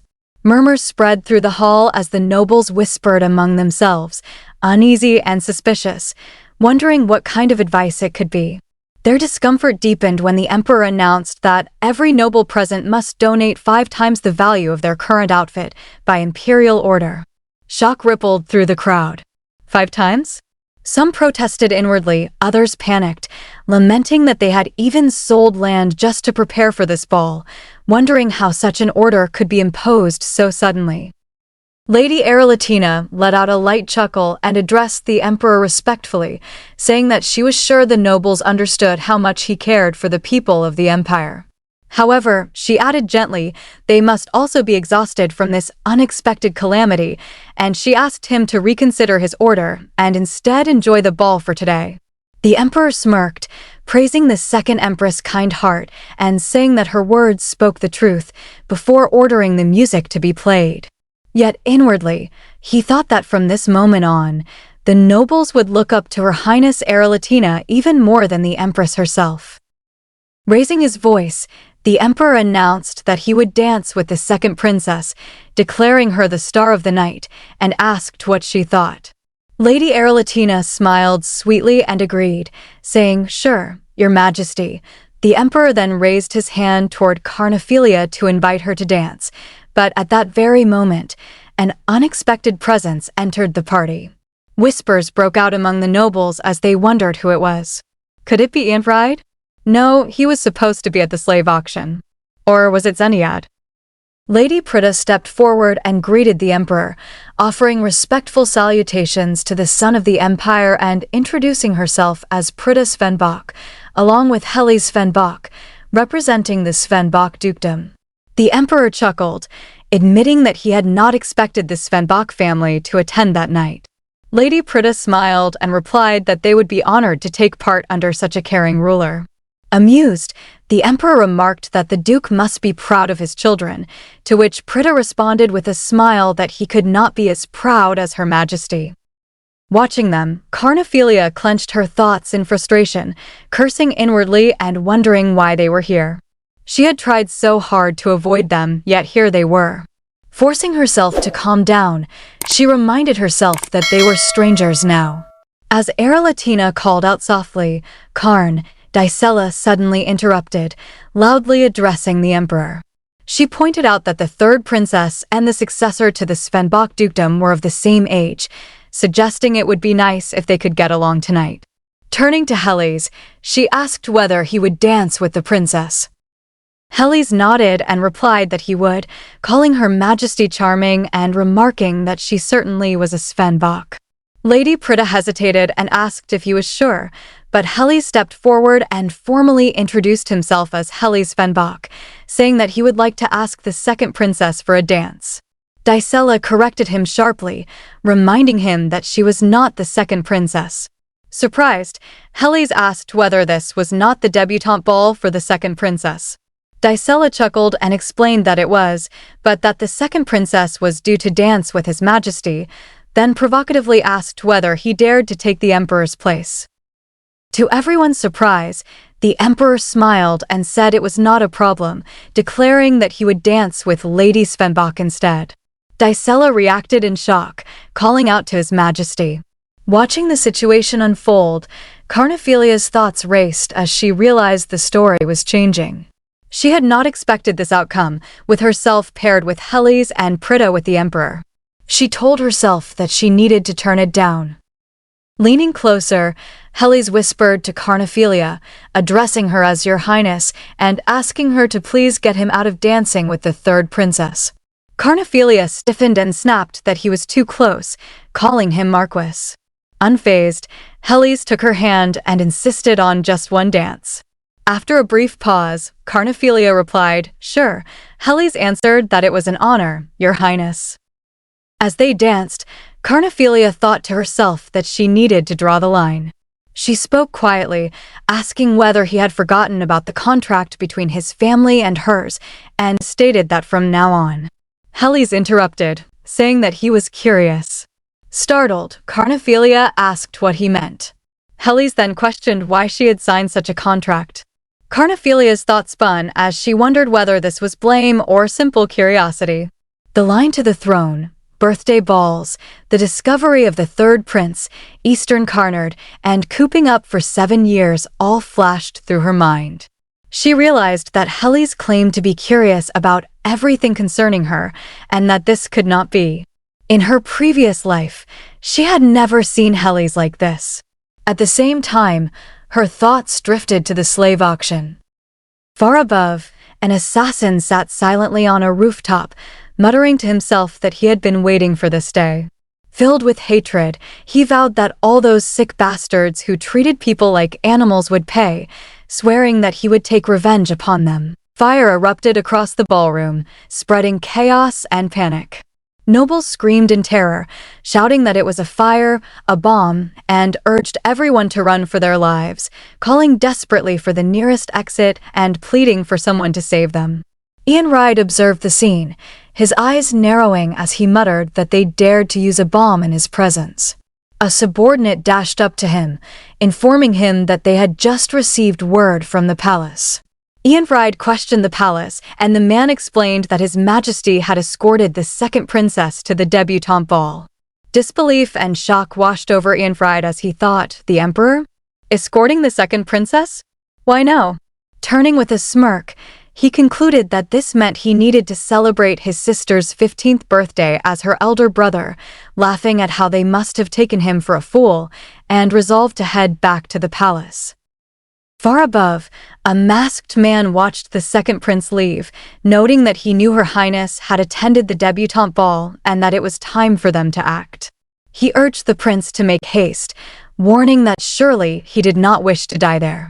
A hesitant voice protested, claiming there was nowhere to go and that soldiers outside would kill them if caught, treating them like livestock even if they escaped. Angered, the masked man removed his mask, shouting that he had not risked his life just to hear whining, insisting that they have faith in him and in his master, who had sent him to rescue them, and that they could all make it out alive. Inside the ballroom, Carnephelia danced with Helles, freezing as she asked if he had truly said he was curious about her, reminding him that they had only just met. Helly's blinked in surprise at being addressed as Your Highness. Carnephelia's lips curved into a subtle smile as she challenged him, questioning whether he expected her to act differently from her brother Ianfried or if he was merely curious about her next course of action.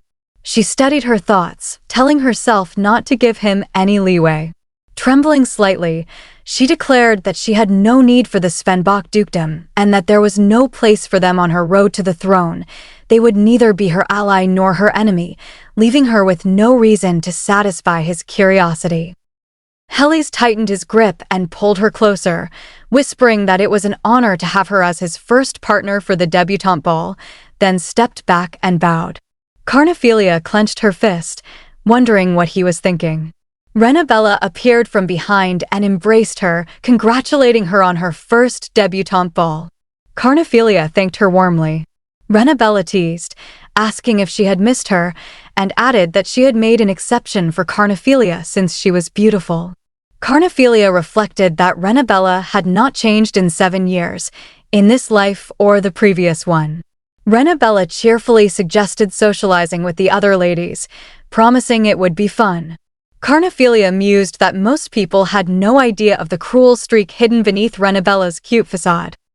Nobles murmured about looking forward to the slave auction, lamenting that it overlapped with the debutante ball.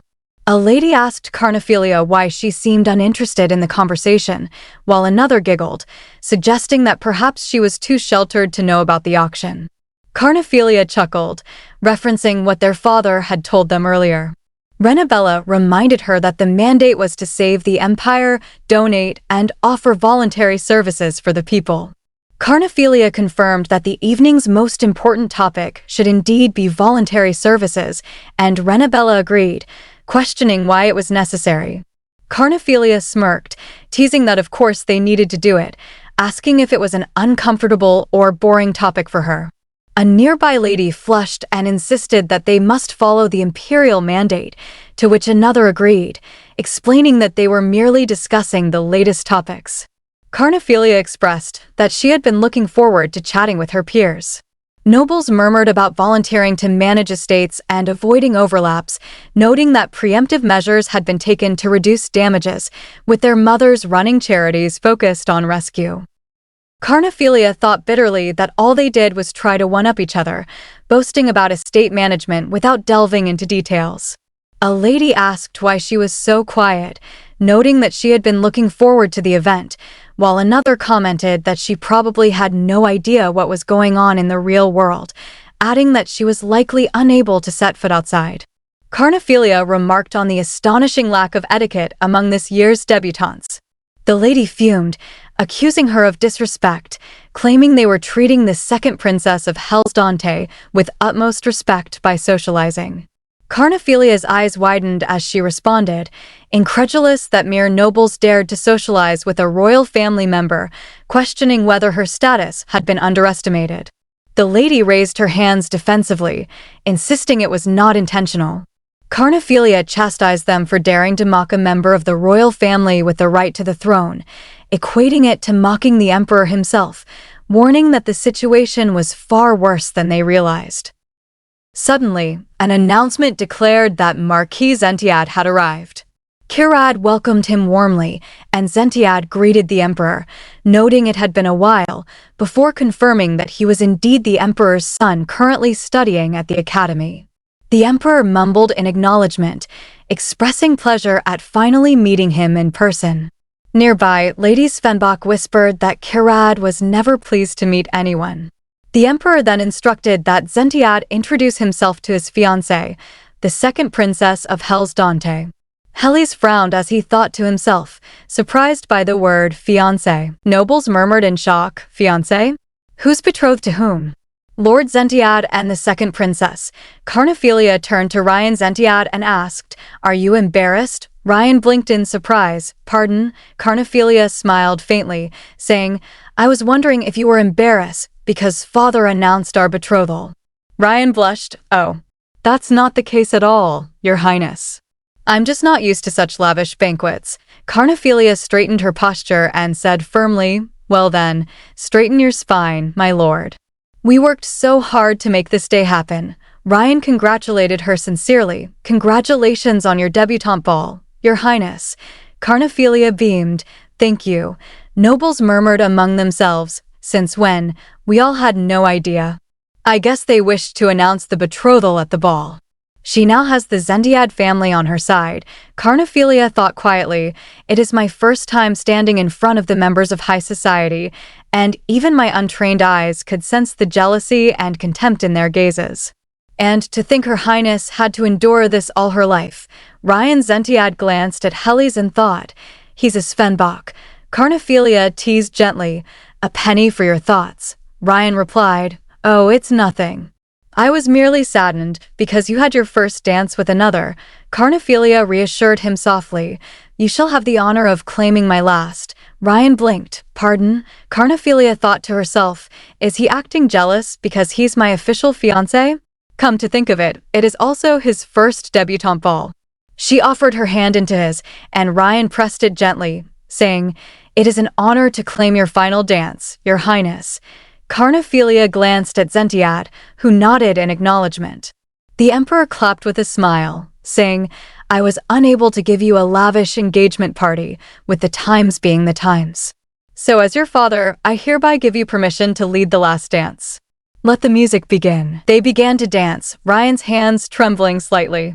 Carnephelia smiled, and Ryan asked hesitantly, Your Highness. She replied with a faint smile, You're shaking, my lord. Ryan admitted, hesitating, dance has never been my forte, Your Highness. Carnephelia chuckled lightly, ha. Is that so? He said carefully, I don't want to tread on your toes, Your Highness. Carnephelia replied gently, that's fine. There's no need to worry. Ryan smiled, my apologies. I must trust you more than I let on. I look forward to our time together, Your Highness. Nobles whispered among themselves, the second princess and the successor of House Zendiad, they look nothing alike. Perhaps opposites attract. Mind your words. The two together form a deadly combination. Helis, overhearing this, turned and grit his teeth. After the dance, Carnephelia went to the balcony, sighing, it's so draining. Helis approached and called out, Your Highness. Why are you avoiding me? Carnephelia asked. What are you talking about? Helis replied, you not only ignored my sister, but you left as soon as our eyes met. Carnephelia exhaled. HAA, have you forgotten our pact already? You know our agreement. So why won't you give up? Helis said earnestly. That's because there's something I wish to ask you. Carnephelia frowned, saying, I thought everything had been said and done. Helis stepped closer, voice firm. This is different. Your engagement. Was it a mutual agreement? He grit his teeth, demanding, I want to know if you agreed to the engagement, Your Highness. Or did you choose the Zendiad family yourself? Is it because they're more beneficial to you than the Svenbach kingdom? What is this? Is this really what you want? Carnephelia froze, thoughts racing. Why are you looking at me like that? It's as if you're upset that I didn't choose you instead. No, I must be mistaken. She replied firmly, my lord. You dare question a decision made by the royal family? Helis froze. Carnephelia continued, I won't tolerate any more insolent behavior from you. Helis slumped slightly, saying, if that's the case, I hope you will permit this, Your Highness. Meanwhile, Ryan glanced toward the balcony, thinking, the ball is about to end. Where is Her Highness? Isn't that her voice? He stepped forward, sliding the curtain aside and crumpling slightly.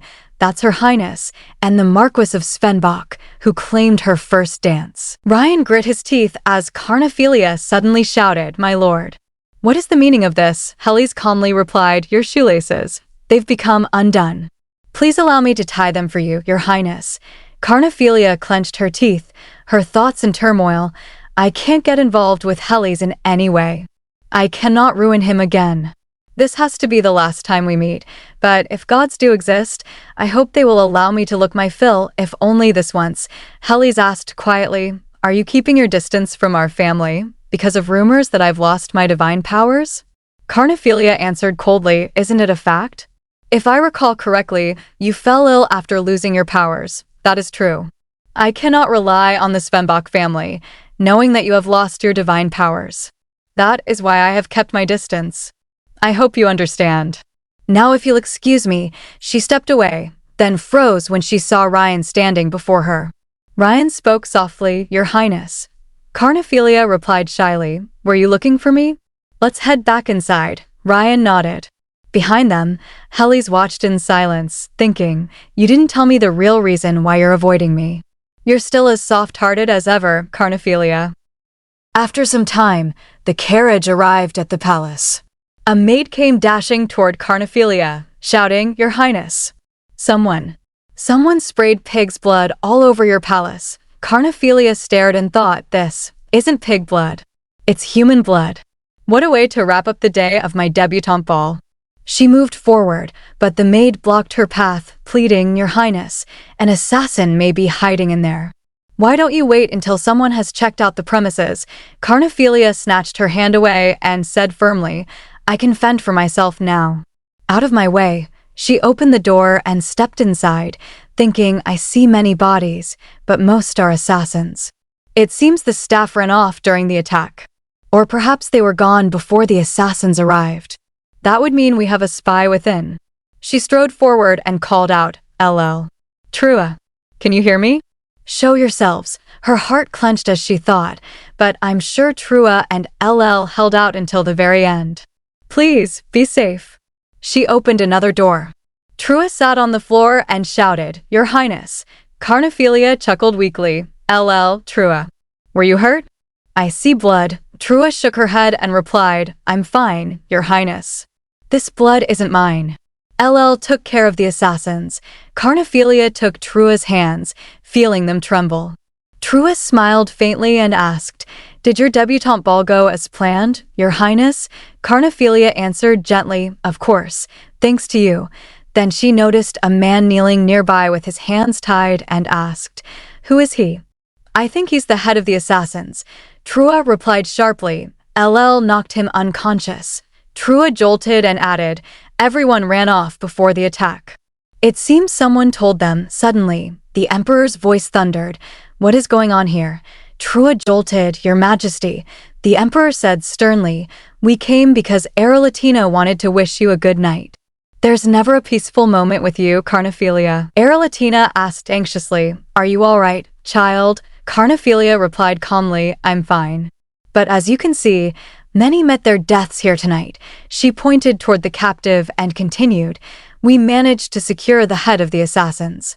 There must have been a spy in my castle for them to have launched such a swift attack. The bodies you saw were of the assassins. Not one belongs to my servants. Only 2 servants held fort in my bedroom. I'm sure some may have tried to prevent the assassins from entering, but most ran before the attack." The Emperor asked, "Is that a complaint I hear, Carnephelia?" Carnephelia smiled faintly and replied, "No, Your Majesty. It's just that I would like your permission to hire my own staff." The Emperor considered it and said, "You could, but it would take days to set up an entire staff."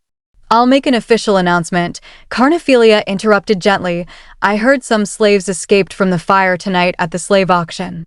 I don't need anyone in particular. They will be more than enough." The Emperor was startled. "Slaves escaped? How are you going to gather them all?" Carnephelia smiled softly and answered, "Did you forget about my powers? I shall use my power of foresight to find them, Your Majesty." Some time later, elsewhere, Ianride questioned sharply, "So you're saying that the second princess took in the slaves that escaped last night?" A servant gulped and replied, "That's right, Your Highness." Ianride slumped. "HAA, what is she up to now?" he groaned. "I couldn't catch Mariwan, nor could I teach my younger sister a much-deserved lesson." His thoughts darkened. "Things seem to be going awry as of late. I thought I was imagining things, but it seems very real now." The servant spoke again, "Your Highness, you are scheduled to attend a parliamentary meeting today. His Majesty specifically requested your presence." Ianride replied with a smile, "I'll go," but inwardly, his thoughts seethed. "He called for me right after I failed to catch Mariwan. It doesn't look good. Father, you won't be able to order me around much longer. I'll play along for now, but I'm going to have to drag you down from the throne soon." Carnephelia's palace was closed off after the assassination attempt, and she moved to the royal villa located near the Platinum Palace. She had little time to recover from recent incidents, for the parliamentary meeting was right around the corner. Marquis greeted her warmly, "Welcome, Your Highness." It is an honor to have you here today. Ianfried replied, yes, his thoughts sharp. I must solidify my position as successor to the throne. I have no choice but to regain the trust of my father so that I can reassure my people. To do so, I made sure that today's meeting is filled with my cronies. I'm more than prepared. The doors swung open and Lady Svenbach entered. Marquis murmured, isn't that Lady Svenbach? She replied calmly, it's been a while, Marquis Gordonsol. I believe that seat is mine. He responded, I have no idea what you're talking about. How very rude of you, she said evenly. I could say the same for you. Marquis flinched. Lady Svenbach continued, I represent the dukedom of Svenbach. You are not a duke nor count, so why don't you go sit in the back? Just then, Zentiad arrived. Lady Svenbach remarked, oh, I believe someone important has just arrived. The emperor welcomed him. Welcome, Marquis Zentiad. I called him in, as he is showing signs of recovery. Nobles murmured among themselves. When did that happen? I thought he was under bed rest. The emperor said thoughtfully, you all know that he was my former advisor. I'm sure he will bring valuable insight to the meeting. Does anyone have something to say about it? Then he asked directly, will you become my advisor again, Marquis Zentiad? Zentiad bowed slightly and replied, there's nothing I would like more, Your Majesty, though he mumbled under his breath, however. I have not made a full recovery, so I'd like to have someone act as my representative. The emperor nodded, saying, I believe they have arrived. The doors opened and Carnephelia stepped inside, announcing, Carnephelia Hellsdante, the second princess of Hellsdante, at your service. I'm here to represent Marquis Zentiad.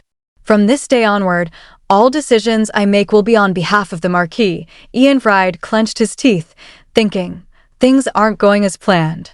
Marquis slammed the table and shouted, this won't do, Your Majesty. His Highness the Second Prince has proved his worth by ensuring the safety of the borders. Meanwhile, Her Highness the Second Princess has done nothing for the Empire. In fact, she has just recently come of age. We're here to discuss the affairs of the state today. Carnephelia flinched, but shot back. Are you saying that I don't deserve to be here? So you wish for me to prove my worth. Let me ask you in return. What makes you think that you're worthy of being here? The emperor gestured for silence. Enough. I gave the second princess the right to ascend the throne. That means I have acknowledged her worthiness. Do you have something to say to that? Marquis faltered. The emperor continued, having said that, I called you in today to discuss the new agenda. The empire is suffering from natural disasters. The aristocrats should join forces to deal with the calamity. But here you are, fighting over petty details. So answer me, Ianfried. What is more important to you? Ascending the throne or unifying the aristocrats? Ianfried thought grimly. He's coming after me, the wily fox. The emperor turned to Carnephelia. Since your brother is keeping mum, why don't you answer instead, Carnephelia? She glared and said firmly, my apologies, Your Majesty, but that is the least of my concerns. I need to find out who tried to harm what is mine. Last night, there was an attack against me and my people. When I returned from the debutante ball, I found dead bodies in my palace. According to the survivors, it was an assassination attempt against me. If I hadn't stayed behind to chat with my fiancé, I may not be here today. They could not have entered my palace without help. That means they likely received help from someone with access to the royal palace. I know one of you sent the assassin. What are you getting at, Your Highness? Marquis shot back sharply. Parliamentary meeting is no place to discuss private affairs. Another voice added, that's correct. We are sorry for your loss, but this isn't the time nor the place. Lady Svenbach interjected, an assassination attempt against a royal is no private affair. And Her Highness has the right to ascend the throne, Carnephelia thought. Don't stand up for me, Prita. Stop right there. Then she declared, so you both view this as a private affair. Well then, I'm sure we can get to the bottom of this. You see, I managed to capture the leader of the assassins, alive. I wonder if you will be able to keep silent. What do you say, Your Majesty? I would like to give the benefit of doubt to those present today. Would you give me the right to question them as I see fit? She thought. I said I would give you all the benefit of doubt. It won't be easy for you to rebuke my request. The emperor gestured. I would normally refuse, as most tend to become biased. But I know you would do no such thing. so I shall grant you the right, my daughter. Whatever happens onward shall be considered official business. This I guarantee." Carnephelia bowed gracefully, saying, "Thank you, your majesty." Then she flipped her hair and added, "So, dear brother, you can take your leave now. I can take care of matters from here." Ianfried ground his teeth, thinking, "What do you think you're doing, little sister?" Carnephelia smirked to herself, "Something you could never do, dear brother." Ianfried shouted angrily, "How can she be so rude?" Carnephelia smiled sweetly, "You're in charge of public order. I'm sure you have your hands full with the events of last night." The emperor froze. "What events?" Carnephelia smiled gently, "Oh my. I thought you had informed his majesty already. Or, have you not heard the news?" Ianfried seethed silently, "That bitch. How far is she willing to go?" She continued, "I heard the fire at the slave auction was meticulously mapped out to pave the way for a rebellion. Am I wrong? Is this the future you foresaw, Carnephelia?" The emperor's thoughts turned in disbelief. The emperor asked sharply, "I heard the fire at the slave auction was meticulously mapped out to pave the way for a rebellion. Am I wrong? What is all this? An attack? Explosion? Rebellion? Answer me, Ianfried." Ianfried replied calmly, "I meant to brief you after the meeting, your majesty." The emperor slammed the table and shouted, "A fire and an attack are two very different things. You failed to inform me, when even the second princess knows about it." Ianfried faltered. A marquis quickly intervened. "It was in no way a revolt, your majesty." Another added, "Yes, it was merely a fire." The emperor's eyes blazed as he said, "Is that so? You all knew of this, but didn't think to inform me about it? Enough. Ianfried, leave the meeting at once. You have more important business to take care of. Find out whether the slaves were revolting on their own, or whether there's someone behind it. You are in charge of security. Go to your job." Ianfried bowed respectfully, saying, "I'll take care of it, your majesty." As he left the room, his gaze flickered sharply at Carnephelia. The emperor turned to her, asking, "Now tell me, Carnephelia, who do you believe is behind the attack? Who dared to kill a member of the royal family?" Carnephelia replied calmly, "This poison was in the assassin's possession." She rolled a pocket open and said, "We checked the ingredients for the poison, and it consisted of rare poisonous herbs. Only someone with deep pockets could have purchased them." She commanded, "Open the doors." The marquis flinched as two soldiers escorted the assassin inside. Carnephelia announced, "Allow me to introduce the leader of the assassin group." "Is this true?" The marquis jolted internally. "He is one of our henchmen." The assassin raised his eyebrows and said, "Yes, I lead the assassin group." However, Carnephelia leaned closer, her voice cold. "I'll give you a choice. Do you wish to die here, or do you wish to meet your family again?" The assassin shouted, "I merely did as I was told. I received the list of participants for the debutante ball, a blueprint of the palace, and the poison from the noble who hired me. None of this was of my own volition." The emperor asked, "So he says.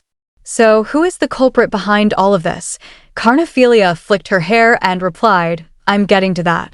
Someone with enough clout to draw a blueprint of the palace, enough funds to hire an assassin, and information to collect rare herbs. Barons and viscounts lack power, but marquises and dukes are too visible. So I compiled a list of counts that visit the palace often and have deep pockets. You should have revealed yourself when you had the chance." "Count Varden." The emperor's eyes widened in surprise. "Are you really behind the assassination attempt, Count Varden?" Varden sprang to his feet, shouting, "That's not true. I'm being framed. I did no such thing." Nobles murmured in panic, "Someone please help. I thought we were in this together." Carnephelia leaned toward Varden and whispered, "Her Majesty plans on making you the scapegoat. No one is willing to help you. What will you do now? You could take the blame for everyone's sake." Varden's anger flared as he raised his sword and grabbed Carnephelia's face, shouting, "Damnation. No one move." "That's right. This was all my doing. But I won't go down without a fight."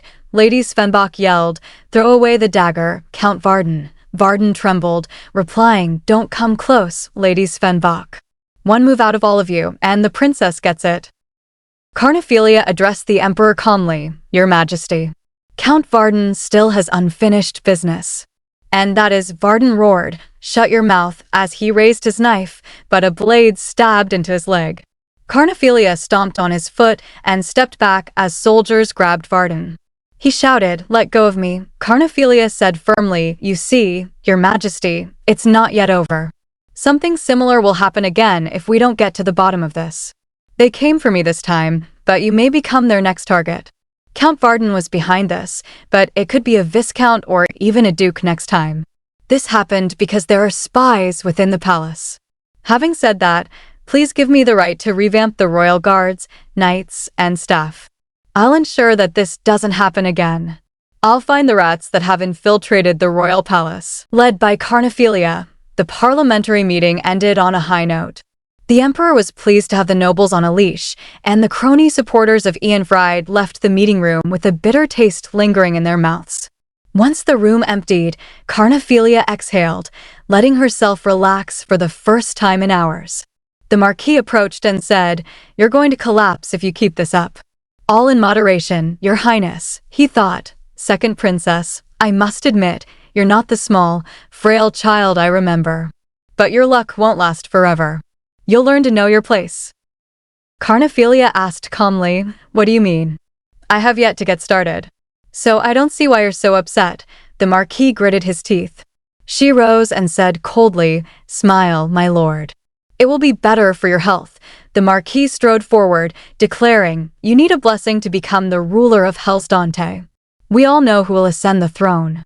There's no use going against the tide." Carnephelia swiveled and smiled. "Well then, watch me change history." Outside, as she walked, Carnephelia staggered slightly, thinking his grip was rather strong back there.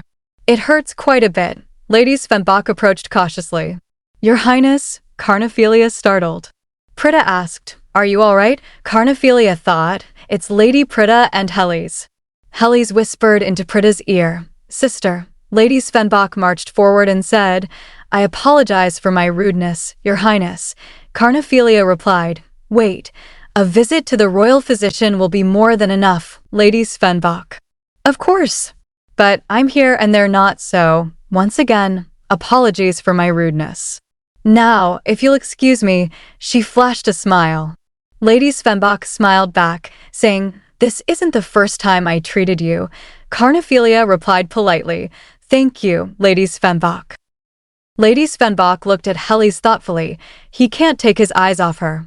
He realized that Her Highness was injured before anyone else. I wonder why he's so attentive towards her. Her complexion has returned to normal. It's time to wrap things up. Lady Prita grabbed Carnephelia's hands. Carnephelia asked, "If you're done, I'll be taking my leave now." Prita asked cautiously, "Before I forget, Your Highness, where will we be volunteering at?" Carnephelia replied, "I was thinking of visiting Carnard." Prita asked, "Which part of Carnard?" Carnephelia interrupted, "You finished, and I answered your question. Now if you'll excuse me." Prita replied, "Oh, of course. Until next time, Your Highness." Carnephelia thought silently, Carnard. After a while, a boy asked Trua, "Carnard." Trua replied, "Which part of Carnard?" Carnephelia answered, "The wasteland of Hellsdante." Trua shouted in shock, "Did you say wasteland? Surely you're not referring to—" "It can't be." Carnephelia replied with a faint smile, "That's right. I'm thinking of going to District 13. Trua yelled, "Why there, of all places?" Carnephelia explained, "District 13. It's where the lowest of the lows find themselves when they have nowhere left to go. District 13 is notorious for its high crime rate. Even crooks shy away from that place." Trua flustered, "Some say they burn aphrodisiacs in the air to drug the passers-by." "It's too dangerous for you, Your Highness." "You mustn't go there, Your Highness," a man added. "The passageways are winding and narrow. There's no place to escape should there be an earthquake or fire." Carnephelia nodded. "I know that." She thought, "That is exactly why District 13 was neglected in my previous life." She smiled and said, "Thank you for looking out for me.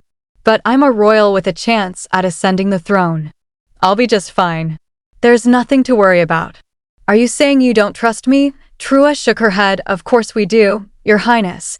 Carnephelia said confidently, "There's no need for you to worry. I'm not going to be dying anytime soon. Trua gritted her teeth and said, Yes, Your Highness. A man bowed and said, I'll go gather information on District 13. We need to ensure your safety for the visit. Carnephelia smiled and said, Thank you all. A knock sounded at the door. Your Highness. If you'll excuse me. A maid entered and whispered in her ear, The personnel officer will be arriving any minute now.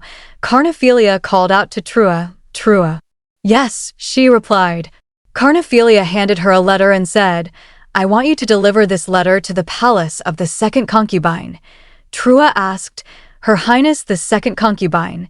Carnephelia replied, That's right. Wait there until she gives you a reply to my letter. Trua nodded, of course, and dashed off.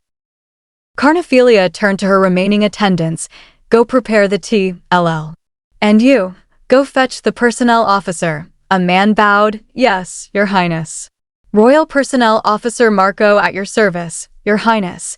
Carnephelia studied him and thought, Such arrogance. He's probably wondering why I called him in. She greeted him politely, Welcome. You may have a seat, he bowed, if I may. Carnephelia poured tea and said, This flower tea is said to have a calming effect.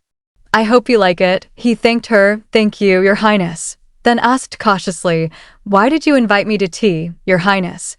Carnephelia smiled, You don't beat around the bush, do you? I have a feeling we'll be getting along just fine. I'll get straight to the point. I'm going to give you one chance. He froze. Excuse me, Carnephelia said firmly, Bring me the list of people you personally hired, before the Emperor finds out and decides to have your heads. I'm giving you the chance to weed them out before I do. Marco flinched, thinking, Is this a test of some sorts? Her attitude, the dry expression, and that piercing gaze, she looks like a force to be reckoned with. But she's merely the second princess. He cleared his throat and said, We have an extensive number of staff in the royal palace. Are you sure you want the entire list? Carnephelia's voice chilled the room. Lord Marco, you aren't in the position to question me.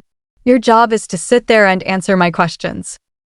Marco shivered and stammered, Understood, Your Highness. Teal take care of it, Your Highness. Teal get to it, Your Highness. Carnephelia leaned forward and asked, Am I making myself clear? Marco clenched his fists, Understood, Your Highness. She smiled, Good job. Now then, bring me the document storing every night, guard, and staff within the royal palace, and I want it in 3 days. Marco's eyes widened. 3 days. Carnephelia sipped her tea, smiling calmly. I'm sure you have everything organized. All you need is to bring the list to me. When I mean everything, where they're from, family background, work experience, references. Marco trembled, sweat beading his forehead. Carnephelia tilted her head and asked, So, what is your answer? He muttered under his breath, That's not enough time. Carnephelia raised an eyebrow. Are you saying you don't organize your documents? Marco clenched his fists, thinking, The documents I have were all revised at some point. It will take more than 3 days to correct the revisions. But I can't possibly tell that to her. Second princess, just how much does she know? Carnephelia sipped her tea again and commented, The tea's very fragrant today, LL. She asked lightly, Is 3 days a big ask? Marco slumped in his seat, thinking, Yikes. There's nothing I can do to get myself out of this. Then he said aloud, I'll be back with the documents in 3 days. Carnephelia smiled and said, Looking forward to it. You should get going. I'm sure you're busy. Marco bowed quickly, Yes, Your Highness. He left the room, muttering to himself outside, Damnation. I sense a storm coming. The moment the second princess gets her hands on those documents, there will be a huge upheaval within the royal palace. Carnephelia asked, A riot? A servant replied, Yes, Your Highness. It started where the slave auction took place, and it has spread to the refugees who have gathered there. They are mostly lower-class citizens, but those who live there have also joined to show their support. Carnephelia tapped her fingers, thinking, I didn't take this into consideration. Trua said, The second prince's reputation took a hard hit due to the flood, and it became worse when the public found out that he was present at the slave auction. Carnephelia replied thoughtfully, I see. He didn't provide a rescue package for the refugees, but was found at a slave auction of all places. I can see why the public is upset. She thought, I laid the foundation for the riot, but didn't expect it to happen so soon. Why is it happening so quickly? Marquis Entiad must be behind it. So this is how it feels to have a powerful supporter. Carnephelia asked, any casualties? A man replied, they're doing their best to prevent injuries during the arrests. They don't want to trigger a chain reaction. Carnephelia nodded. I see. Well then, Trua. Yes, Your Highness, Trua responded. Carnephelia instructed, go inform Her Highness Erelatina what we just learned. Trua bowed, I'm on it, Your Highness. Carnephelia smiled, appreciate it. A man asked cautiously, why do you wish to inform Her Majesty Erelatina and not His Majesty? Carnephelia replied, I wanted to show Her Majesty Belediake the difference between her and Her Majesty Erelatina. Political affairs should be left to the officials.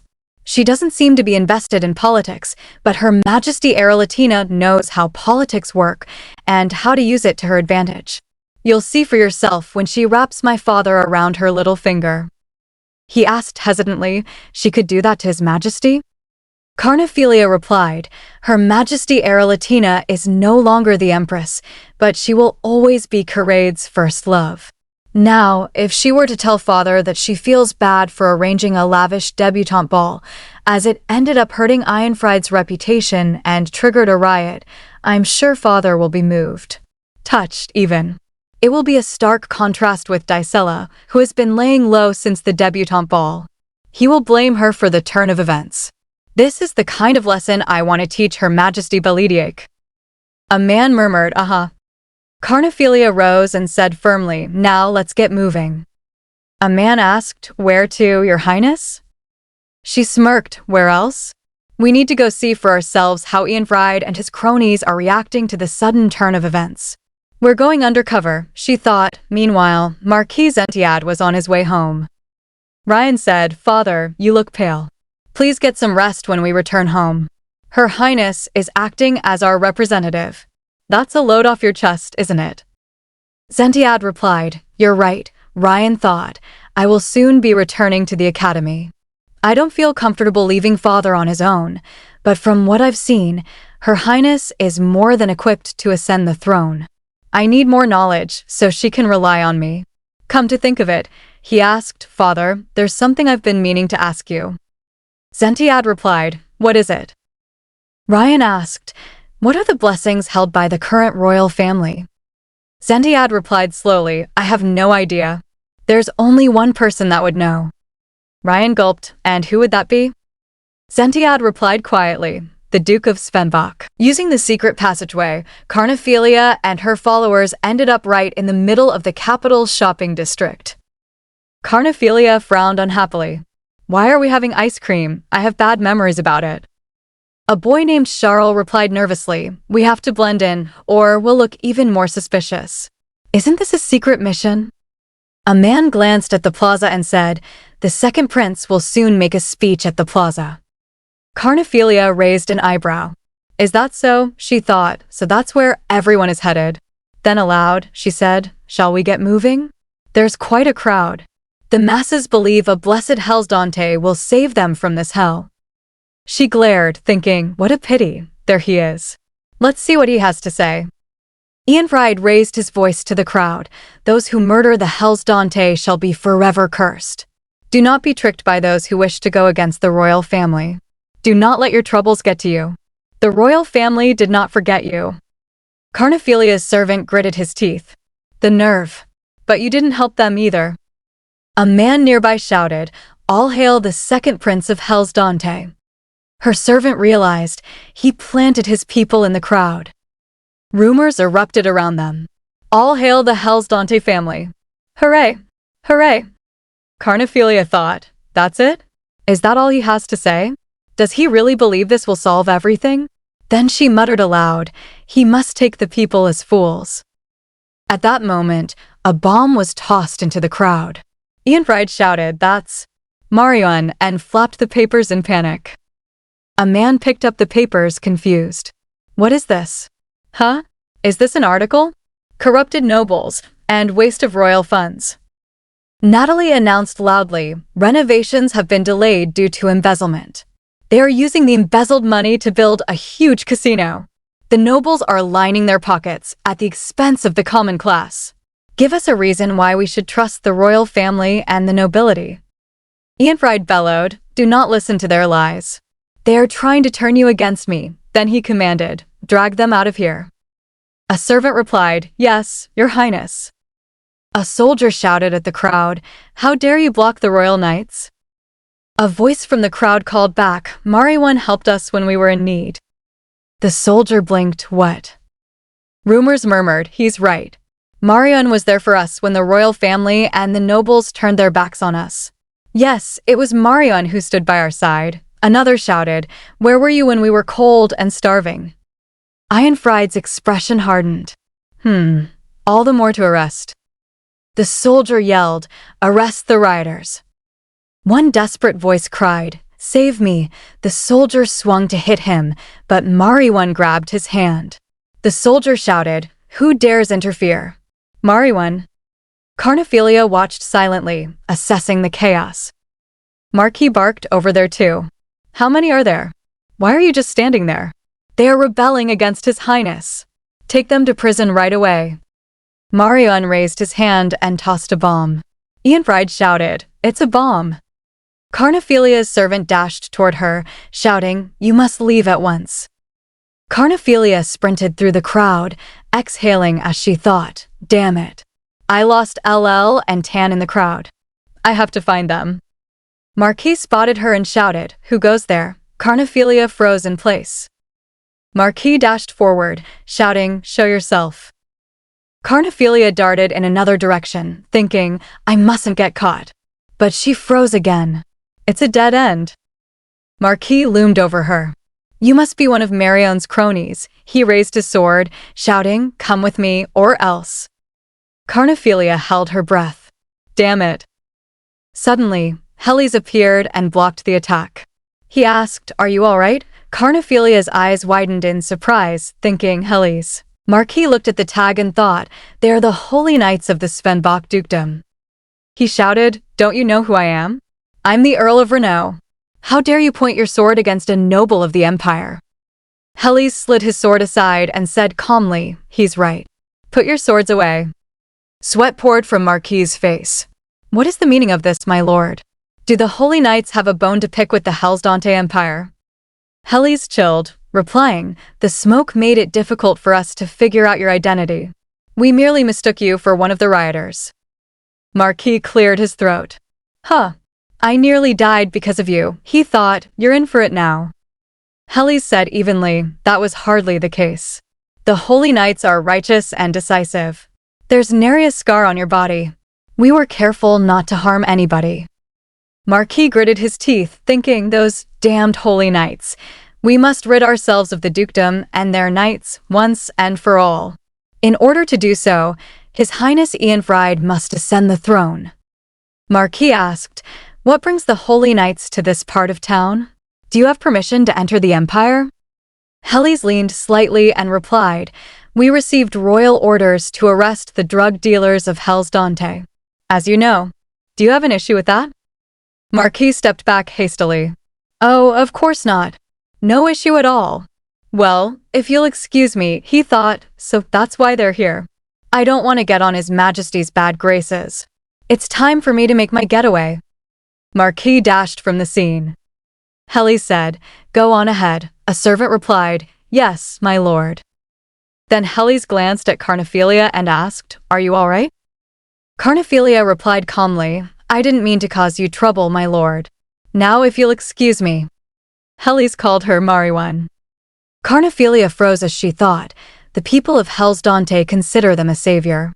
Some say their quest for justice won over the hearts of the merchants who are now funding the movement. Helis replied, they seem to be quite the hero. Are you here to meet them? Carnephelia turned and said, I have no interest in someone who hides their true identity behind a mask. For all I know, they may harbor dark secrets. Helis nodded. Is that so?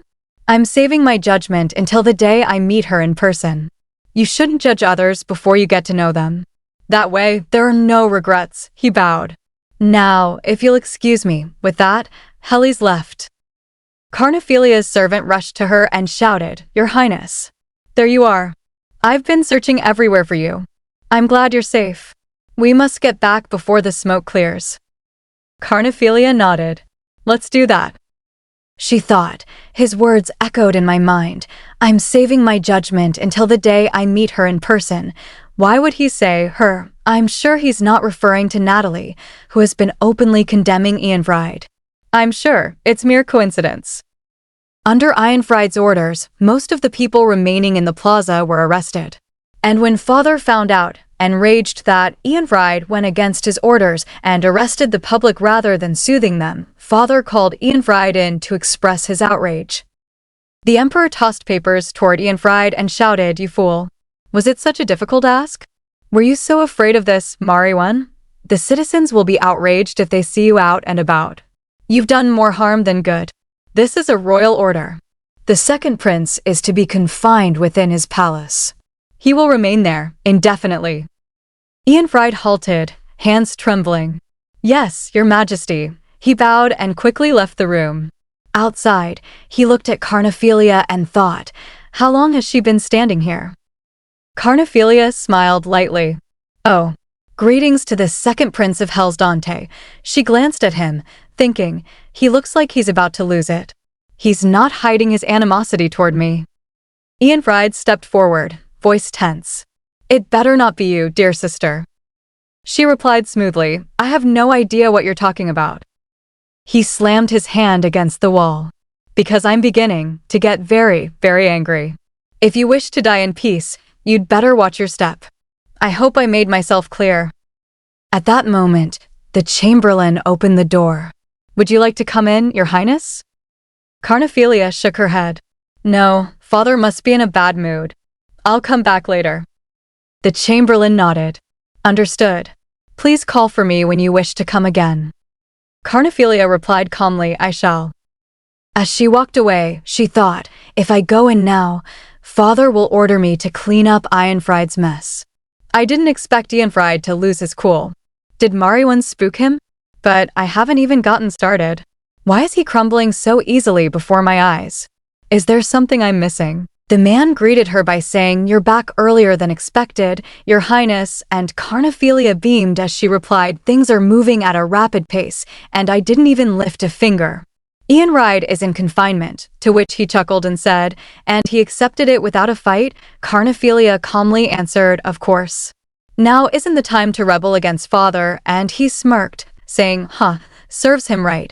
Carnephelia then warned him, I understand how you feel, but mind you, there are eyes everywhere, before giggling and adding Ianfried was so angry. He actually lost his cool. We need to watch our backs, and he laughed, replying, yes, Your Highness. Stepping forward, Carnephelia said, Let's head back to my palace, and upon seeing LL and Trua, she exclaimed, Dear mentor.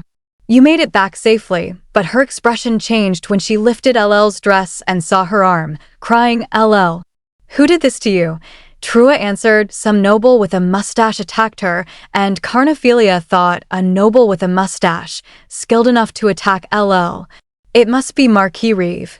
Gritting her teeth, she said, How dare he, as LL held her hands and shook her head, yet Carnephelia vowed, I'll avenge you, I promise. The mentor chuckled nervously and asked, What? Is that true? You cut off Marquis Reeve's arm with a swing of the sword, and LL replied with a shrug, I'm sorry for making you worry, Your Highness, prompting Carnephelia to smile and say, You did good, LL. You may get up. You don't have to kneel because of that bastard. Elsewhere, the Emperor sat alone, thinking, Ianfried, the fool. I didn't think he would be so reckless. He not only made the public turn its back on the royal family, but allowed the dukedom to emerge as their hero. One might even assume that Ianfried was on the dukedom's side. How do we get ourselves out of this mess? When Carnephelia arrived and halted, the Emperor sighed, You're here. Skip the formalities. What is your solution? And Carnephelia replied, The second prince is in confinement. The public now sees the Svenbach dukedom in a positive light, with the Holy Knights coming to their rescue. I heard Lady Prita has been on the move, but the Emperor snapped, I said, enough with only to be interrupted as Carnephelia continued, and some nobles are joining forces to pressure the dukedom. Of course, they could use the dukedom as an excuse to strengthen their influence, and they won't stop once they're done with the dukedom. Power is like a game to see who gets the biggest piece of pie. So, please use me to keep them in check. At this rate, the royal family not only have to go against the dukedom, but the nobles too. What better than another member of the royal family to put out the fire caused by another? The emperor asked, "What do we need to do?" And Carnephelia chuckled, "First, we should open the state coffers to the public, making the emperor think you witch. You're using the nobles and dukedom as an excuse. By opening the state coffer to the public, you wish to rise as their savior. I see through you, but I don't have any other options. And you figured out that I've been holding the dukedom in check. Yes, it will be beneficial for the royal family if you manage to put Prita in her place." Before he added, "Fine. When should we make the announcement?" Carnephelia smirked and said, "I'd like the announcement to be made on the day I leave," leading the emperor to think leave. Is she referring to the volunteer work she mentioned during the debutante ball? She is really thinking of going to that place. Before saying aloud, "I'll keep that in mind." "You may leave now," and Carnephelia curtsied, replying, "Thank you, Your Majesty." As she left, the emperor thought she said she could foresee the future. Did she look into the future again? She seems so sure of herself. With a blessing like hers, I would have announced it to the entire world. So why is she keeping it under the wraps? Is her blessing flawed in some way? Now is the perfect time to see how she reacts to different variables, then called out, "Chamberlain," to which the chamberlain replied, "Yes, Your Majesty," and the emperor commanded, "Bring me a pen and some paper. I need to write a letter." A few days later, Carnephelia sat near the carriage and told her servants, "This time, I'm only taking LL with me. I trust you will keep my palace safe," and Trua answered, "Of course, Your Highness. Please be safe," while Carnephelia replied, "Will do." "Oh, before I forget," prompting Trua to ask, "Yes," as Carnephelia coughed and whispered, "Keep an eye out on the second concubine for me, Trua. She will be on the move as soon as I depart," and Trua whispered back, "You can leave it to me." Carnephelia then said, "Well then, I'll get going," as she swayed and fell backward, only for Renabella to catch her and shout, "Carnephelia," surprising her as she asked, "Renabella? What are you doing here?" And Renabella replied gloomily, "I'm here because I'm going with you." Carnephelia pushed her slightly and asked, "What do you mean?" And Renabella answered, "Father said I could go with you.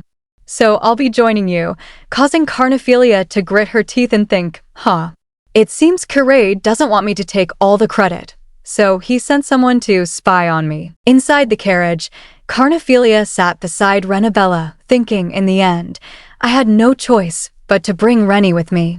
I can't do anything with Renabella stuck to my side. That's the place where I got injured before, when Renabella suddenly lunged forward and said, "Rennie is happy to spend 3 whole days with you, sissy." Carnephelia replied dryly, "I can tell," while Renabella smiled brightly and continued, "I get to ride a carriage with you and enjoy meals together. I'm going to help you while you volunteer, too. I love being with you." Carnephelia called her name and asked, "Renabella, did you hear that our brother Ianride is in confinement?" To which Renabella answered, "Yes, Mother told me," and Carnephelia continued, "Then you must also know that it happened because he and I are competing for the throne," making Renabella squeeze her hands as she said, "Yes, everyone has been talking about it. I know why you're so worried. You're afraid Ianride will take revenge when he ascends the throne, right?" Before blushing and adding, "Don't worry. I'm not going to let him kill you. It's simple. You can join my dollhouse." Carnephelia leaned closer and said, You don't seem to understand." Renabella, surprising her as she asked, "What do I not understand?" Carnephelia smiled gently and replied, "Your brother Ianride won't be ascending the throne," causing Renabella to shiver and say, "Then what will happen to Rennie?" Before Carnephelia suddenly noted, "Oh, we must have arrived. Let's go out," as a voice echoed, "Her Highness the Second Princess has arrived," and nobles bustled around saying, "Is that Her Highness the Second Princess? She's petite, but ever so regal. Raven hair, how fascinating," making Carnephelia think, "This isn't what I expected." This would never have happened in my previous lifetime, as she recalled being struck by a man shouting, "Hey, watch where you're going." Ugh, raven hair. This must be my unlucky day, and she thought, and I don't mind it at all. A soldier suggested, "Your Highness, why don't we eat here before we head over to the inn?" prompting Carnephelia to think this is an impoverished area. How could there be a restaurant here? They must have used me as an excuse to book it. Before she said, "I don't know who found this place, but I won't be eating here," startling the soldier who said, "But," only for her to interrupt. "You seem to not know the meaning of volunteer work. We're not here to enjoy ourselves." As she pointed out, the purpose of our visit is to see how the people are faring. So how could we eat at a fancy restaurant like this? And added it would look hypocritical, leaving the soldier frozen as she continued, "My staff prepared a simple meal for me. I'll have that," prompting him to shout, "Your Highness, we'll go with you," while Renabella cried, "Take Rennie with you," making Carnephelia think, "I thought I could finally get some time to myself," as LL set up the carpet for dinner and Carnephelia said, "I shall dine here. Thank you for the meal," only for LL to report, "Your Highness, the villagers of the town nearby wish for an audience with you," causing Renabella to shout, "How dare they try to interrupt us during our meal," while Carnephelia soothed her saying, "Don't worry, Renabella. It must be urgent business for them to visit us like this," and LL agreed, "Pardon?" "Yes, that seems to be the case," as Carnephelia rose and ordered, "LL, come with me. The rest of you can start eating first. I'll go see what this is all about," making LL march forward in shock and think, "You wish to meet them in person." I hoped to spread rumors once she turned them down, but Carnephelia replied, "Of course. They're here to see me, aren't they?" As Renabella insisted, "Rennie will come with you," when Carnephelia addressed the villagers saying, "So, what brings you here?" And one answered, "We heard that you volunteered to visit the towns ruined by the floods," to which she said, "That's right," and he continued, "As you well know, our village receives frequent visitors from the capital due to its sheer proximity," prompting her to respond, "I do," before he shouted, "Then why are you going to the slums, rather than stopping by our village? We were wondering why you weren't coming to see us first. We always go out of our way to host our visitors from the capital. Our village has also suffered from the floods. Please reconsider your route, Your Highness," making Carnephelia think these people have always benefited from the geological location of their town. It must have been a shock knowing they were not a priority this time around. How very selfish of them. Wait, I may be able to use this to my advantage. Before she replied, "I understand where you're coming from. However, I have no intention of changing my plans," shocking him as he said, "Your Highness," but she continued firmly, "All renovations and volunteer work must start at the slums. It may take a while, but I will be paying a visit to your village too. All you need is to wait. So, what's the issue? Are you having trouble understanding me? Do you know what caused the flooding?" "I need a branch, LL," and after LL handed it to her, Carnephelia drew on the ground and explained, "It is difficult to manage the water pipes located within the slums. The slums lack a proper water supply and drainage system. So when there was heavy rain, we were unable to take prompt action there, which ended up affecting your village. The bottom line is, the damages occurred because we turned a blind eye against the slums. So for us to get to the root of the problem, we must tackle this area first. Or now do you understand why the slums are my top priority?" Thinking, I knew they wouldn't give up easily. Before she added, "Of course, I understand your concerns. The endless wait must be nerve-wracking," and then introduced Renabella by saying, "My sister, the third princess, will stay at your village until the renovations are complete," shocking LL, who protested, "That not part of our plans, Your Highness. Her Highness the third princess is here on condition that she accompanies you," but Carnephelia smirked and said, "Well, were those royal orders? The royal orders state that we offer help to all citizens in need. These people seem desperate for help, but unfortunately, there is only one of me. So the person that would fit this task should be a member of the royal family," only for Renabella to scream, "No. Rennie doesn't want to stay here. I want to go with you, Carnephelia." Renabella cried out, "Rennie doesn't want to stay here. Rennie came because of you. And Rennie will do as she wishes. Rennie will be very angry if you leave her behind," startling Carnephelia as she thought she's about to use her blessing, before she firmly said, "Renabella, Didn't father send you here to help me? Your actions aren't helping me at all, and that would mean you would be going against his orders. Your dollhouse won't be safe if you get on father's bad graces, shocking Renabella into exclaiming, "What? No, not my dollhouse," as Carnephelia lowered her gaze and asked, "Do we have an understanding?" thinking she seems to have calmed down. Now it's time to give her a reward, and then added gently, "Rennie, you're actually doing me a favor," prompting Renabella to ask a favor, as Carnephelia squeezed her hands and said, "I'm doing this because I trust you," making Renabella ask innocently, "You trust Rennie?" And Carnephelia smiled as she replied, "Of course. We may have different mothers, but we're sisters. I would feel much better knowing that you were taking care of these people. Do you still wish to refuse, Renabella?" To which Renabella shouted, "Of course not. I understand, Carnephelia. You go on ahead. I'll take care of things here." And Carnephelia chuckled, "Thank you for being such a help, Renabella." Later, Carnephelia exhaled as she sat alone in the carriage, saying, "Finally, we have silence," while thinking, "It's sunset already. We still have more ways to go before we reach District 13, when someone knocked and warned, Your Highness. It will be dangerous to enter District 13 at this time of day. Why don't we stop by nearby tonight and return tomorrow morning?" And Carnephelia smiled faintly and said, "Let us do that," as the carriage moved and reached the palace, where a soldier explained, "There aren't enough rooms here for all of us. We'll unpack at a nearby inn and return to stand guard." "Understood," making LL frown while Carnephelia smiled and said, "Oh, this land belongs to Earl Renault. I'm sure he only invited the royal guards for a lavish dinner. They may end up getting drunk there. There's no need to get upset, LL. I didn't expect an invitation." "Oh, and about tonight?" As LL nodded and another replied, "We'll take care of things here while you're gone, Your Highness." Deep into the night, two horses clacked away from the palace, and Carnephelia and LL arrived at District 13, where Carnephelia said, "We're in District 13, LL. Let us move on foot from here onward," stepping forward as she thought, "It's even worse than I expected," when LL suddenly froze and covered Carnephelia's mouth, making her think they drugged the air. Trua was right, and she handed LL a jacket saying, "Use this, LL," as they covered their faces, and Carnephelia noticed a boy and thought, "Isn't that a little boy?" The boy chuckled and asked, "Are you a saint?" before hugging her and crying, "I need your help. My mother is sick," and Carnephelia called LL as LL nodded and lifted the boy onto her shoulders, while Carnephelia said, "Shoo, I want you to lower your voice.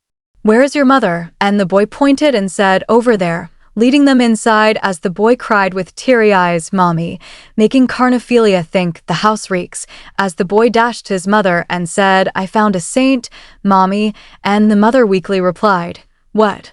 While he said, "You're going to get all better now," and as the mother stirred, Carnephelia observed and thought, "Spotted skin. Is it smallpox? We can't possibly treat her now," when she turned to leave and the boy dashed after her, grabbing her dress and shouting, "Don't go. Please help us," jolting Carnephelia as she hushed him, then knelt and said, "Tomorrow morning there will be a huge stall at the plaza. Bring your mother there. If there are others with similar illnesses, bring them too," as she handed him a pill and said, "Here. Make sure your mother takes it. It will provide temporary relief," making the boy beam and reply, "Yes, ma'am," while Carnephelia trudged onward thinking, "I don't know where to start," and said softly, "Tomorrow will be a long day." The next day, at the District 13 Control Center, someone shouted, "Your Highness. Supplies are continuously flowing in, Your Highness," and Carnephelia replied, "Oh that. Accept everything that comes our way. We'll be receiving more supplies in the upcoming days," leaving him surprised as another rushed in shouting, "Your Highness. The Diana Merchant Group sent medicinal herbs, and the physicians from the Kissbell Foundation have just arrived. Your Highness. The Roche Merchant Group has sent salt and flour," while a rumor murmured in confusion, "What is happening here?" thinking this is much more than the supplies that were rationed for the second princess, as Carnephelia ordered, "Why are you just standing around? Move the supplies to the storage house," and he hurried off replying, "Yes, Your Highness," while Carnephelia thought, "I'm glad I sent word to the nearby merchant groups. Marion is getting more influential by the day. I shall remember their hospitality, even when I no longer have to hide behind the Marion alias." The little boy chuckled and exclaimed, "Oh, you're the saint from last night," and Carnephelia smiled gently as she replied, "I'm glad you made it. Call for one of the royal servants." "It doesn't matter who it is," as LL nodded and a maid soon arrived saying, "Did you call for me, your highness? Who are these people?" To which Carnephelia answered, "They are ill, and they need our help. Take them to the physician." Before sitting in front of the little boy and explaining, "We're going to set up a clinic here.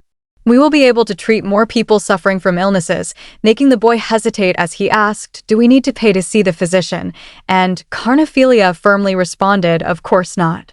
I'm here to help those in need. If I made you pay, I'd be doing business, not volunteer work. So don't worry about money, and use the clinic as needed," causing the boy to beam and say, "Thank you, my saint," only for Carnephelia to correct him with a smile, saying, "That's your highness to you," prompting him to repeat, "Your highness." As Carnephelia then called out, "Oh, could you all gather around for a minute? I have a favor to ask of you. Please inform everyone within District 13 about our stall. We want everyone to take advantage of our services." "All right," and the little boy nodded eagerly while Carnephelia concluded, "Well then, later." As she sat inside the carriage, Carnephelia thought, I can't believe I'm tired already. I seem to have gotten even weaker than before.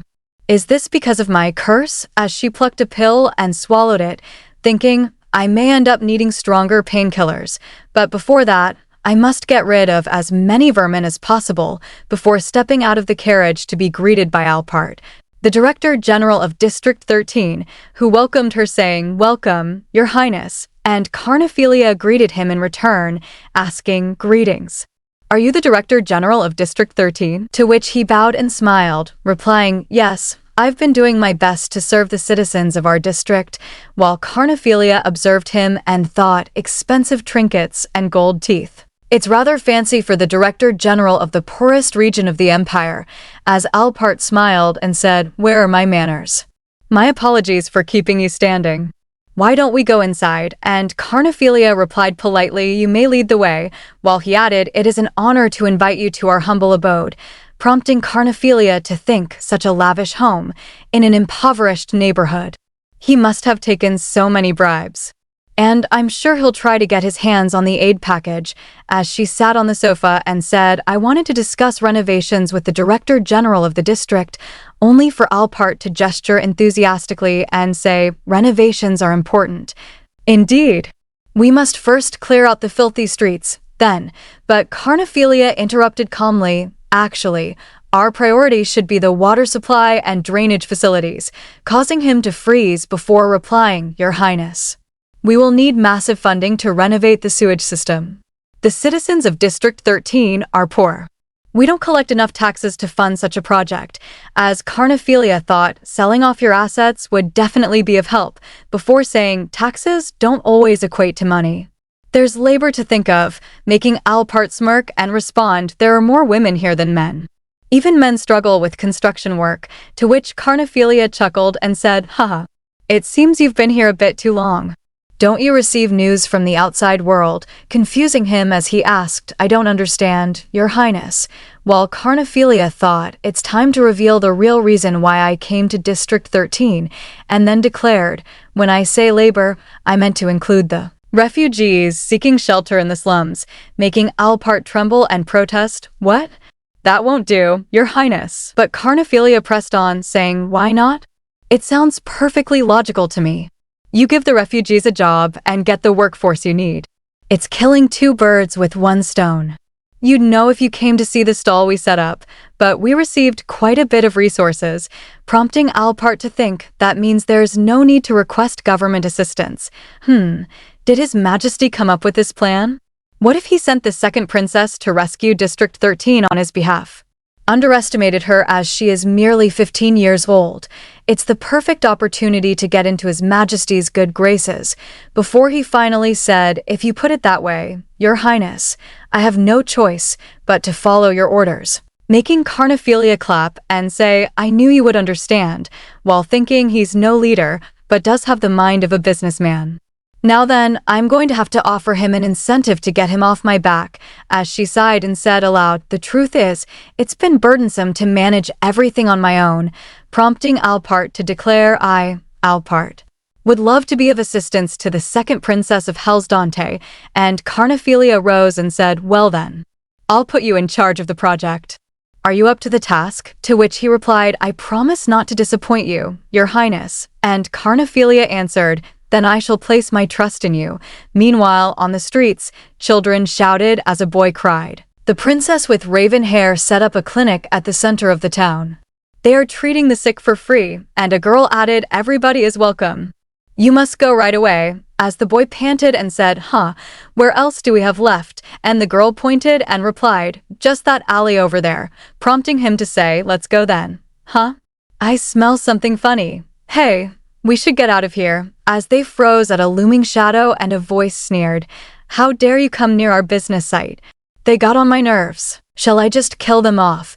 When a man approached and the boy shouted, only for Helles to appear and command, Iru, take him, freezing the man as a Mari one dashed forward and slammed him to the ground, making him shout, who are you? While Helles calmly asked, you were saying something interesting earlier, raising his hand as he continued, could you tell me more about it? Irumian, the holy knight and Helles's right-hand man, asked cautiously, are you still planning to visit her highness? Helles replied calmly, we should offer whatever help we can. Irumian hesitated, saying, I'm having trouble understanding, my lord. Her highness the second princess refused the help of our dukedom. I don't think she would appreciate our services either. I don't know why both you and her lady are so adamant on helping the second princess of Hellsdante, Helles acknowledged silently, thinking that Irumian's concerns were understandable, for Carnephelia has rejected our help from the start. He continued, it was obvious from the contract that she wished to cut ties with our dukedom. It's as if she wishes to turn her back against the dukedom. Helles reflected that Irumian hadn't trusted the second princess from the beginning, thinking it was likely an instinctive reaction. Irumian raised his hand, warning, I wish you would stay away from the second princess, my lord. She seems to know about your secret. You must tread even more carefully. Helles nodded, replying, yes. My father is also worried about that, before adding firmly, so. However, our priority is to clean up the corruption rooted firmly within District 13. Joining forces with Her Highness will be of help. He grabbed Irumian's shoulder and advised, don't think too hard about it, as children wept nearby. And he thought to himself, I don't want to inconvenience her in any way. Helles handed a child a letter, saying, here. I want you to deliver this to Her Highness. The boy sniffled and replied, I will, while Helles thought, but Irium. I find myself gravitating towards her every time I get an opportunity to be near her. I'd do anything to get closer to her, before commanding, let's follow them. The boy ran to Carnephelia, shouting, Your Highness, and Carnephelia asked, oh, you're back. How did things go? The boy replied eagerly, good. I have something for you. Handing her the letter, he added, here you go. A dashing knight asked me to give this to you. Carnephelia, surprised, muttered, a dashing knight? For me, and the boy confirmed, that's right, as she opened the letter, reading aloud with a tense expression. Oh, the boy exclaimed, I think he wants to meet you, your highness. He had silver hair. It was fascinating. There's something I'd like to discuss with you regarding District 13. Helles Fembach. Carnephelia gritted her teeth, crumpling the paper in frustration, thinking, I really wanted to prevent this from happening. As she rode on her horse, she thought anxiously, I thought he would get the message. So why is he going out of his way to meet me? And even now, I hate that my heart is pounding, because I'm looking forward to seeing Helles again. I should have a heavy heart, but I feel rejuvenated. I need to push you away, Helles, but I guess I still love you. She arrived and approached Helles, who greeted her formally, Your Highness. Carnephelia asked sharply, Why are you alone? And Helles extended his hand, explaining, My knights are keeping watch nearby. She thought strategically, I can end Ironfried's life before he gets here. He was able to receive it because I pushed him away. This is the Helles I wanted you to become, so dashing. The brooch becomes you. She snatched her hand, as Helles continued softly, I heard you were doing volunteer work at District 13. Carnephelia urged him, please get to the point. Hellies leaned closer and whispered, it turns out that the drug dealer who escaped from District 6 is actually based here. Carnephelia's eyes widened. Drug dealer. Hellies hushed her. Show, you must lower your voice, she thought. Is that why I sensed drugs in the air before? Hellies explained carefully. There is a painkiller concocted for His Majesty, and one of the ingredients could be used to create an illegal drug. Although the ingredient is considered illegal, they made an exception for His Majesty. And there are those who took advantage of that loophole. They steal small amounts during production and use it to get people addicted to drugs, then make them pay a high price. Carnephelia asked urgently, do you know where he is hiding? And Hellies replied, we've narrowed it down to a specific area. She frowned, drugs. And District 13. Oh, Hellies asked quietly, what are you thinking of? And she replied, the person in charge of creating the medicine for father is none other than Earl Ingram. Hellies nodded. Everything fits into place. District 13 is a part of Earl Ingram's estate. Carnephelia turned to him, asserting, allow me to remind you again. I don't need the help of the dukedom. We are not allies, nor are we enemies. Please remain neutral. Having said that, if you really need my help this time, I'd be willing to offer it. Hellies grabbed her gently, exclaiming, wait, Your Highness, and she insisted, please let me go, as Hellies held her hands firmly, saying, when I heard that you had arrived at District 13, I contemplated not sharing the news with you. But now that I have, I'm confident I made the right choice. I'll pay you another visit when we come up with a solid plan. He kissed her hands respectfully, adding, until then, take care, Your Highness. A few moments later, in District 13, Alpart shouted in surprise, what did you just say, Your Highness? And she calmly replied, I said I received word from an anonymous source. They said there's someone with golden hair, just like a Hellsdante, in District 13. Marquis Renault slammed the table and shouted, you found a blonde child in District 13. Is the second princess using that as an excuse to scour through the district? The Chamberlain replied, it seems so, my lord. But Renault scoffed inwardly, thinking, blonde hair, my ass. His Majesty doesn't have many bastard children. I was trying to secretly expand the red light district. The Chamberlain then asked, what will you have us do? Renault's thoughts spiraled in frustration, but at this rate, they will find out about my covert operations. Gordonchil is busy filling in for His Majesty the Second Prince. Marquis Sheneston is on a secret mission and cannot be reached, and Marquis Reeve is still recovering after losing an arm. Damn it. How am I going to deal with the second princess on my own? Finally, he ordered aloud, call for Earl Ingram at once. Yes, my lord, the Chamberlain responded, and as Renault sprang to his feet, he thought, Ingram also invested heavily into this project. I'm sure he won't turn his back on me. Then he added, let us pay a visit to Her Highness. That was how they ended up in District 13, where someone shouted, get in line. It's one blanket per person. Go to the other tent for food and water. These are the instructions regarding the sewer renovation project. We want you to read it carefully before signing your name. If you're illiterate, ask for help. We'll read it out for you. Marquis Renault stared around in disbelief and thought, is this really the slums? It's vibrant and full of people. There are no riots, and everyone is lining up in an orderly fashion. How could this be? Then he said, well, let's go. Ingram agreed. Let's do that. When they reached Carnephelia, they announced, Your Highness. Carnephelia smiled and said, oh, Marquis Ingram, Renault. What brings you here? I thought you were busy. Marquis Renault responded, we heard that you were scoping out District 13 and came to be of assistance. Assistance? Carnephelia asked, and he hurriedly replied, why would you tour the slums? His Majesty would have our heads if you caught something contagious. She laughed softly and said, enough with the formalities. Let's cut to the chase. There's no one else around. You would have brought a physician with you had there been a contagious disease spreading around.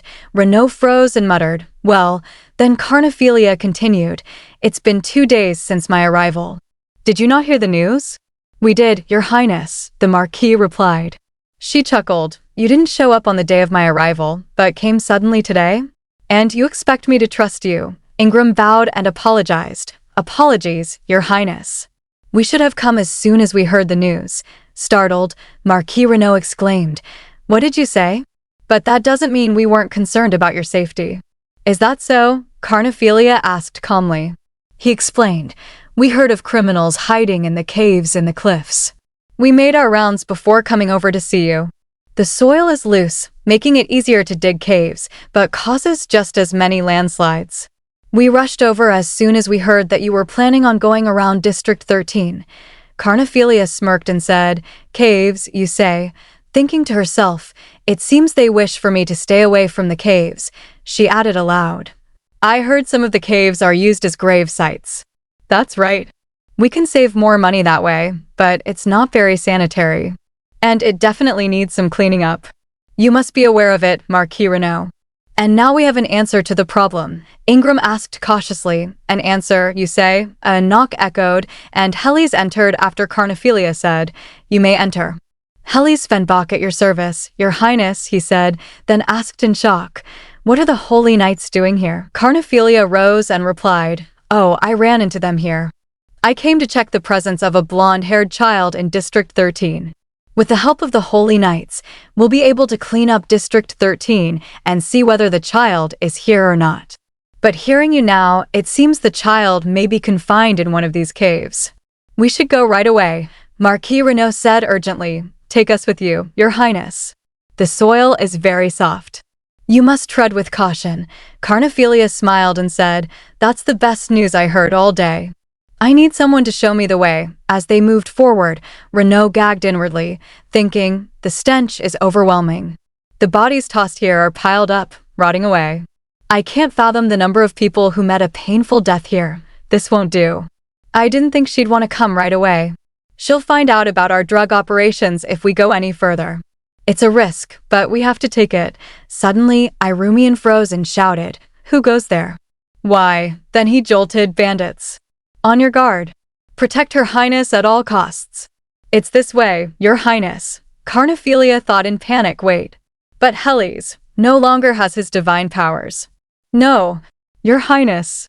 It's dangerous there, Irumian yelled, then thought in shock, That footwork and movement, she's lightning fast. Your Highness, Helly shouted as she leaned toward him, and he cried out, What are you doing? Leave it to us and make your escape. Now isn't the time to be stubborn, she shouted back, No. I can't. I won't watch you get injured again, leaving Helly stunned, as Irumian rumbled, What is that sound? The ground is shaking. They have it wrong. In the next instant, Carnephelia slipped and fell, and Irumian shouted in terror, The ground. The ground is collapsing. Carnephelia jolted awake on her bed, staring at the ceiling as she thought, I've seen this ceiling before in my previous life. This is the bedroom of the Duchess of Svenbach. It couldn't be. Why? I'm not supposed to be here. Don't tell me that it was all merely a dream. Did I dream of changing history and saving everyone involved? What day is today? The last thing I remember. Then realization struck her. Oh. I took the poison Ianfried dished out and fainted at the royal palace. They sent me to the dukedom to recover, so killing Ianfried and returning to my 8-year-old self was a figment of my imagination. Despair crept in as she wondered, am I still the weak, burdensome Duchess of Svenbach? I'm ill, and there's not a single servant here to aid me. Yes, this is my reality, and all I can do is cry and cry some more. I can't tell people when I'm hurting. I deserve suffering. All I can do is sit in this room, wallowing in my own misery. The door opened, and she lifted her head, thinking, who would come in without knocking? LL? Her heart sank. No, LL is already dead. I can't see their face. Oh. It's you. Helly's asked softly. Why are you sitting there like that? Why? Are you crying? Tears slipped down her face as she thought, why is he looking at me like that? Oh. This really must be a dream. Do I still wish to be his wife? Wait, it's coming back to me now. I was at a cave in District 13, and the ground gave way beneath me, so it really was a terrible dream. She stood and said, Have no fear. I'll repent for my sins until the day I die, making Helly's flinch. while she thought, I don't care if this is a dream or a remnant of my past. I don't deserve you either way. Wait, Helly's cried, but Carnephelia stepped onto the balcony and jumped down. Carn, he shouted as she fell, thinking, I must wake up from this hell. What a nightmare. I can still hear Helly's calling my name. Please, wake up. Helly shouted, and Carnephelia jolted upright again as Helly's muttered tensely, wrong. You were all wrong. Choking, she thought, why won't my nightmare ever go away? Then panic surged. Wait, is this reality? As Helly said urgently. You're up. Please don't move. She leaned toward him and touched her head, murmuring, what? While thinking, I'm starting to feel cool-headed again. Wait, now isn't the time. Helly's explained. You have a slight fever from your injury, Your Highness, she asked. Are we the only two people that fell? Helly's glanced aside and replied, that's right. And it seems we fell into their drug den. She tried to rise, saying, then we must go arrest them at once. Ugh. Your Highness. No sudden movement. Your wound may get worse, Helly's warned, but she insisted, don't worry about me, and focus on arresting the guilty. He choked out, how can I not worry? Without my divine powers, all I can do is stay by your side. Please allow me to do that. Dizziness washed over her as she thought, Helly's would never look at me like that. So this must really be a dream.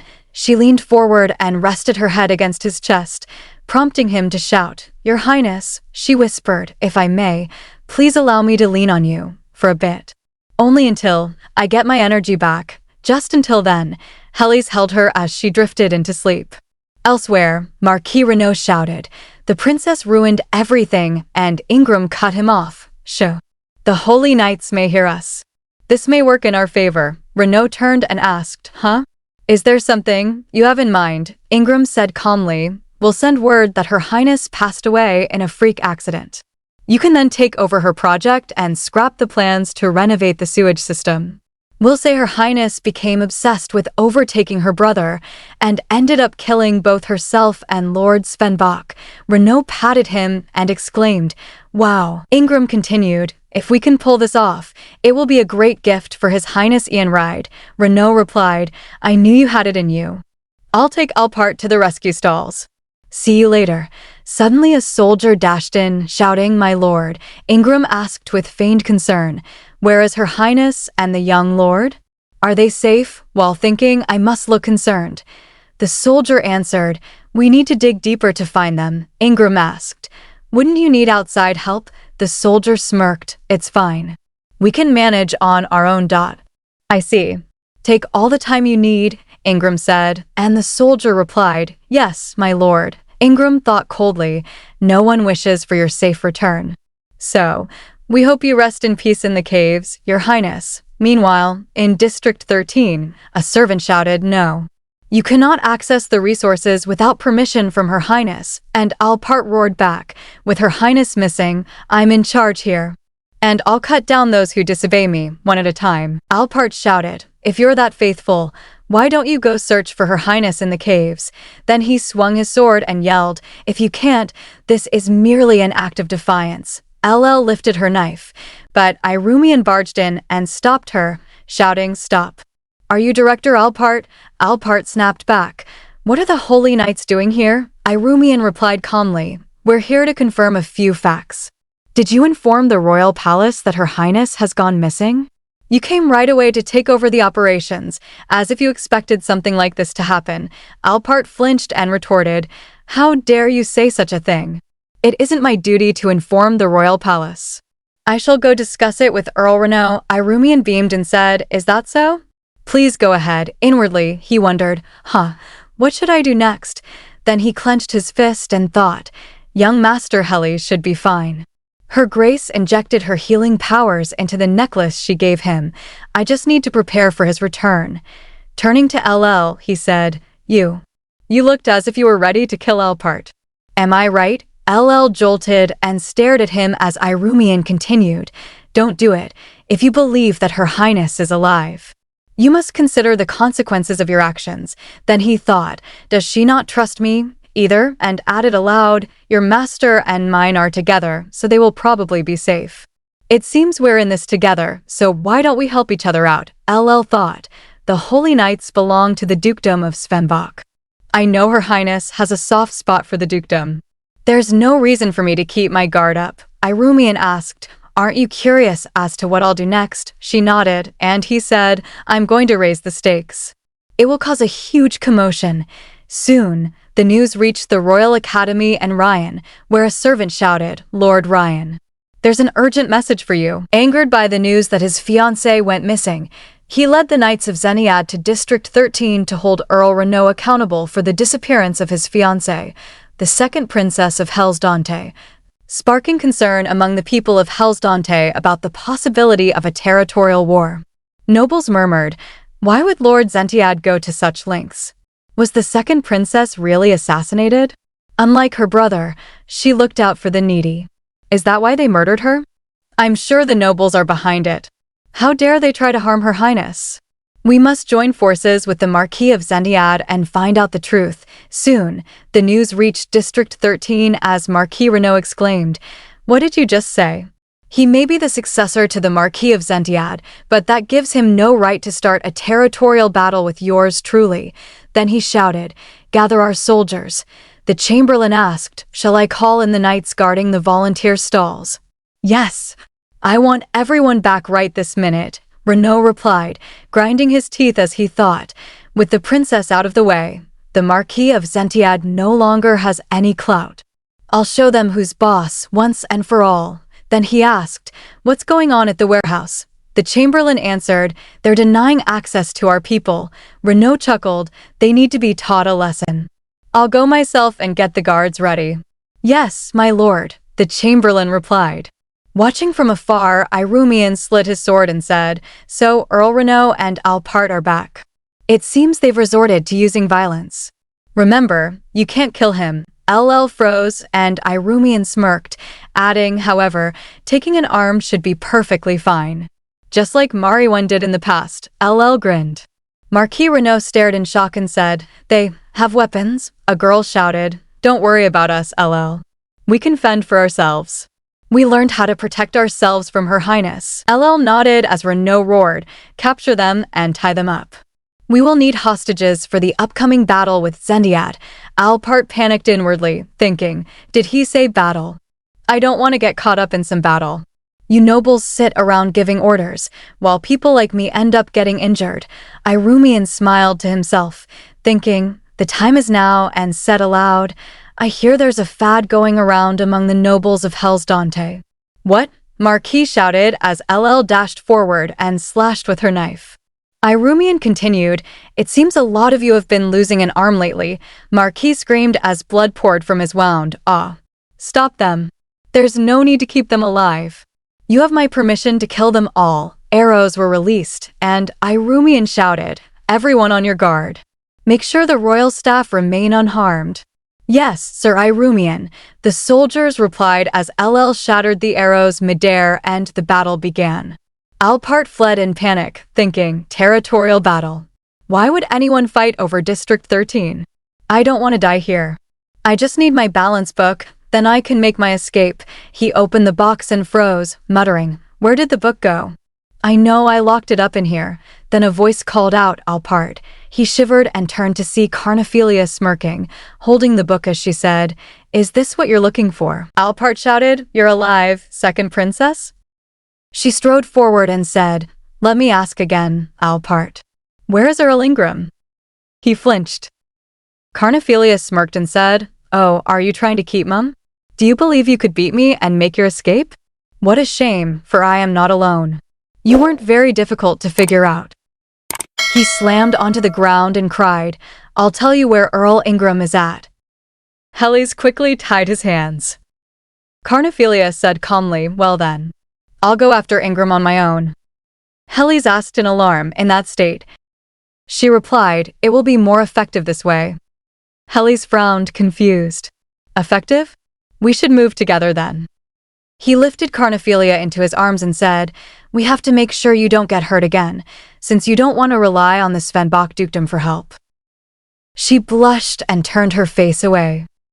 Hellies asked softly, shall we go? As he scanned the area, Heli's thought. He has only 3 knights with him. Then he asked, "Did you do as you were told?" A man smiled and answered, "Of course. They are buried with the explosives. No one will be able to find them." Another replied while handing over a pocket, "Good. Here is your reward." The man bowed and said, "Thank you." Earl Ingram sneered, saying, "I was worried about the holy knights. Thank God they were swept away with the debris. Not only that, the second princess should thank the gods for meeting her death here. She would have suffered hell if she were alive." Helis clenched his teeth, thinking, "I should break their necks here and no." Carnephelia interrupted, "My lord. My lord? My lord. Are you okay?" He replied stiffly, "No, I mean yes, I'm fine." Carnephelia said, "The man Renaud paid has to be the drug dealer. I want you to catch him before he escapes. I'll keep Renaud and his knights preoccupied." Helis nodded. "Understood. Don't overstretch yourself, your highness." Carnephelia nodded back. As the knights moved, one of them froze after spotting something and shouted, It's an explosive, my lord. Watch out." A heavy blast erupted. Ingram covered his face and shouted, "What was that?" Another knight replied, "It was a small bomb. We're under attack. We must escape." One of them looked at Carnephelia and shouted, "Isn't that Princess Carnephelia? How did you?" Ingram shouted in disbelief, "How did you make it out alive?" Carnephelia smiled coldly and said, "I could hardly die without punishing those who ruined Districts 4, 5, 6, and 13. You ruined the lives of the people of Hellsdante. I couldn't let you sit back and enjoy the havoc you caused."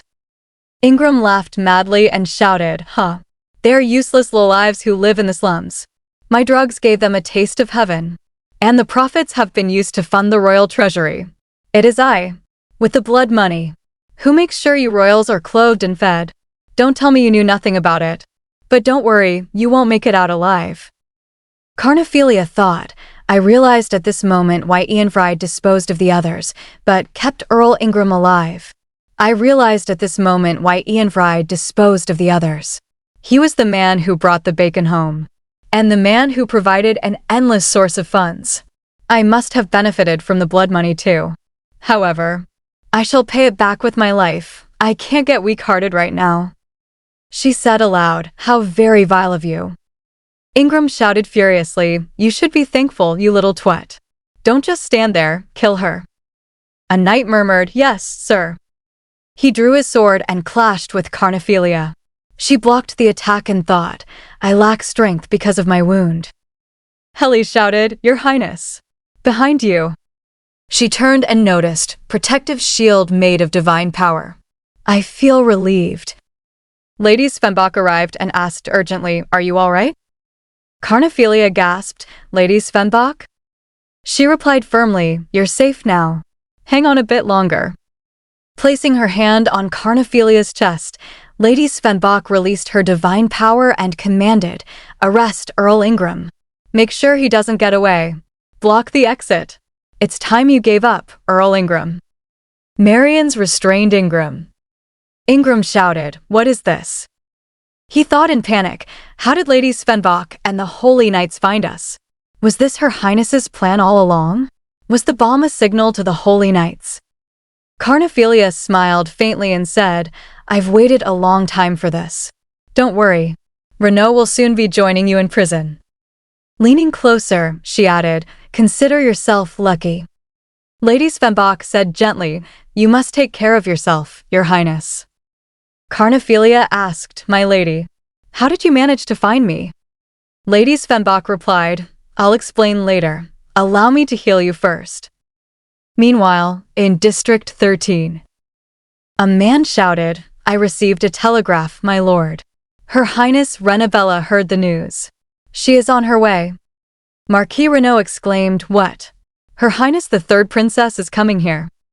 Someone shouted joyfully, "The gods must be on our side. Her Highness the Third Princess will be here any minute. Don't lose hope, everyone." Lady Svenbach beamed and said, "When Helis requested for help, I decided to come myself. It was the right choice, since I was able to rescue you." Carnephelia thought, "She saved me with a few knights. Wait. She must have sent the rest to help Hellies. She knew that if worst came to worst, she could use her divine powers. Carnephelia said quietly, I'm glad I came in time. Lady Svenbach continued gently, Your Highness. I don't want to see you get hurt again. Please take better care of yourself. There are many people looking out for you. Carnephelia lowered her gaze, thinking, I wonder why. Why does the Svenbach family continue to look out for me? I don't know if I deserve your kind words. Lady Svenbach smiled again and said, Will you bring up what happened here at the next parliamentary meeting? I'd love to testify on your behalf. When I searched the caves, I found a connection with the drug dealers of District 6. District 6 is close to the dukedom, and the drug issues impacted us too. So we cannot let this pass. Carnephelia glanced aside and replied, About that, let's discuss it once we take care of business here. Suddenly, someone announced, Wait, isn't that Her Highness? Your Highness. Her Highness has returned. Carnephelia approached and asked, Are you all right? Thank you for the hard work, LL. LL nodded and showed her hands to Carnephelia. Written there were the words, Lord Zentiad is on his way to start a territorial war. So is the third princess. Carnephelia read it and thought, Renabella is on her way over? Lady Svenbach smiled and asked, Are things going as planned? Carnephelia nodded her head. Marquis Renaud demanded loudly, What is it? Why did everyone stop fighting? Then he shouted, What the? The second princess. How? I thought you died in the caves. Carnephelia raised her voice and said, It's been a while, Earl Renaud. Instead of rushing over to take over my work here at District 13, you should have searched the caves more thoroughly. The cliff was more shallow than I thought. Why, a mere woman like myself was able to climb out easily. Renaud trembled and said, Stop. Don't come any closer. Even royals have to treat nobles with some respect. Carnephelia replied calmly, Respect, my ass. I think it's too late for you to be asking for respect. For people who commit serious crimes like you are called criminals, not nobles. Renaud shouted desperately, You're the only person who sees me as a criminal. If it weren't for you. Just then, Renabella arrived and shouted, Carnephelia. Where are you, Carnephelia? Carnephelia turned toward her and thought, her eyes are flashing red. She's about to use her blessing. Renabella dashed forward and cried, Sissy. She lunged and hugged Carnephelia tightly, saying, I was worried about you. Rennie thought you were really dead. Who tried to kill my older sister? Who dared try to hurt what is mine? Renaud flinched. Renabella glared at him and demanded, Is it you? He replied, startled, Pardon. Renabella snapped, You sent word that Carnephelia died. Why did you lie to me? Then she added coldly, Oh, I get it. Were you trying to kill my sister? Renaud flinched again, scratching his face. Renabella shouted, How dare you? Hurt what's mine? Carnephelia placed a hand on her shoulder and said, Stop, Renabella. It is the right of the royal palace to punish the criminals, not you. Renabella protested, but Carnephelia replied firmly, Father should be making the decision, not us. I'm fine, so please stop. Renabella relaxed and said, Oh, sure. Then she beamed brightly, Isn't Rennie good, Sissy? Carnephelia answered, It seems he got his breath back. Now shall we head back? Marians restrained Renaud as he shouted, Let go of me, you jerks. Carnephelia smiled faintly and said, To the royal palace. Marian shouted, Arrest Renaud, Ingram, and the drug dealers. They siphoned herbs allocated to the palace, then manufactured illegal drugs and sold them to the people in the district. They even tried to assassinate a member of the royal family. Let us head back to the palace. Renabella exclaimed, I want to go back with you, Carnephelia. Carnephelia explained calmly, That's not possible, Renabella. You're not done with the volunteer work yet. Do you wish to defy royal orders and your promise to me? Renabella hesitated. Well, Carnephelia reassured her, Don't worry. The sooner you finish, the sooner you can return to the palace. Are you up to the task? Renabella shouted confidently, Of course. I'll get it done as soon as possible. Rennie will do a good job. Carnephelia patted her head. Lady Svenbach then said, "If I may have a moment, Your Majesty, would you allow me to act as your proxy at District 13? I'll oversee the refugees in the area and the sewage renovation project. I know what needs to be done." She squeezed her hands together and continued earnestly, "There's nothing I want more than to have those evil men pay for their sins. Please allow me to help you achieve your goals. So leave it to me. Don't ruin the big picture by focusing too much on District 13. Please, allow me to be of service." Carnephelia thought, "Is it because we hardly talked in my previous life? I don't recall her being this persistent." Then she said aloud, "Fine. Please take care of the district on my behalf." Lady Svenbach bowed and replied, "Thank you, Your Highness. Now then." She turned to Helis and said, "My brother Helis will escort you to the royal palace. He will act as your guard and witness to the events that happened here." Carnephelia blinked in thought. "Say what?" Ryan rode his horse at full speed, his thoughts tangled with fear as he clenched the reins tightly. Her Highness is a strong person. She wouldn't have succumbed to something like this. It couldn't be. Please be safe, Your Highness. The anxiety in his chest refused to fade no matter how hard he tried to calm himself. Behind them, Lady Prita let out a light chuckle as she spoke. "My brother Helis will escort you to the palace. He will act as your guard and witness to the events that happened here." Her tone was cheerful, as if this arrangement were the most natural thing in the world. Carnephelia stiffened at those words, her thoughts spiraling. "Say what?" "It seems, no matter how hard I try to push him away, our paths continue to cross. Is this also a part of my curse? No matter what choices she made, Helis always seemed to reappear in her life." Lady Prita smiled brightly, continuing, We're just going to bear witness to Earl Ingram's evil deeds. Right, Helis? He won't be getting in your way, Your Highness. Don't worry. He's a quiet one." Her reassurance sounded casual, yet Carnephelia felt the weight behind it. After a brief pause, Carnephelia replied calmly, "I understand. While he will be a witness, there's no need for him to testify at the court." She drew a clear line, determined not to let things escalate further than necessary. Helis nodded his head in acknowledgement. "I'll bear that in mind, Your Highness." Lady Prita's eyes sparkled as she leaned in with interest. "Now will you tell me all about your rescue efforts?" Carnephelia answered without hesitation, "I'll document the details for you." Watching her reaction, Lady Prita thought silently, "She stopped turning us down. Did she finally open up to us?" Inside Alpart's office, the atmosphere was calmer. A maid approached Carnephelia and announced, "We're ready to head back, Your Highness." Carnephelia asked, "Did you pack the balance book?" The maid nodded confidently. "Of course." "Oh, and the Holy Knights offered to transport the prisoners on our behalf." Closing the book in her hands, Carnephelia said, "I should get going then." The maid hesitated, clearly nervous. Your Majesty." Carnephelia looked up. "What is it?" After gathering her courage, the maid asked, Could we ask Lord Svenbach to accompany you in the carriage?" Carnephelia blinked in surprise. "Why?" The maid jolted, words spilling out quickly. "You were hurt, and you must be tired, Your Highness. Wouldn't it be nice if he could heal you on the way back? Eek." At that moment, Helis stepped inside. "I'm here to escort you to the carriage, Your Highness." Carnephelia let out a quiet sigh, thinking she could have been executed for her comment. Asking Helis to heal me? Did he take care of me because he thought I was dying? Most people would assume that he healed me with his divine powers in the cave. After all, no one knows that he lost his powers. She glanced at Helis, continuing her thoughts. "It is my duty to reassure my staff, and it wouldn't look strange to be escorted by the dukedom. It's burdensome, to be honest, but—" Helis spoke up evenly. "I overheard your discussion.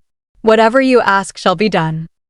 After a brief pause, Carnephelia decided, "Lord Svenbach will accompany me in my carriage. Now go tell the others not to worry." The maid beamed with relief. "Please take good care of Her Highness, my lord." Helis nodded in response, while Carnephelia wondered, why is she so happy? The carriage soon departed from the palace. Inside, Carnephelia and Hellis sat facing each other in silence. Holding a book in her hands, Carnephelia thought, "This is awkward. I should look through the balance book. It's not as if Hellis could really heal me." Hellis broke the silence, saying, "His Majesty won't be happy putting the culprits on trial." Her hands froze for a moment before she replied, "You're probably right. Renaud and Ingram are at the starting point of the illegal funds that have seeped throughout the empire. By eliminating them, His Majesty will see a visible dent in the royal treasury. He's not going to be happy about it. However, if we provide His Majesty with something Ingram and Renaud cannot, he'll see what is more beneficial to him in the long run." As she spoke, her thoughts continued.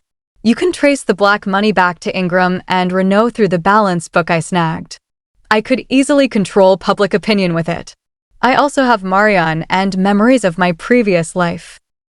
Hellis studied her carefully before saying, "You always seem so sure of yourself. It's as if you know what will happen in the future."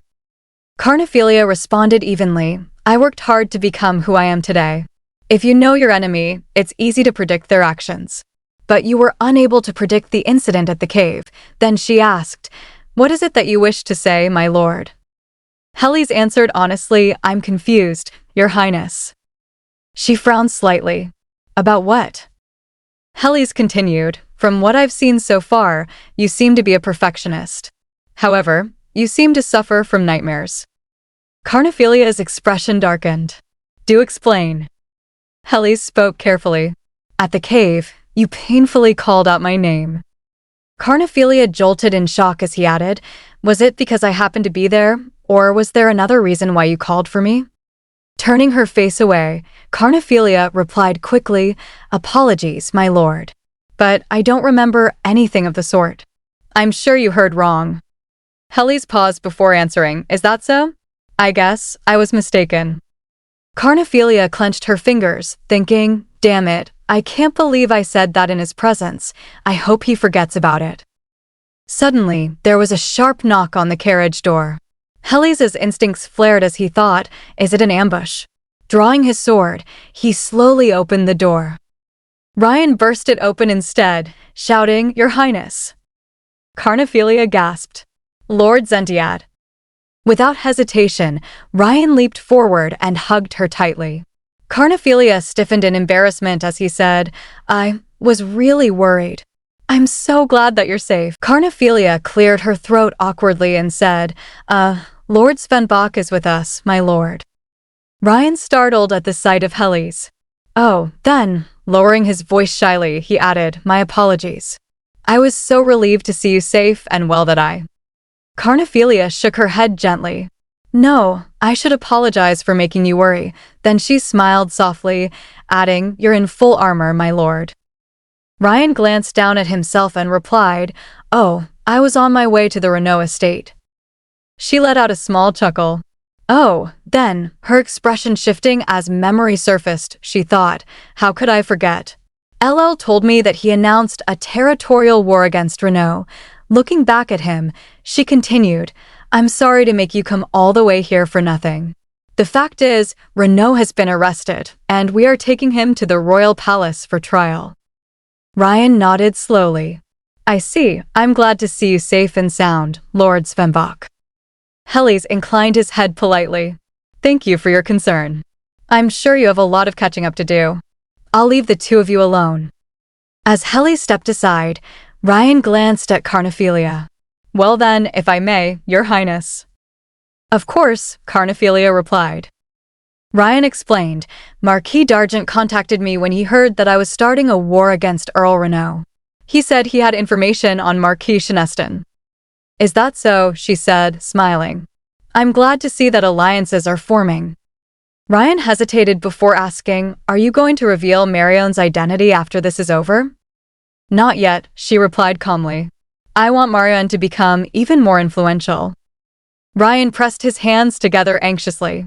"Your Highness, did you predict the incident in the caves too? I heard that you nearly lost your life there." Carnephelia answered evenly, "But in return, we managed to arrest Ironfried's key henchman. I would do whatever necessary for our grand plan." Ryan gritted his teeth. No, your life is no longer your own, Your Highness. You must think of your followers and supporters now, so please, don't put yourself in danger again. Raising her hand slightly, Carnephelia thought, I'm sorry, Lord Zentiad. I appreciate you looking out for me, but I'll do anything for revenge. Back at the palace, Latina dashed toward her, shouting, Carnephelia. She pulled her into a tight hug and asked anxiously, Are you all right? Were you hurt? Do you feel dizzy? I'm fine, Your Majesty. I'm sorry I made you worry, Carnephelia replied. Latina frowned with concern. You lost so much weight. Not really, Carnephelia thought. Suddenly, the chamberlain rushed in. Your Majesty, Your Highness. Latina turned in surprise. Royal Chamberlain? He explained quickly, His Majesty has been waiting for Her Highness to return. Carnephelia smiled apologetically. I didn't get the chance to change out of my travel gown. She made a polite curtsy and said gently, I need to get going, Your Majesty. I'll come back to see you again. Go ahead, Latina replied. As Carnephelia walked away, she thought, the Emperor must have been frustrated when I outmaneuvered him in his little game. Now it's your turn to play on my terms. Standing before the Emperor, Carnephelia said calmly, You don't look very good, Your Majesty. His temper flared immediately. Stop acting innocent. I sent you to do volunteer work and nothing else. You should have done your rounds and headed back. Why did you have to get yourself into such a mess? Carnephelia smiled faintly, thinking, He's easy to read. Ingram was a steady supply of money. He's afraid to lose it. The Emperor groaned in frustration. She continued aloud, Why are you so worried? This is the perfect opportunity to weaken the power of the nobles. We can filter out the bad seeds who use their funds to influence the royal family and retrieve the taxes they siphon back into the royal treasury. The Emperor narrowed his eyes. So you wish to place the two earls on trial? The jury will be full of nobles. Who do you think they will support? They are influential, yes, but nothing is as powerful as cold hard evidence and witnesses. I happen to have both, Your Majesty, Carnephelia replied. Tapping the table, the Emperor scoffed. What sort of evidence do you have? Carnephelia smiled softly. They will be tried for defamation and an assassination attempt against a member of the royal family. The trial went smoothly. A few nobles were initially against it, but faced with the cold hard facts, most found the defendants guilty as charged. Even Marquis Gordonshall was hesitant to defend them, and the two earls were found guilty as charged. Earl Renaud caused a ruckus during the trial, shouting, I am innocent. The Marquis declared firmly, Evidence shows that the two earls plotted to assassinate a member of the royal family. So I, Marquis of Gordonshall, agree to the verdict. After hearing those words, Renaud fell silent. Gordonshall likely knew that if he didn't cut ties now, he would be next in line. 3 days after the trial, Latina chuckled warmly. Welcome, Carnephelia. I've prepared a feast for you. It's been ages since we had a meal together, Carnephelia replied politely. I know, but it's not just us today, Latina said with a knowing smile. Do you have a visitor? Carnephelia asked. I heard young Lord Zentiad was in town, so I reached out. You should spend time with your fiancé, Latina replied. Ryan stepped inside and greeted, Greetings, Your Highness. Carnephelia froze. Greetings, my lord. Latina continued cheerfully, Also, I invited the person who escorted you back from District 13 and stood as witness during the trial.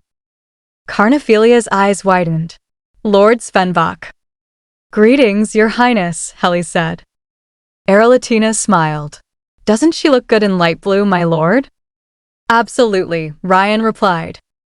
Helly's added softly, You look beautiful, Your Highness. Latina nodded in satisfaction. I heard you were a big help at District 13. I know a meal isn't enough to pay you back for your endeavors, but I hope you enjoy it. And I haven't seen young Lord Zentiad in a while. I hope we can enjoy ourselves today. Thank you, Your Majesty, Helly's and Ryan said together.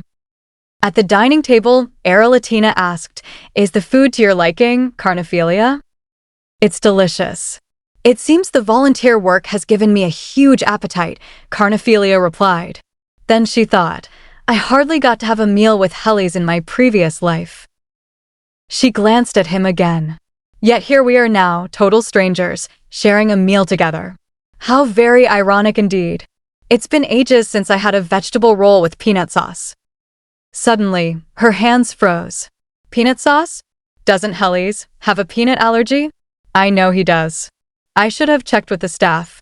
It's difficult to turn down food at a dinner like this. I should have told them in advance. A chef approached and said, If you'll excuse me, my lord.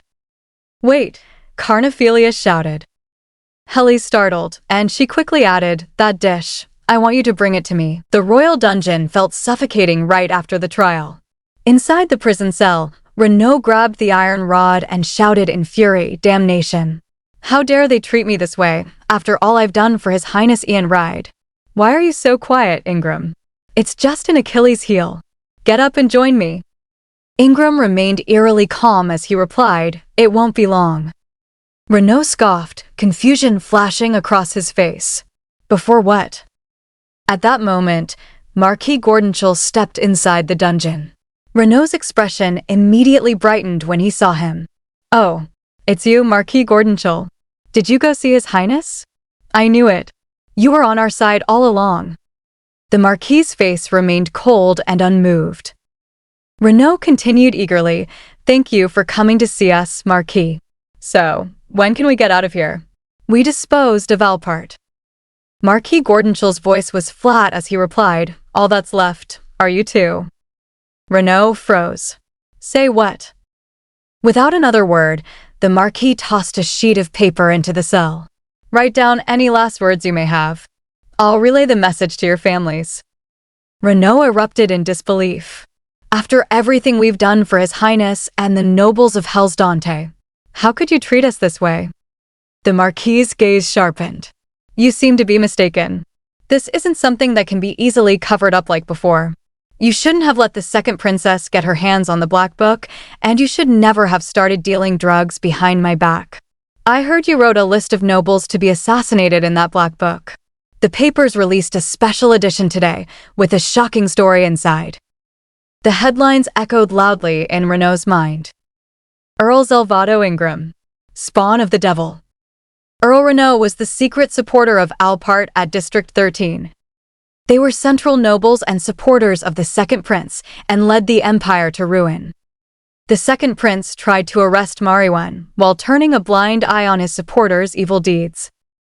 Marquis Gordonchel continued coldly, The story was chock full of details regarding your evil deeds. And the public is now putting the blame on His Highness. So consider this, a last act of kindness from a former comrade.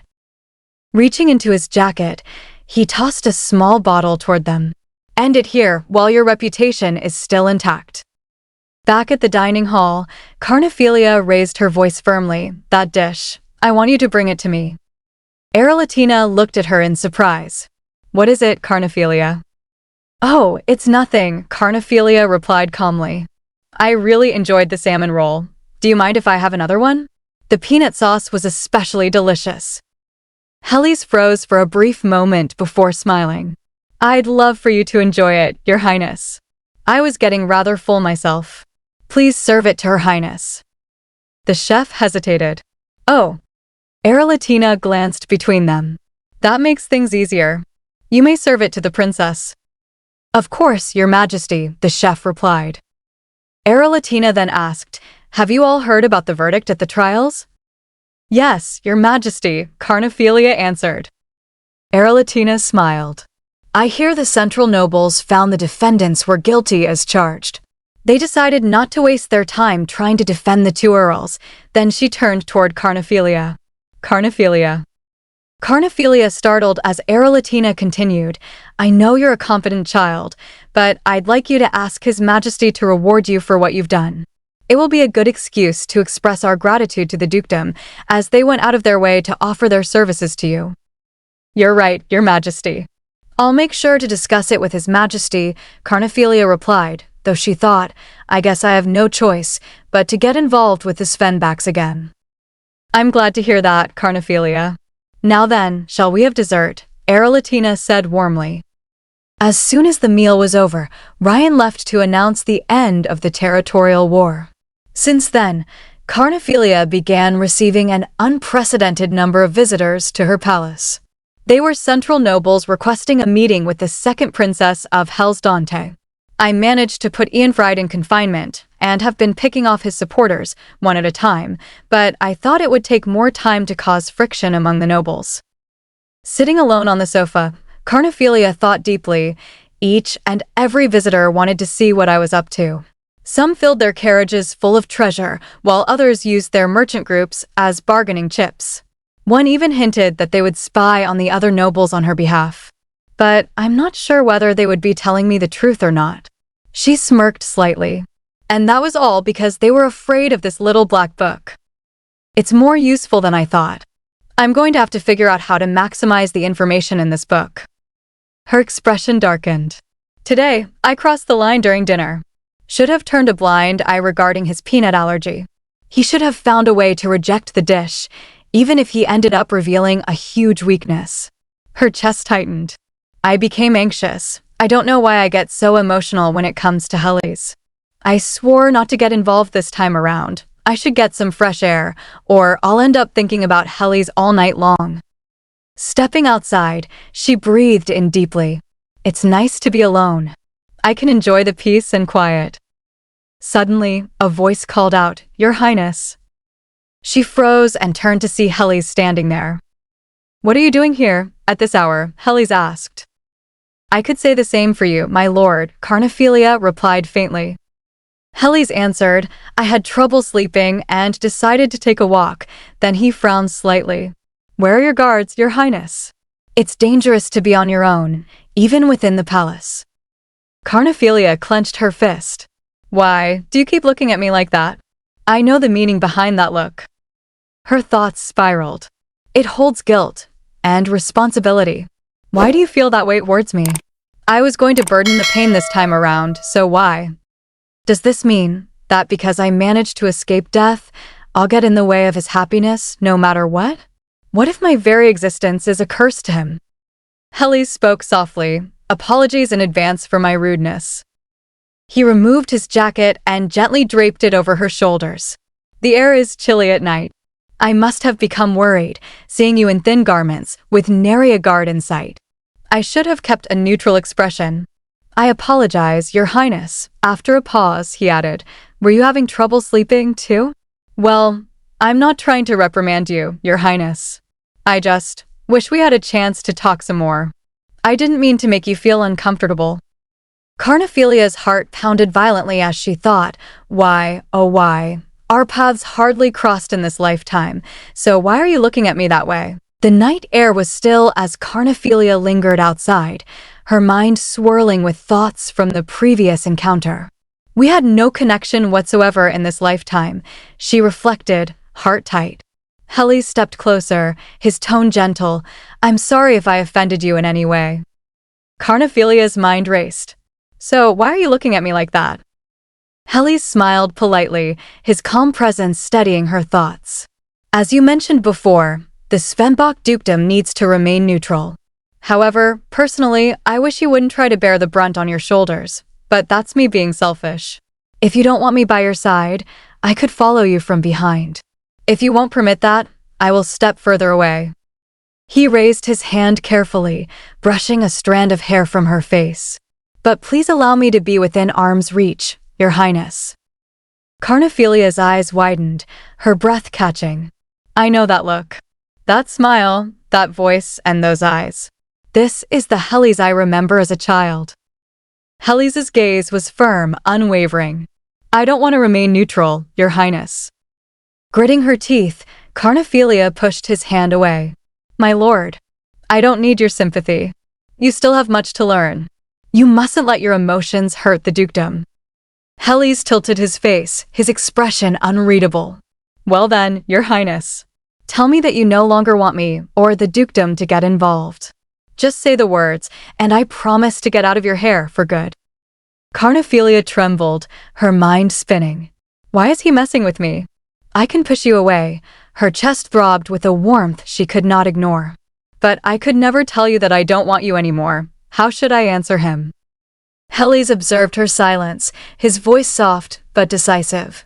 Your silence is good enough, for now. I'll be taking my leave now, Your Highness. He bowed respectfully before adding, once again, please forgive me for my rudeness.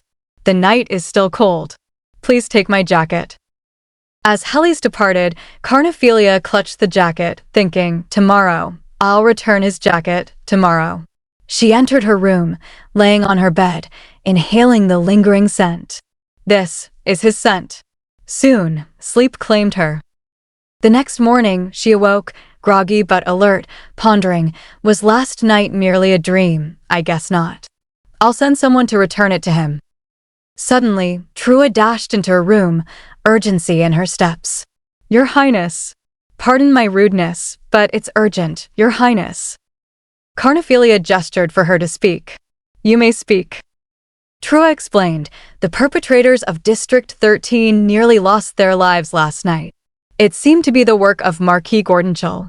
Guards found Earl Renaud thrashing about. Concerned knitting her brows, Carnephelia asked, what about Alpart?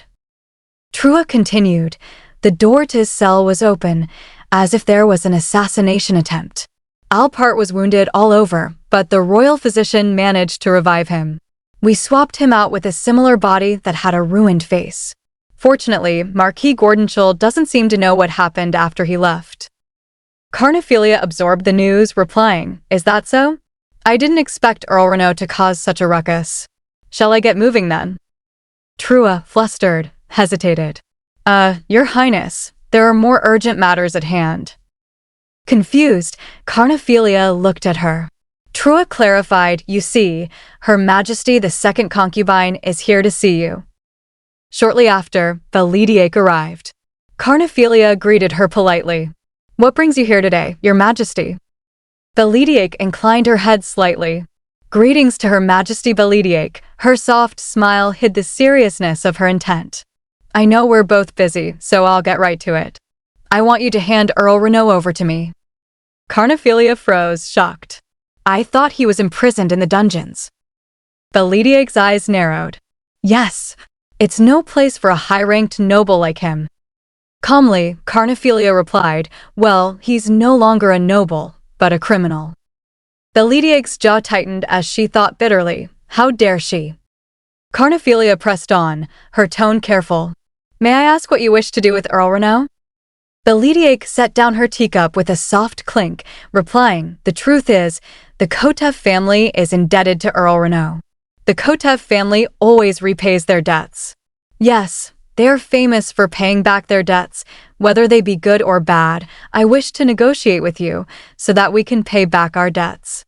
I don't want you to forgive his sins, but merely save his life. Carnephelia's eyes narrowed slightly. You make it sound like he will die soon, when he hasn't even received a death sentence. Belediake chuckled lightly. Huh, don't feign innocence. We both know what happened last night. Ianfried won't stop here. Carnephelia considered her words carefully. In that case. Belediake added, I hope we have an understanding, second princess. Carnephelia smirked softly. But of course. Belediake's chuckle was sharp. Now we're talking. Curious, Carnephelia asked, what will you give me in return? Belediake froze, thoughts racing, insolent twat. Then she replied smoothly, of course, I'm not asking you to do it out of goodwill. I'll hand over one of the rights I have as the royal concubine to you. She continued, no, wait. The Kotev family will grant you a favor, whatever it may be. As you well know, the Baron of Kotev is just as influential as the Marquis of Gordonchal. Carnephelia's mind calculated swiftly. This should be more than enough to appease the girl. Why is she pretending to think it over? Is she playing hard to get? Then she added, what else? Belediake's eyes widened in surprise. What do you mean, what else? Look, this should be more than good enough for you. Carnephelia smirked, her voice cool and precise. I disagree. It's hardly enough, Your Majesty. Earl Renaud must not be that important to you. And if you wish to cut a deal with me, you should have come up with a more enticing offer. Carnephelia's sharp gaze met Belediake's as she pressed her advantage. You should have come up with a more enticing offer. The Lediac clenched her dress, her voice trembling with restrained anger. Are you trying to negotiate with me? You're stepping out of line. Carnephelia smiled, cool and confident. Huh. I believe we don't have anything more to say then. The Lediac was startled. Princess, I'm not finished. Why don't you have a seat? I'll do my best to accommodate. Carnephelia's expression softened slightly as she considered the situation. I hear the nobles have split into two groups. I'm sure you're in the group going against Marquis Gordonchal and need Earl Renault and the information he holds. While he was caught for drug dealing, I'm sure he had other methods of making money. And information is gold. The Lediac's eyes widened, shocked. How did she figure that out? Just how much does she know? She glared at the young princess, thinking she's merely a child yet. Finally, the Lediac slumped, exhaling. So, what exactly do you want from me? Carnephelia smirked, inwardly calculating. I'm sure this is the perfect opportunity to go against Gordonchal, who is rapidly losing face in front of his peers. She added firmly, in exchange for Elton Renault, I want you to become my eyes and ears among the nobles, your majesty. The Lediac hesitated. Are you asking me to betray my peers?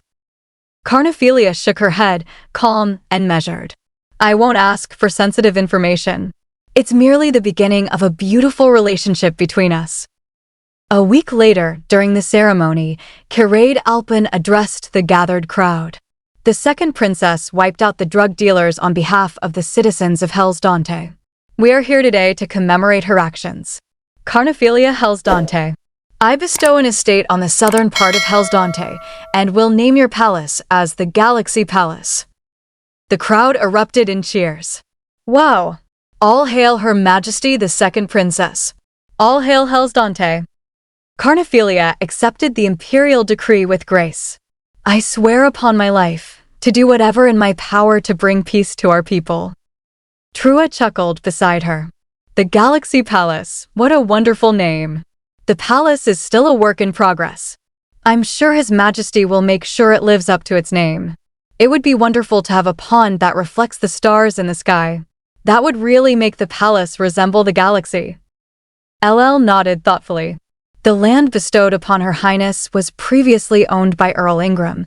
It is suffering from the Earl's drug business, but it is close to Carnard, which will make it easier for Her Highness to secure the natural resources she needs. She's gaining clout, slowly but surely. The Emperor spoke, a warm smile crossing his face. Oh, before I forget, there's one other person I wish to commemorate today. You may rise.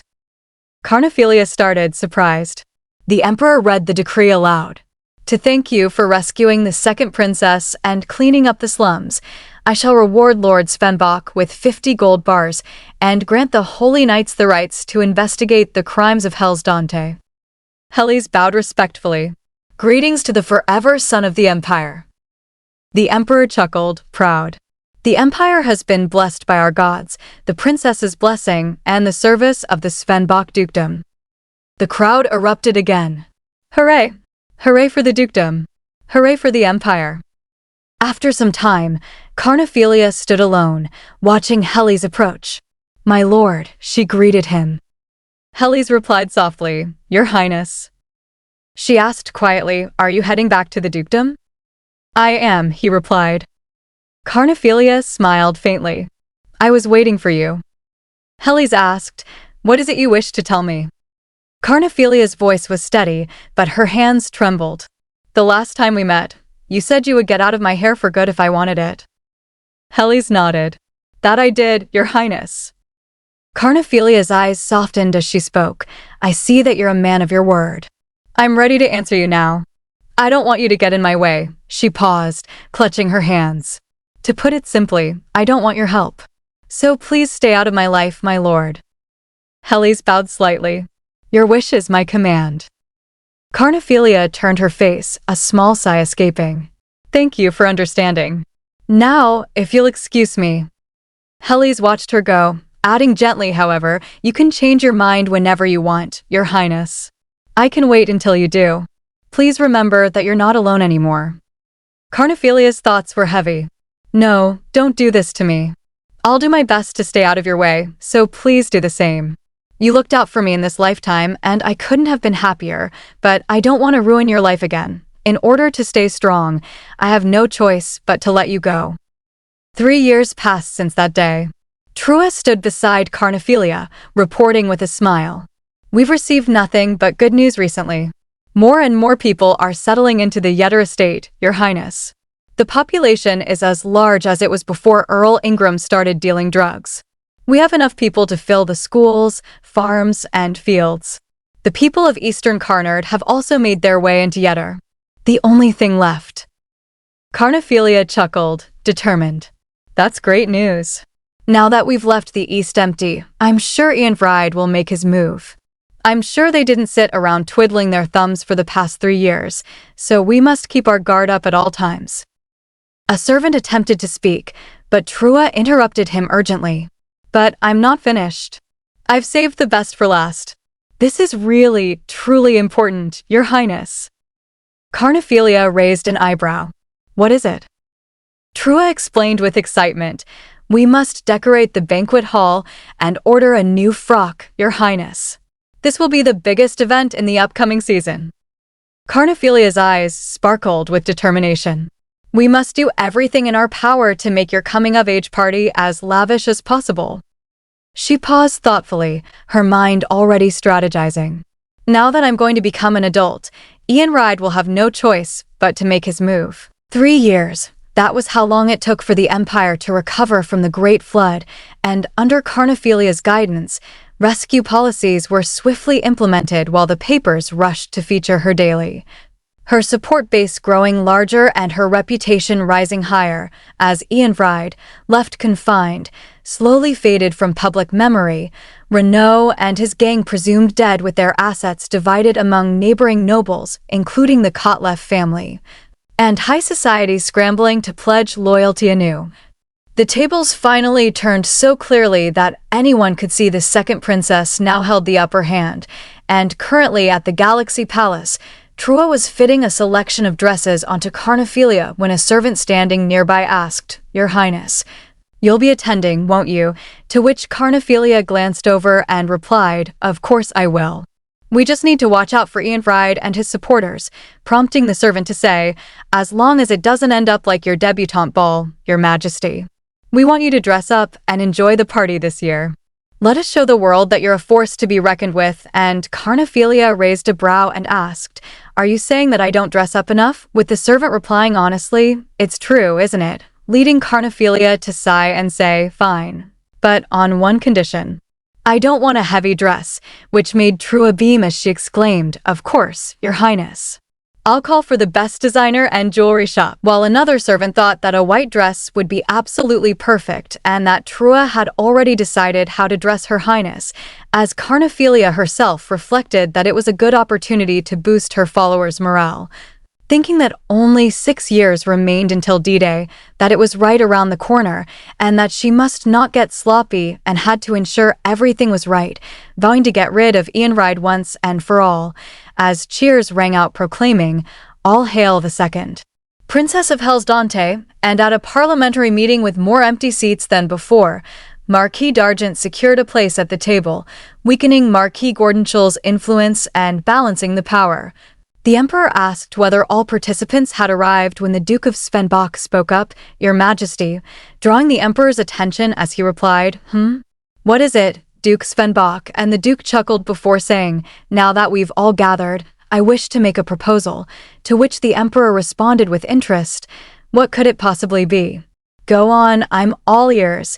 Hearing that the Duke wished to discuss the venue for the upcoming coming-of-age ceremony, prompting the Emperor to say, Yes, it's about time we decided on a venue. Come to think of it, your son will become of age this year, am I right? Making the Duke flinch internally, thinking, not Helly's again, before replying aloud, yes, as a matter of fact. To commemorate the coming of age of my son, I was hoping we could host the ball at the dukedom this year, which caused Carnephelia to look at him in surprise, thinking, Duke Svenbach, as he smirked and asked, Would you allow us the honor of hosting the ceremony this year? What are your thoughts, Your Highness? You are the star of the ball this year, leading the emperor to say, do tell us how you feel, Carnephelia, while she thought, I knew it. He's worried that I'll join forces with the dukedom. Before answering carefully, it's difficult to say, as this is beyond my jurisdiction, and the emperor chuckled, reassuring her, don't worry about me. Feel free to speak your mind. It's not a bad proposal, after which Carnephelia added, the dukedom has never hosted a coming-of-age ceremony before. I'm afraid that the other participants may find it awkward, even as she thought, I can see right through you, while the emperor wondered silently if he was overthinking things, until Marquis Gordonchel stood and declared, that's exactly why it would make it more special, drawing Carnephelia's attention as she thought, Marquis Gordonchel, and he continued, as it is unprecedented. It would make the occasion more special for the ladies and gentlemen who will enter adulthood this year. Her Highness and young Master Svenbach played a key role in bringing down the drug ring 3 years ago, so hosting the event at the dukedom will make it special for the public as well, surprising the emperor enough for him to say, I didn't think you would react so positively to the proposal, Marquis Gordonchel, to which the Marquis grinned and replied, I'm not for or against the proposal, but I also believe that it would make the ceremony even more special this year, causing Carnephelia to think uneasily about his use of the word special, recalling how in her previous life Ianfried exploited the dukedom's neutralism, used her love for Hellis to destroy Svenbach and ascend the throne, wiping out the entire family except Hellis, who became Ianfried's henchman, ultimately leading to her murdering Ianfried.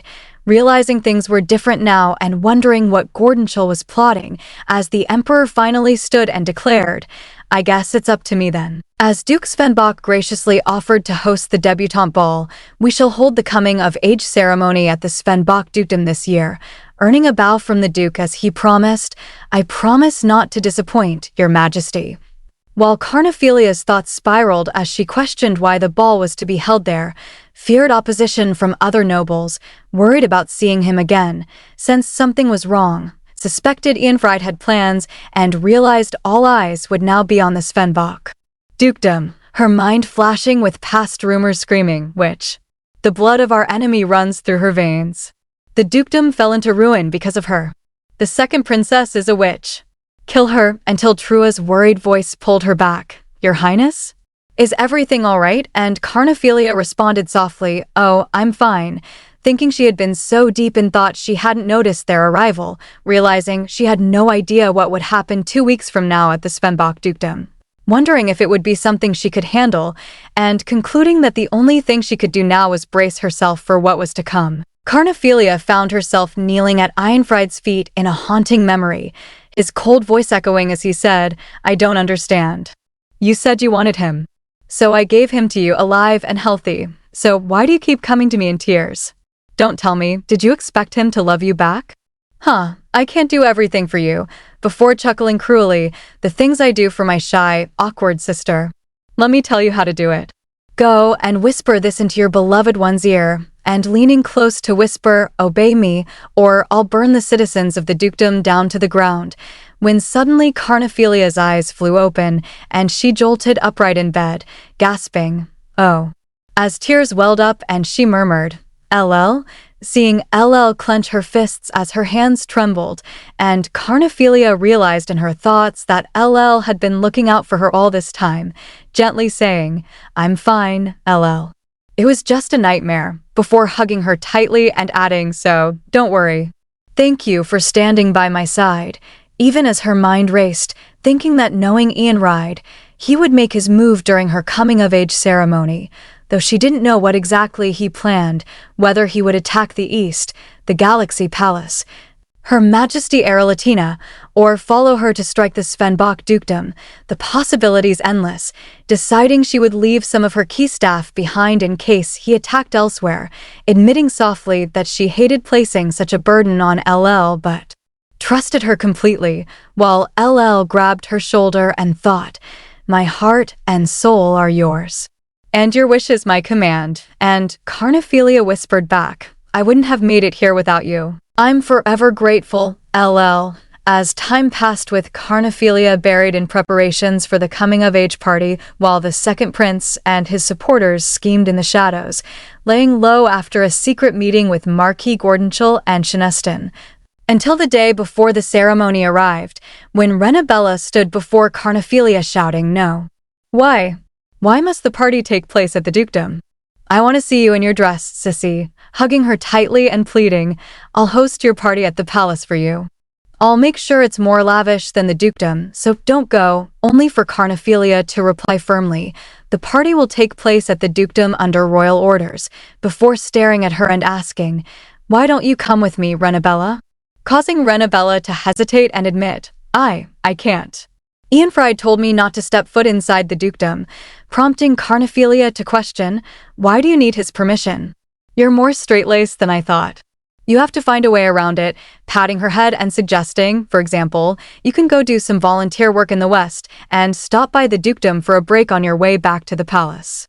Do you understand what I'm trying to say? Before pulling her hand back and saying, "I'll be waiting for you, Renabella," which made Renabella hug her again and exclaim, "Sure. I'll go to the dukedom.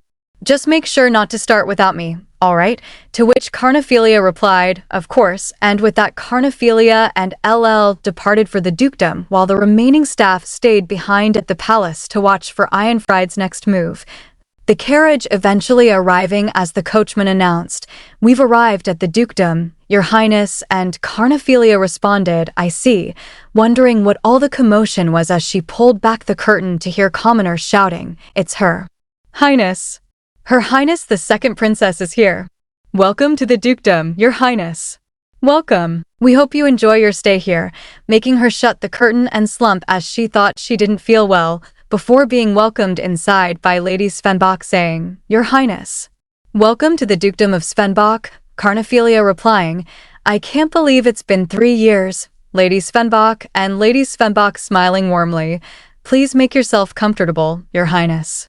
Welcome," when another woman appeared, introducing herself as Findine Svenbach, "At your service," earning Carnephelia's polite response, "Thank you for the warm welcome," as Findine chuckled apologetically, explaining that her husband and son were patrolling the grounds and that seeing them together sometimes made her jealous, to which Carnephelia replied, "Oh, don't worry about it," before Findine showed her the room, saying, "This is the room where you will be staying, Your Highness. You must be tired from your journey. Please get some rest. We have plenty of refreshments.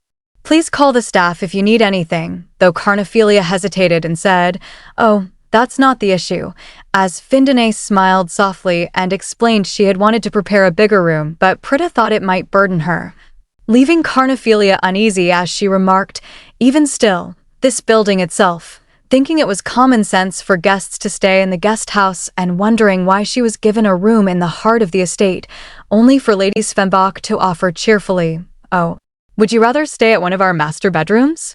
Just let us know, and we'll get it ready," making Carnephelia realize they had no intention of moving her elsewhere, replying instead, "It's fine. Thank you for being so considerate," as Lady Svenbach beamed and said, "Well then, we hope you enjoy your 3-day stay at the dukedom. We'll be taking our leave now," and after they left, Carnephelia murmured that the Duchess was still a force to be reckoned with, thinking with a weary sigh that she had ended up here yet again, and that it was still as beautiful as ever. Until her gaze drifted down from the balcony and she froze, thinking, "Is that Helly's?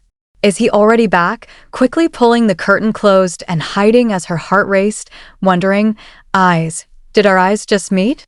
I really hope he didn't see me." Carnephelia hid behind the curtain, her heart pounding as she thought, "I really hope he didn't see me. It's been 3 years since I turned him away. I wonder how he's been? Did he get any taller? I'd like to see his face again, if just one more time," before cautiously peeking through the curtains only to find Helly's gone, making her sigh inwardly, "Silly me. What was I expecting?" as she turned and said aloud, "LL, I'd like to take a bath," with LL nodding silently, and later, as Carnephelia dried her hair, she asked, "What are those flowers for, LL?" watching as LL placed a vase on the table. traced letters into her palm, and conveyed, "It's from Lord Svenbach," causing Carnephelia to lean closer and think in surprise. "Helles sent these. These flowers are called Slynen. I remember now. When I was his wife in my previous life, these flowers were delivered to my room daily. Back then, I had no interest in finding out who was sending them. So it was you, Helles," and as she breathed in their scent, she reflected that before she could grow accustomed to her surroundings, the day of the coming-of-age ball had already arrived. With her brushing her hair, applying lipstick, and slipping into her dress, as a maid exclaimed, "You look beautiful, Your Highness. Do you like the frock?" To which Carnephelia replied calmly, "Yes, it's nice and light," when a knock sounded and a maid announced, "Your Highness, receiving a come-in," before reporting, "Young Master Zentiad has arrived at the dukedom," prompting Carnephelia to say, "I see. There's still time until the ball begins. Will you bring him here?" And after the maid bowed and left, Ryan hurried through the halls thinking anxiously, "Yikes, I'm a bit late. I hope the ball hasn't started yet." Before bursting through the door with a bright smile, Rayon Zentiad here to greet Her Highness II, only to freeze upon seeing her, drawing Carnephelia's curious tilt of the head as she asked, "Lord Zentiad, why did you pause?" Making him stammer, "Oh, excuse me, I became speechless at your beauty," which made Carnephelia chuckle. "I didn't know you had it in you," while Ryan blushed and replied, "Oh, congratulations, Your Highness. I couldn't come empty-handed, so," as she leaned in and touched the flowers, asking, "Is this for me?" And he answered earnestly, "I promised to protect you as your fiancé, remember?" Though Carnephelia thought quietly that their engagement was meant to end once she became an adult and that only breaking it off remained, before saying aloud, "And I have a small favor to ask of you," to which he asked nervously, "What is it?" Then trembling as he raised his hand and requested, "Would you grant me the honor of being your cavalier at the coming-of-age ball," causing Carnephelia to laugh softly as she placed her hand in his and said, "I was wondering what you wished to ask of me." "Of course you can," thinking with relief that even after ending their engagement, the Zentiad family would remain on her side, as the banquet hall filled with music and dancing and an announcement rang out. "His Grace the Duke of Svenbach and Her Grace the Duchess of Svenbach have arrived," followed by cheers of "Lady Svenbach has arrived. Lord Svenbach has arrived," while Lady Prita whispered excitedly, "Is that young Master Svenbach? They're both so beautiful." So why did they partner with each other, only for her mother to scold? "How can you be laughing, Prita? There are so many great young men and women out there, yet you decided to partner with each other. Are you both trying to get on my nerves? I don't pressure you to get married, do I? All I'm asking is for you two to go out and date people." Making Prita retort awkwardly, "I said I can manage on my own, mother," as Findine turned to her son and said, "Anyways, Helles," and Helles answered obediently, "Yes, mother," earning a chuckle as she replied, "I hope you haven't forgotten my words." Just as another announcement echoed through the hall, Her Highness Carnephelia Hellsdante, the second princess of Hellsdante, and young Lord Zentiad have arrived, with Ryan and Carnephelia standing at the entrance, while Helles murmured to himself, "I did not forget," and Carnephelia thought with quiet resolve, "As you did for me, I'm ready to do anything for you," when nobles rushed toward her calling out, "Your Highness, would you permit me to be your partner for the second dance? It would be our family's honor if you were to dance with me. Do you remember me, Your Highness? We met before," making her grit her teeth inwardly, thinking, "This is getting annoying," until a familiar voice cut through the noise calling, "Sister," causing her to turn sharply as she thought, "I know this voice," and Zerzhan appeared with a bright grin asking, "How have you been?" Just as a final announcement rang out, His Highness Zerzhan Hellsdante, the third prince of Hellsdante, has arrived. Carnephelia repeated Zerzhan's words silently in her mind as he asked, "Sister, how have you been?" while nobles around them whispered in shock, "That boy is the third prince of Hellsdante. He's grown into a fine young man," to which Carnephelia smiled and replied warmly, "It's been a while, Zerzhan," and he returned her smile softly, "It definitely has," before she asked, "What are you doing here?" And he explained patiently, I asked His Grace if I could come tonight, as I wanted to be a part of your coming-of-age ceremony, making Carnephelia smirk inwardly, thinking that Zerzhan had matured both physically and mentally, calculating the response of the people around them with his words, while nobles whispered in awe that the second princess had the support of both the third prince and princess, surprised they were coordinating at all, and Zerzhan added with a gentle smile, I had to send a letter on your debutante ball, but I wanted to tell you in person tonight. Congratulations on turning 18, dear sister. I wouldn't be here if not for your blessing. I'm so glad that we're family, making Carnephelia smile softly, thinking how cute he looked, like a little puppy. Before he continued, having said that, I don't mean to offend your fiancé, but if I may, could I be your cavalier tonight? Which made Carnephelia chuckle and respond firmly, that's not possible. I gave my word to Lord Zentiad, prompting Zerzhan to slump in disappointment. Oh, I thought that would be the case, as Ryan interjected respectfully, I'm fine, your highness. I know you're closer to your brother than with me, and that it's selfish of me to try to become your very first cavalier, causing Carnephelia to turn to him and ask, how could you give up your position as my cavalier so easily? And Ryan flushed. That's not what I meant, your highness. To which she replied gently, you have every right to be a little selfish, while Ryan realized quietly, I get it. This is her way of allowing me to make a graceful exit, before adding aloud, in that case, I hope you forgive me for selfishly yielding my right as cavalier to His Highness, and Carnephelia nodded, understood, my lord, then turned to her brother, Zerzhan. And he answered, yes, sister, before she asked with a warm smile, would you like the honor of being my cavalier tonight? And he beamed, of course, as she gave her hand into his, leaving Ryan watching them and thinking to himself about being selfish, recalling that he had never considered selfishness before, that he only agreed to become the successor of Marquis Zentiad because of his brother's sudden death, though he couldn't recall the exact moment it began. Perhaps when he brought her flowers, or at the debutante ball, or the day they first met, and while their relationship was contractual, it had given him stability and immense joy. Yet he knew his feelings were one-sided and wanted to be a little selfish before it ended, accepting that Her Highness had no place for him in her life, and as the music began, Carnephelia advised Zerzhan, relax your back and shoulders, surprising him, pardon, before beaming. The first dance of the coming-of-age ceremony requires you to be on stage for 3 songs in a row. I don't want you to tire yourself out, and he replied, oh. Understood, sister, as she noted, you've become quite the talker since we last met. When you congratulated me earlier, you made sure the participants of the ball heard your every word.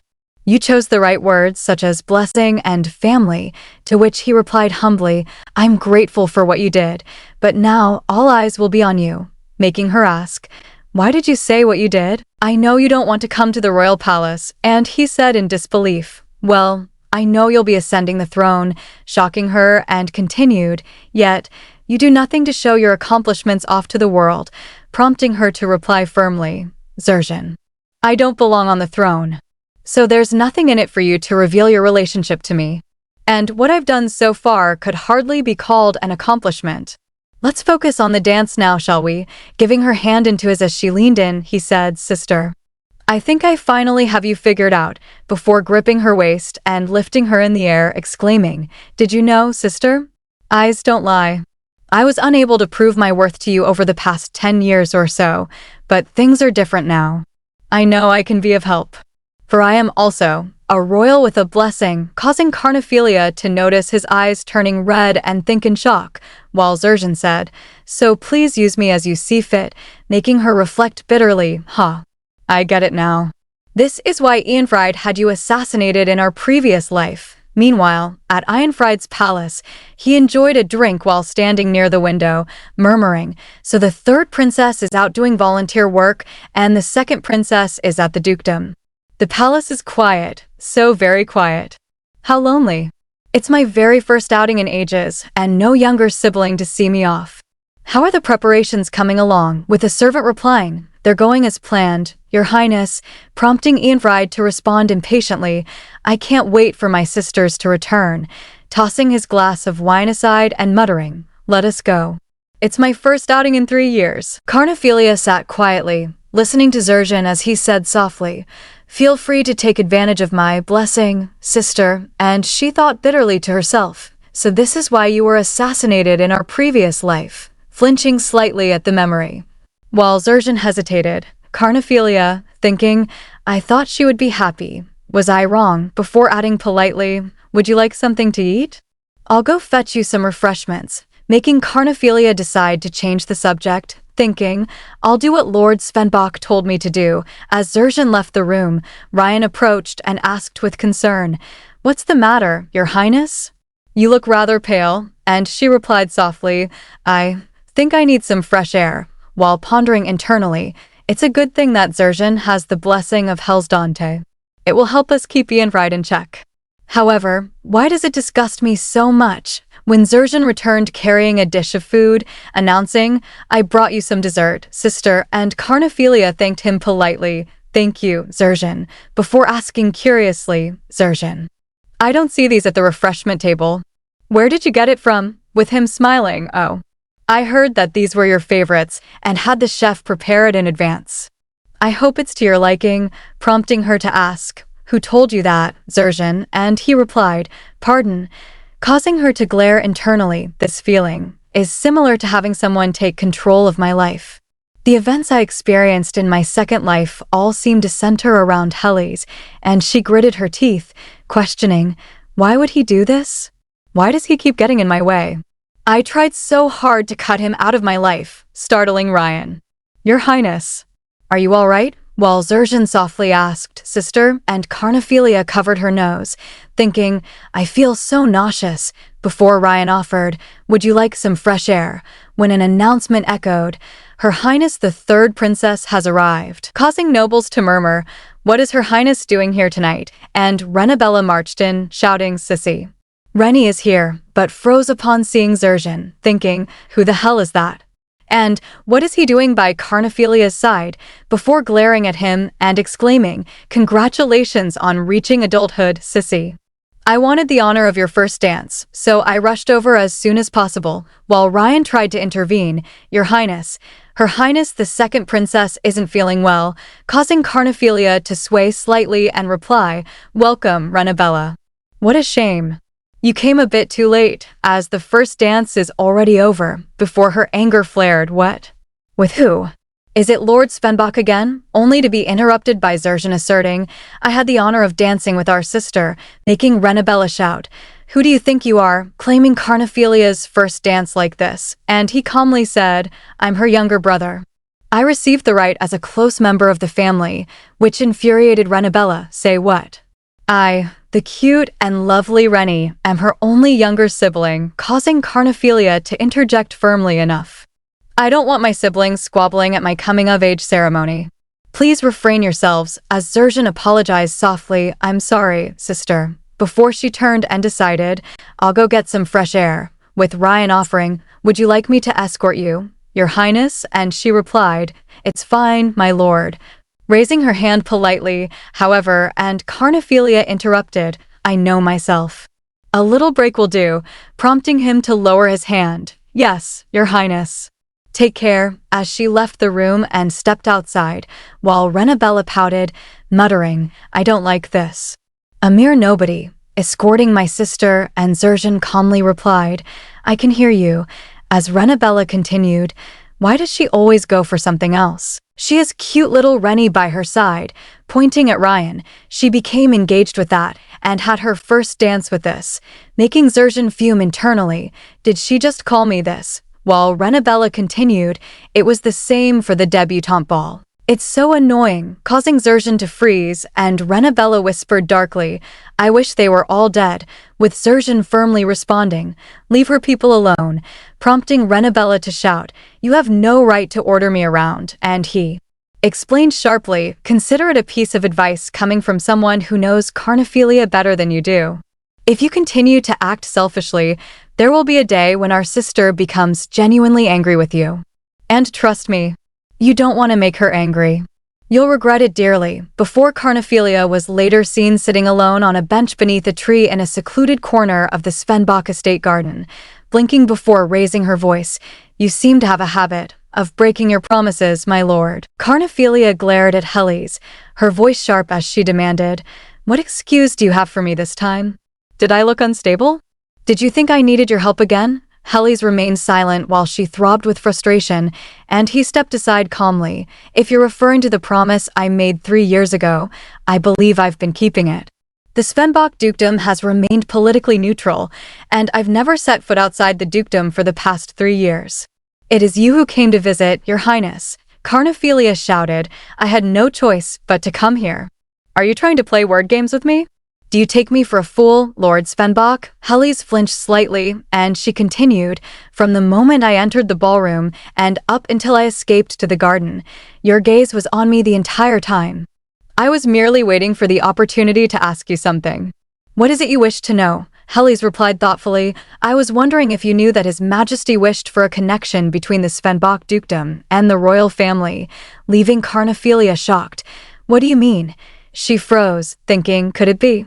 And Helis formally announced, I hereby formally announce the marriage between Carnephelia Hellsdante and Helis Svenbach. Her eyes widened as she exclaimed, me.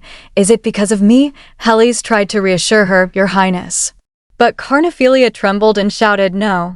I didn't do anything. It's not what I wanted. I'm telling you the truth. You have to believe me, hugging him tightly, and Helis responded softly, I know, while she stammered, I wouldn't dare, and he replied firmly, I know. You don't have to say another word. Now try to calm down. Take slow breaths. Carnephelia thought, how very warm, I know this feeling. It's the effect of divine powers. But I thought he lost it, and Helis asked gently, do you feel better now? She replied hesitantly, I must have shocked you. Apologies, my lord. Could you tell me more about what you mentioned just now? Helis explained, I guess you haven't heard yet. It seems His Majesty is hoping to arrange a marriage between my older sister and the second prince. Of course, the dukedom will do whatever we can to prevent it from happening.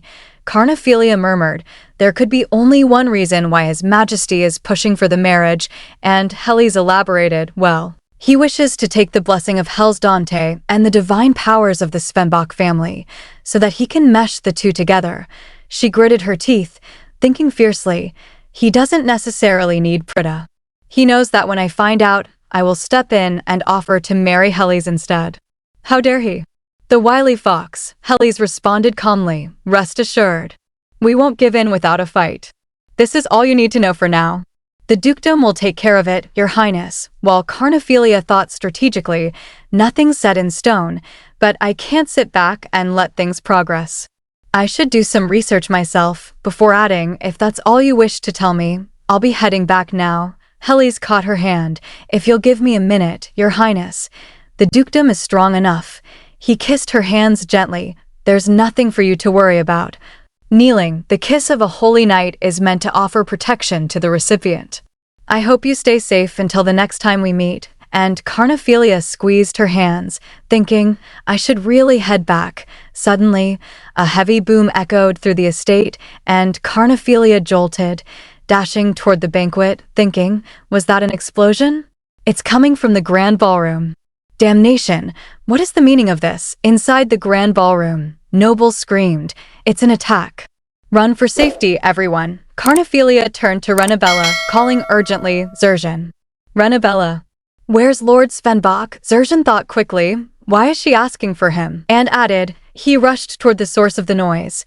Carnephelia shouted to LL, take Zerzhan to Helis, and LL nodded, while Zerzhan faltered, what about you? Just as a knife flew toward him, Carnephelia yelled, don't make me say it twice, and he replied. All right, Renabella asked anxiously, what about Rennie? Carnephelia commanded firmly, I want you to stay behind me. It's been a while, shadow soldiers. Carnephelia's eyes narrowed as she assessed the attackers, thinking, did he think these men were enough to capture me? Ian fried, you continue to underestimate me. Their moves are simple. With that, she drew her sword and launched into action, cutting through them with precision. Yet her mind raced, but having said that, they seem to have no intention to kill me. If they aren't here to take my life, what is their real purpose? Is their goal to injure me so that I cannot move quickly? Or are they trying to prevent me from leaving here? Her gaze flicked to Renabella, who gasped, shouting, "Sissy! Your face! New! There's a cut! How dare they leave a scar on your face? Why, I'll kill them all." Carnephelia gently grabbed her shoulder, smiling reassuringly. "No, there's no need to do that.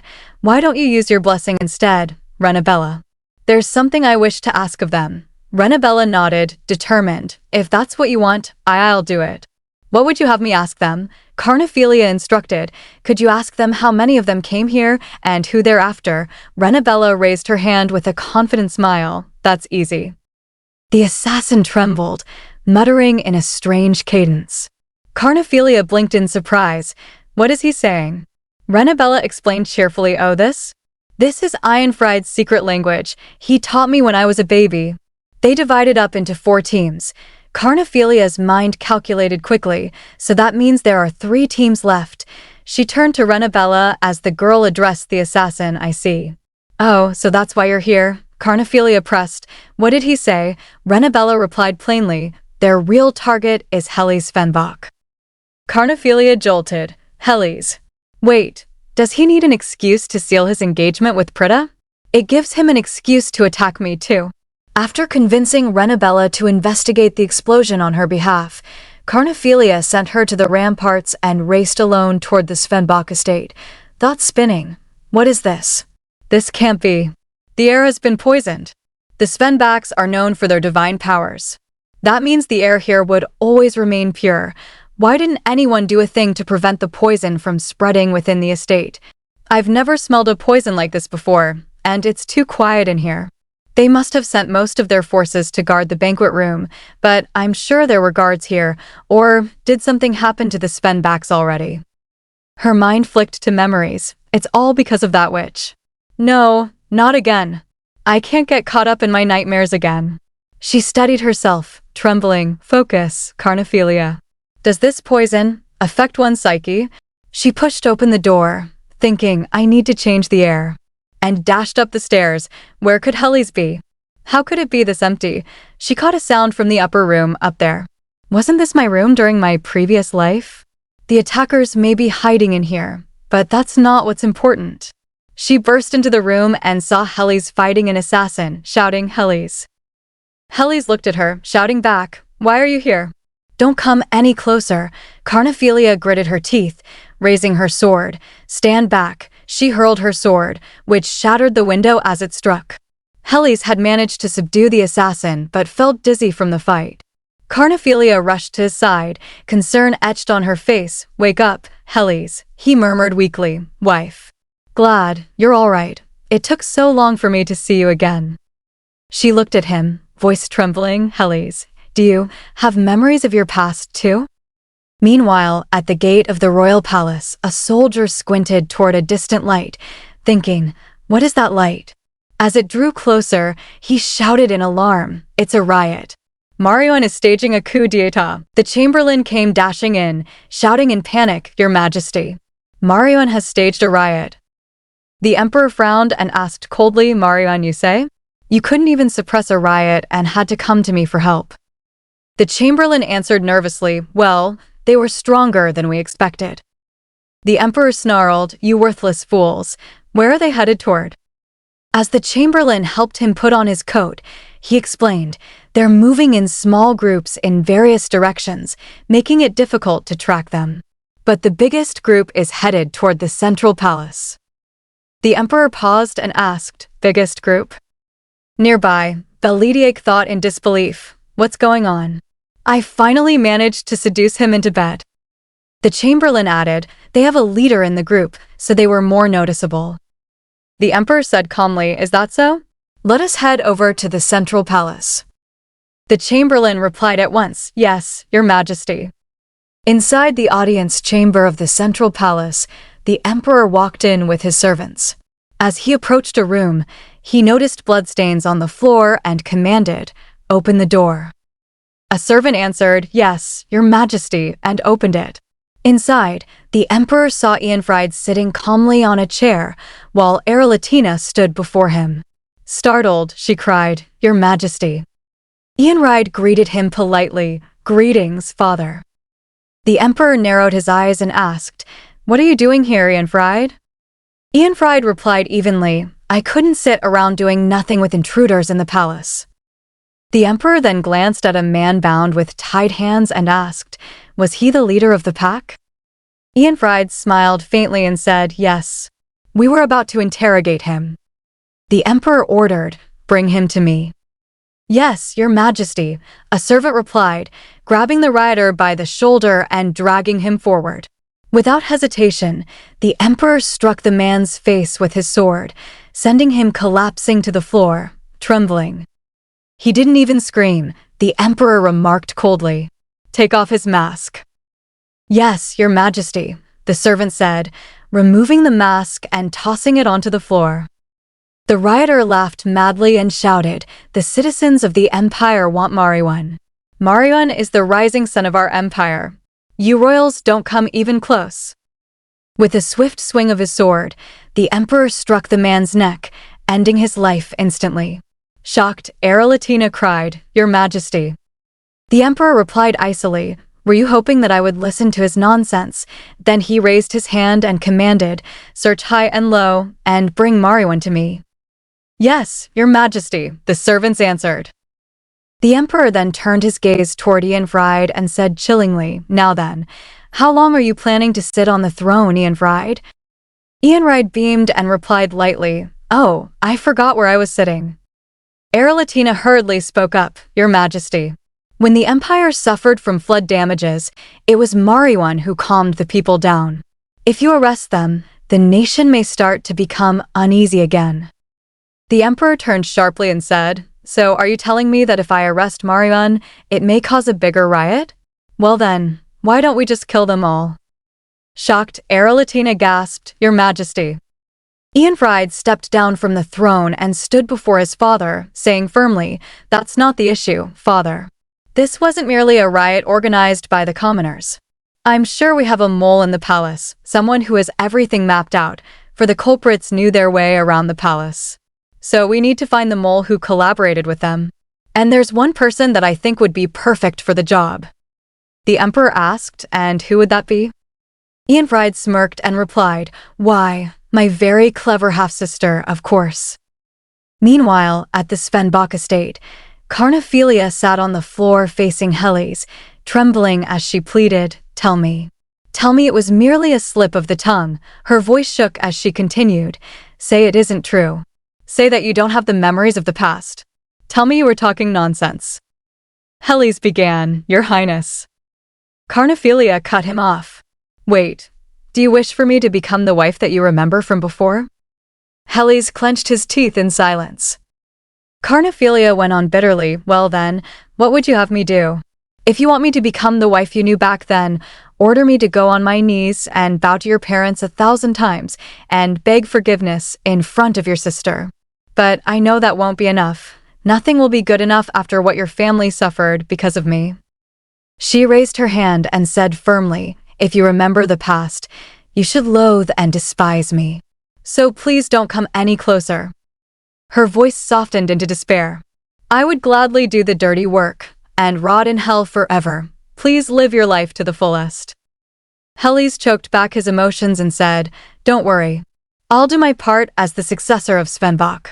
But I have no reason to stay away from you, your highness." Carnephelia froze, gripping her dress. "I really don't understand."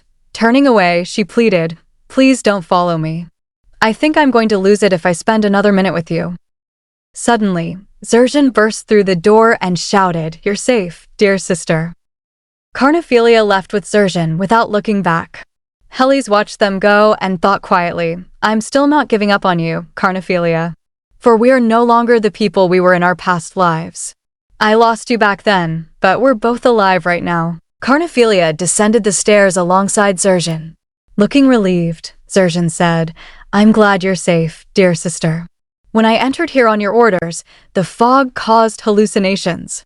I thought LL and I would faint at any given moment."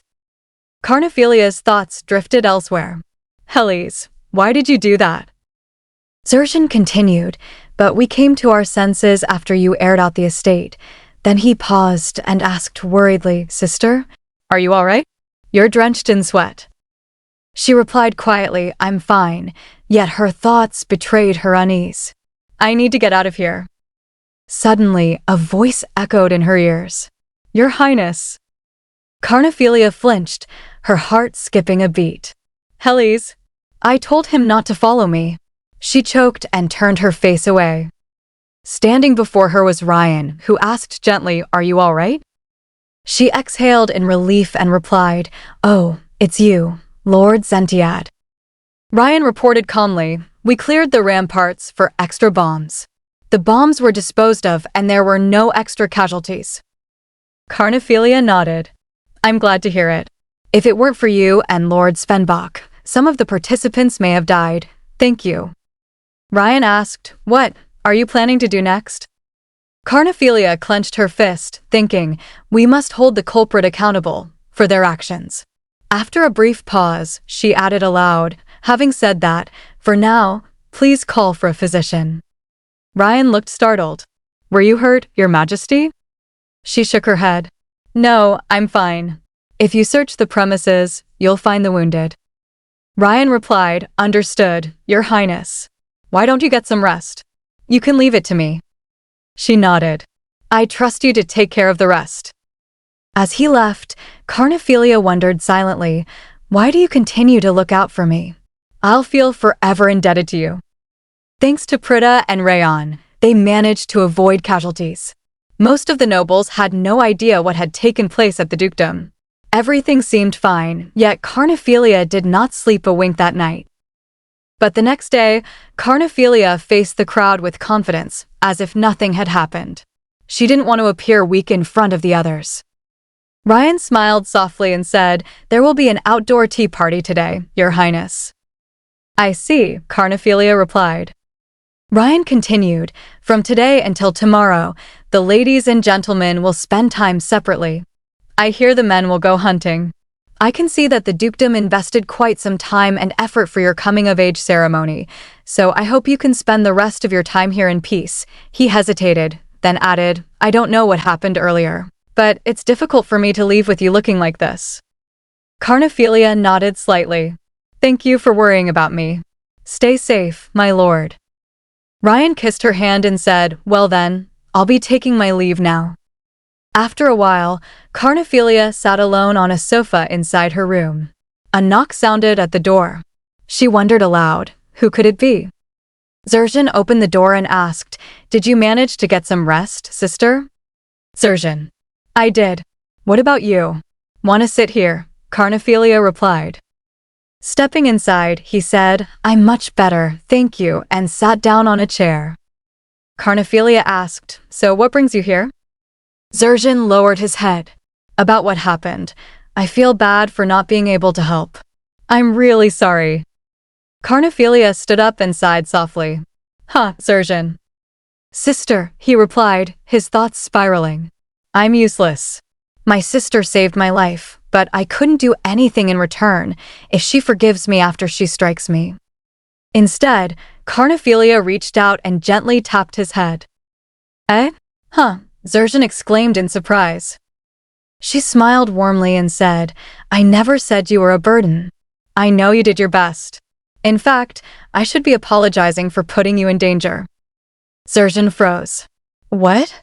Why would you do that? Still smiling, Carnephelia replied, I just want to tell you that I'm glad you weren't injured. Tears welled up in his eyes. Sister. She patted him gently. Do you feel better now? His eyes puffed as he answered, yes. Carnephelia thought, he's gotten taller, but he's still a child. Then she asked, Come to think of it, you said you saw hallucinations and strange sounds, correct? That's right, Zerzhan replied.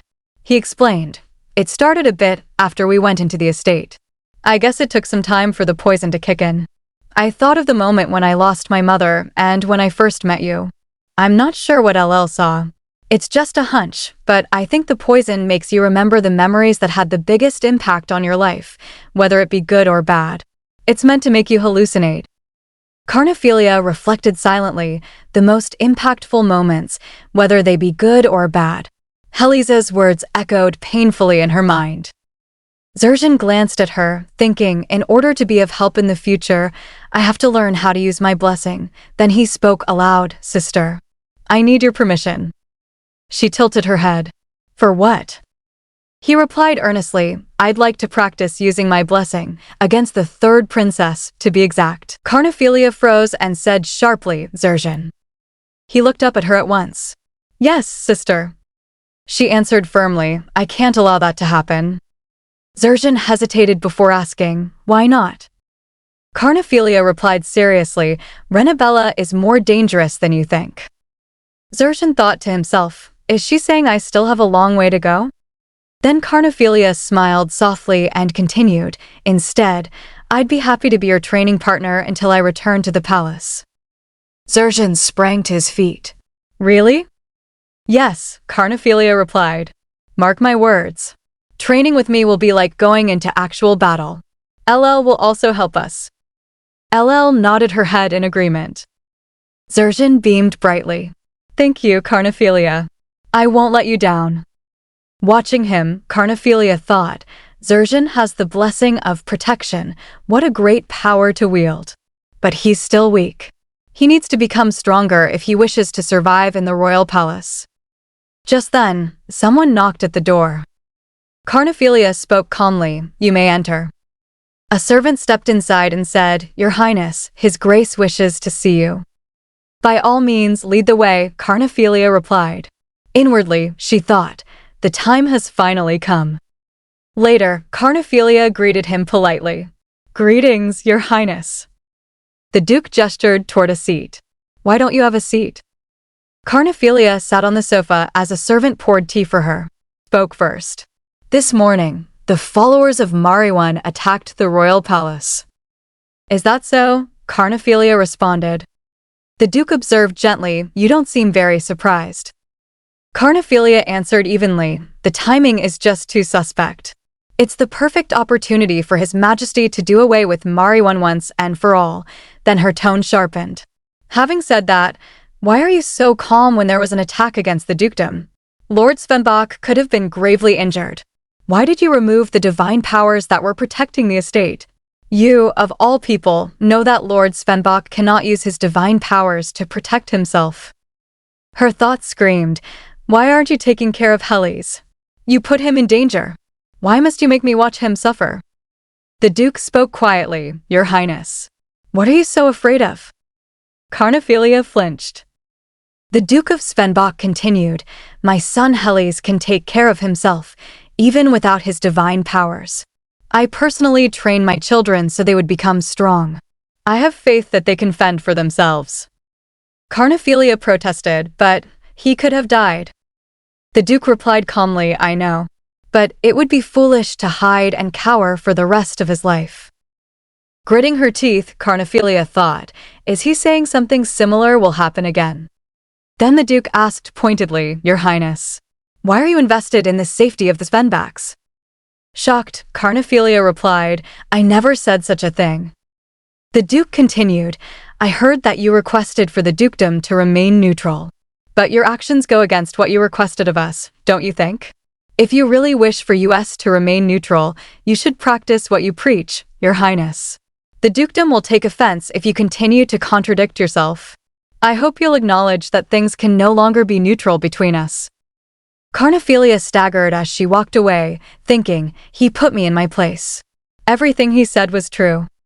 The person who pretended to draw the line and beg forgiveness, yet continued to check up on the other, was none other than I. However, I had no other choice. I really didn't. Whenever I run into Helles and am reminded that he's alive and well in this world, I can't help but think about him. Suddenly, Helles appeared before her. Your Highness. Carnephelia choked inwardly. I ran into him again. Aloud, she asked bitterly, is this your way of getting revenge? Helles looked taken aback. What revenge? Her hands trembled as she said, you remember the past and decided to take revenge by mocking me, didn't you? Your Highness, that's not, Helles tried to explain. Clutching her chest, Carnephelia said, fine. If that's what you want, I have no choice but to accept it. If I had known that your goal was to make me fall onto my knees, I would have given you what you wanted. Helis grabbed her hand. Please listen to me. But Carnephelia yanked it away. No, I'm ready, my lord. She knelt down. I could kneel in front of your family and bow 1,000 times. I would beg forgiveness over and over. If you decide to cast stones my way, I would gladly be your target. Then she stood and turned away. So just say the words. Wait, Heli shouted. At that moment, a butler rushed in. My lord, His Grace is asking for you. Helis froze. Oh, then he glanced back at Carnephelia and said to the butler, Tell father I'll pay him a visit later. Pardon, the butler exclaimed. Helis thought fiercely, not again. I won't lose you ever again. In the past, I didn't realize I had feelings for you until it was too late. I won't let you suffer or leave you alone like I did before. Carnephelia, you're not the only one who's been plotting and planning. I'll do whatever I can to keep you by my side. He pulled her into his arms, gripping her face as he said, I'm not finished talking, Your Highness. Thank you so much for watching. I hope this romantic journey made your heart flutter just like mine. If you enjoyed this recap, don't forget to like the video, subscribe to the channel, and turn on the bell so you never miss another love-filled episode. And don't forget to leave a comment sharing your thoughts. I love reading what you think about the story.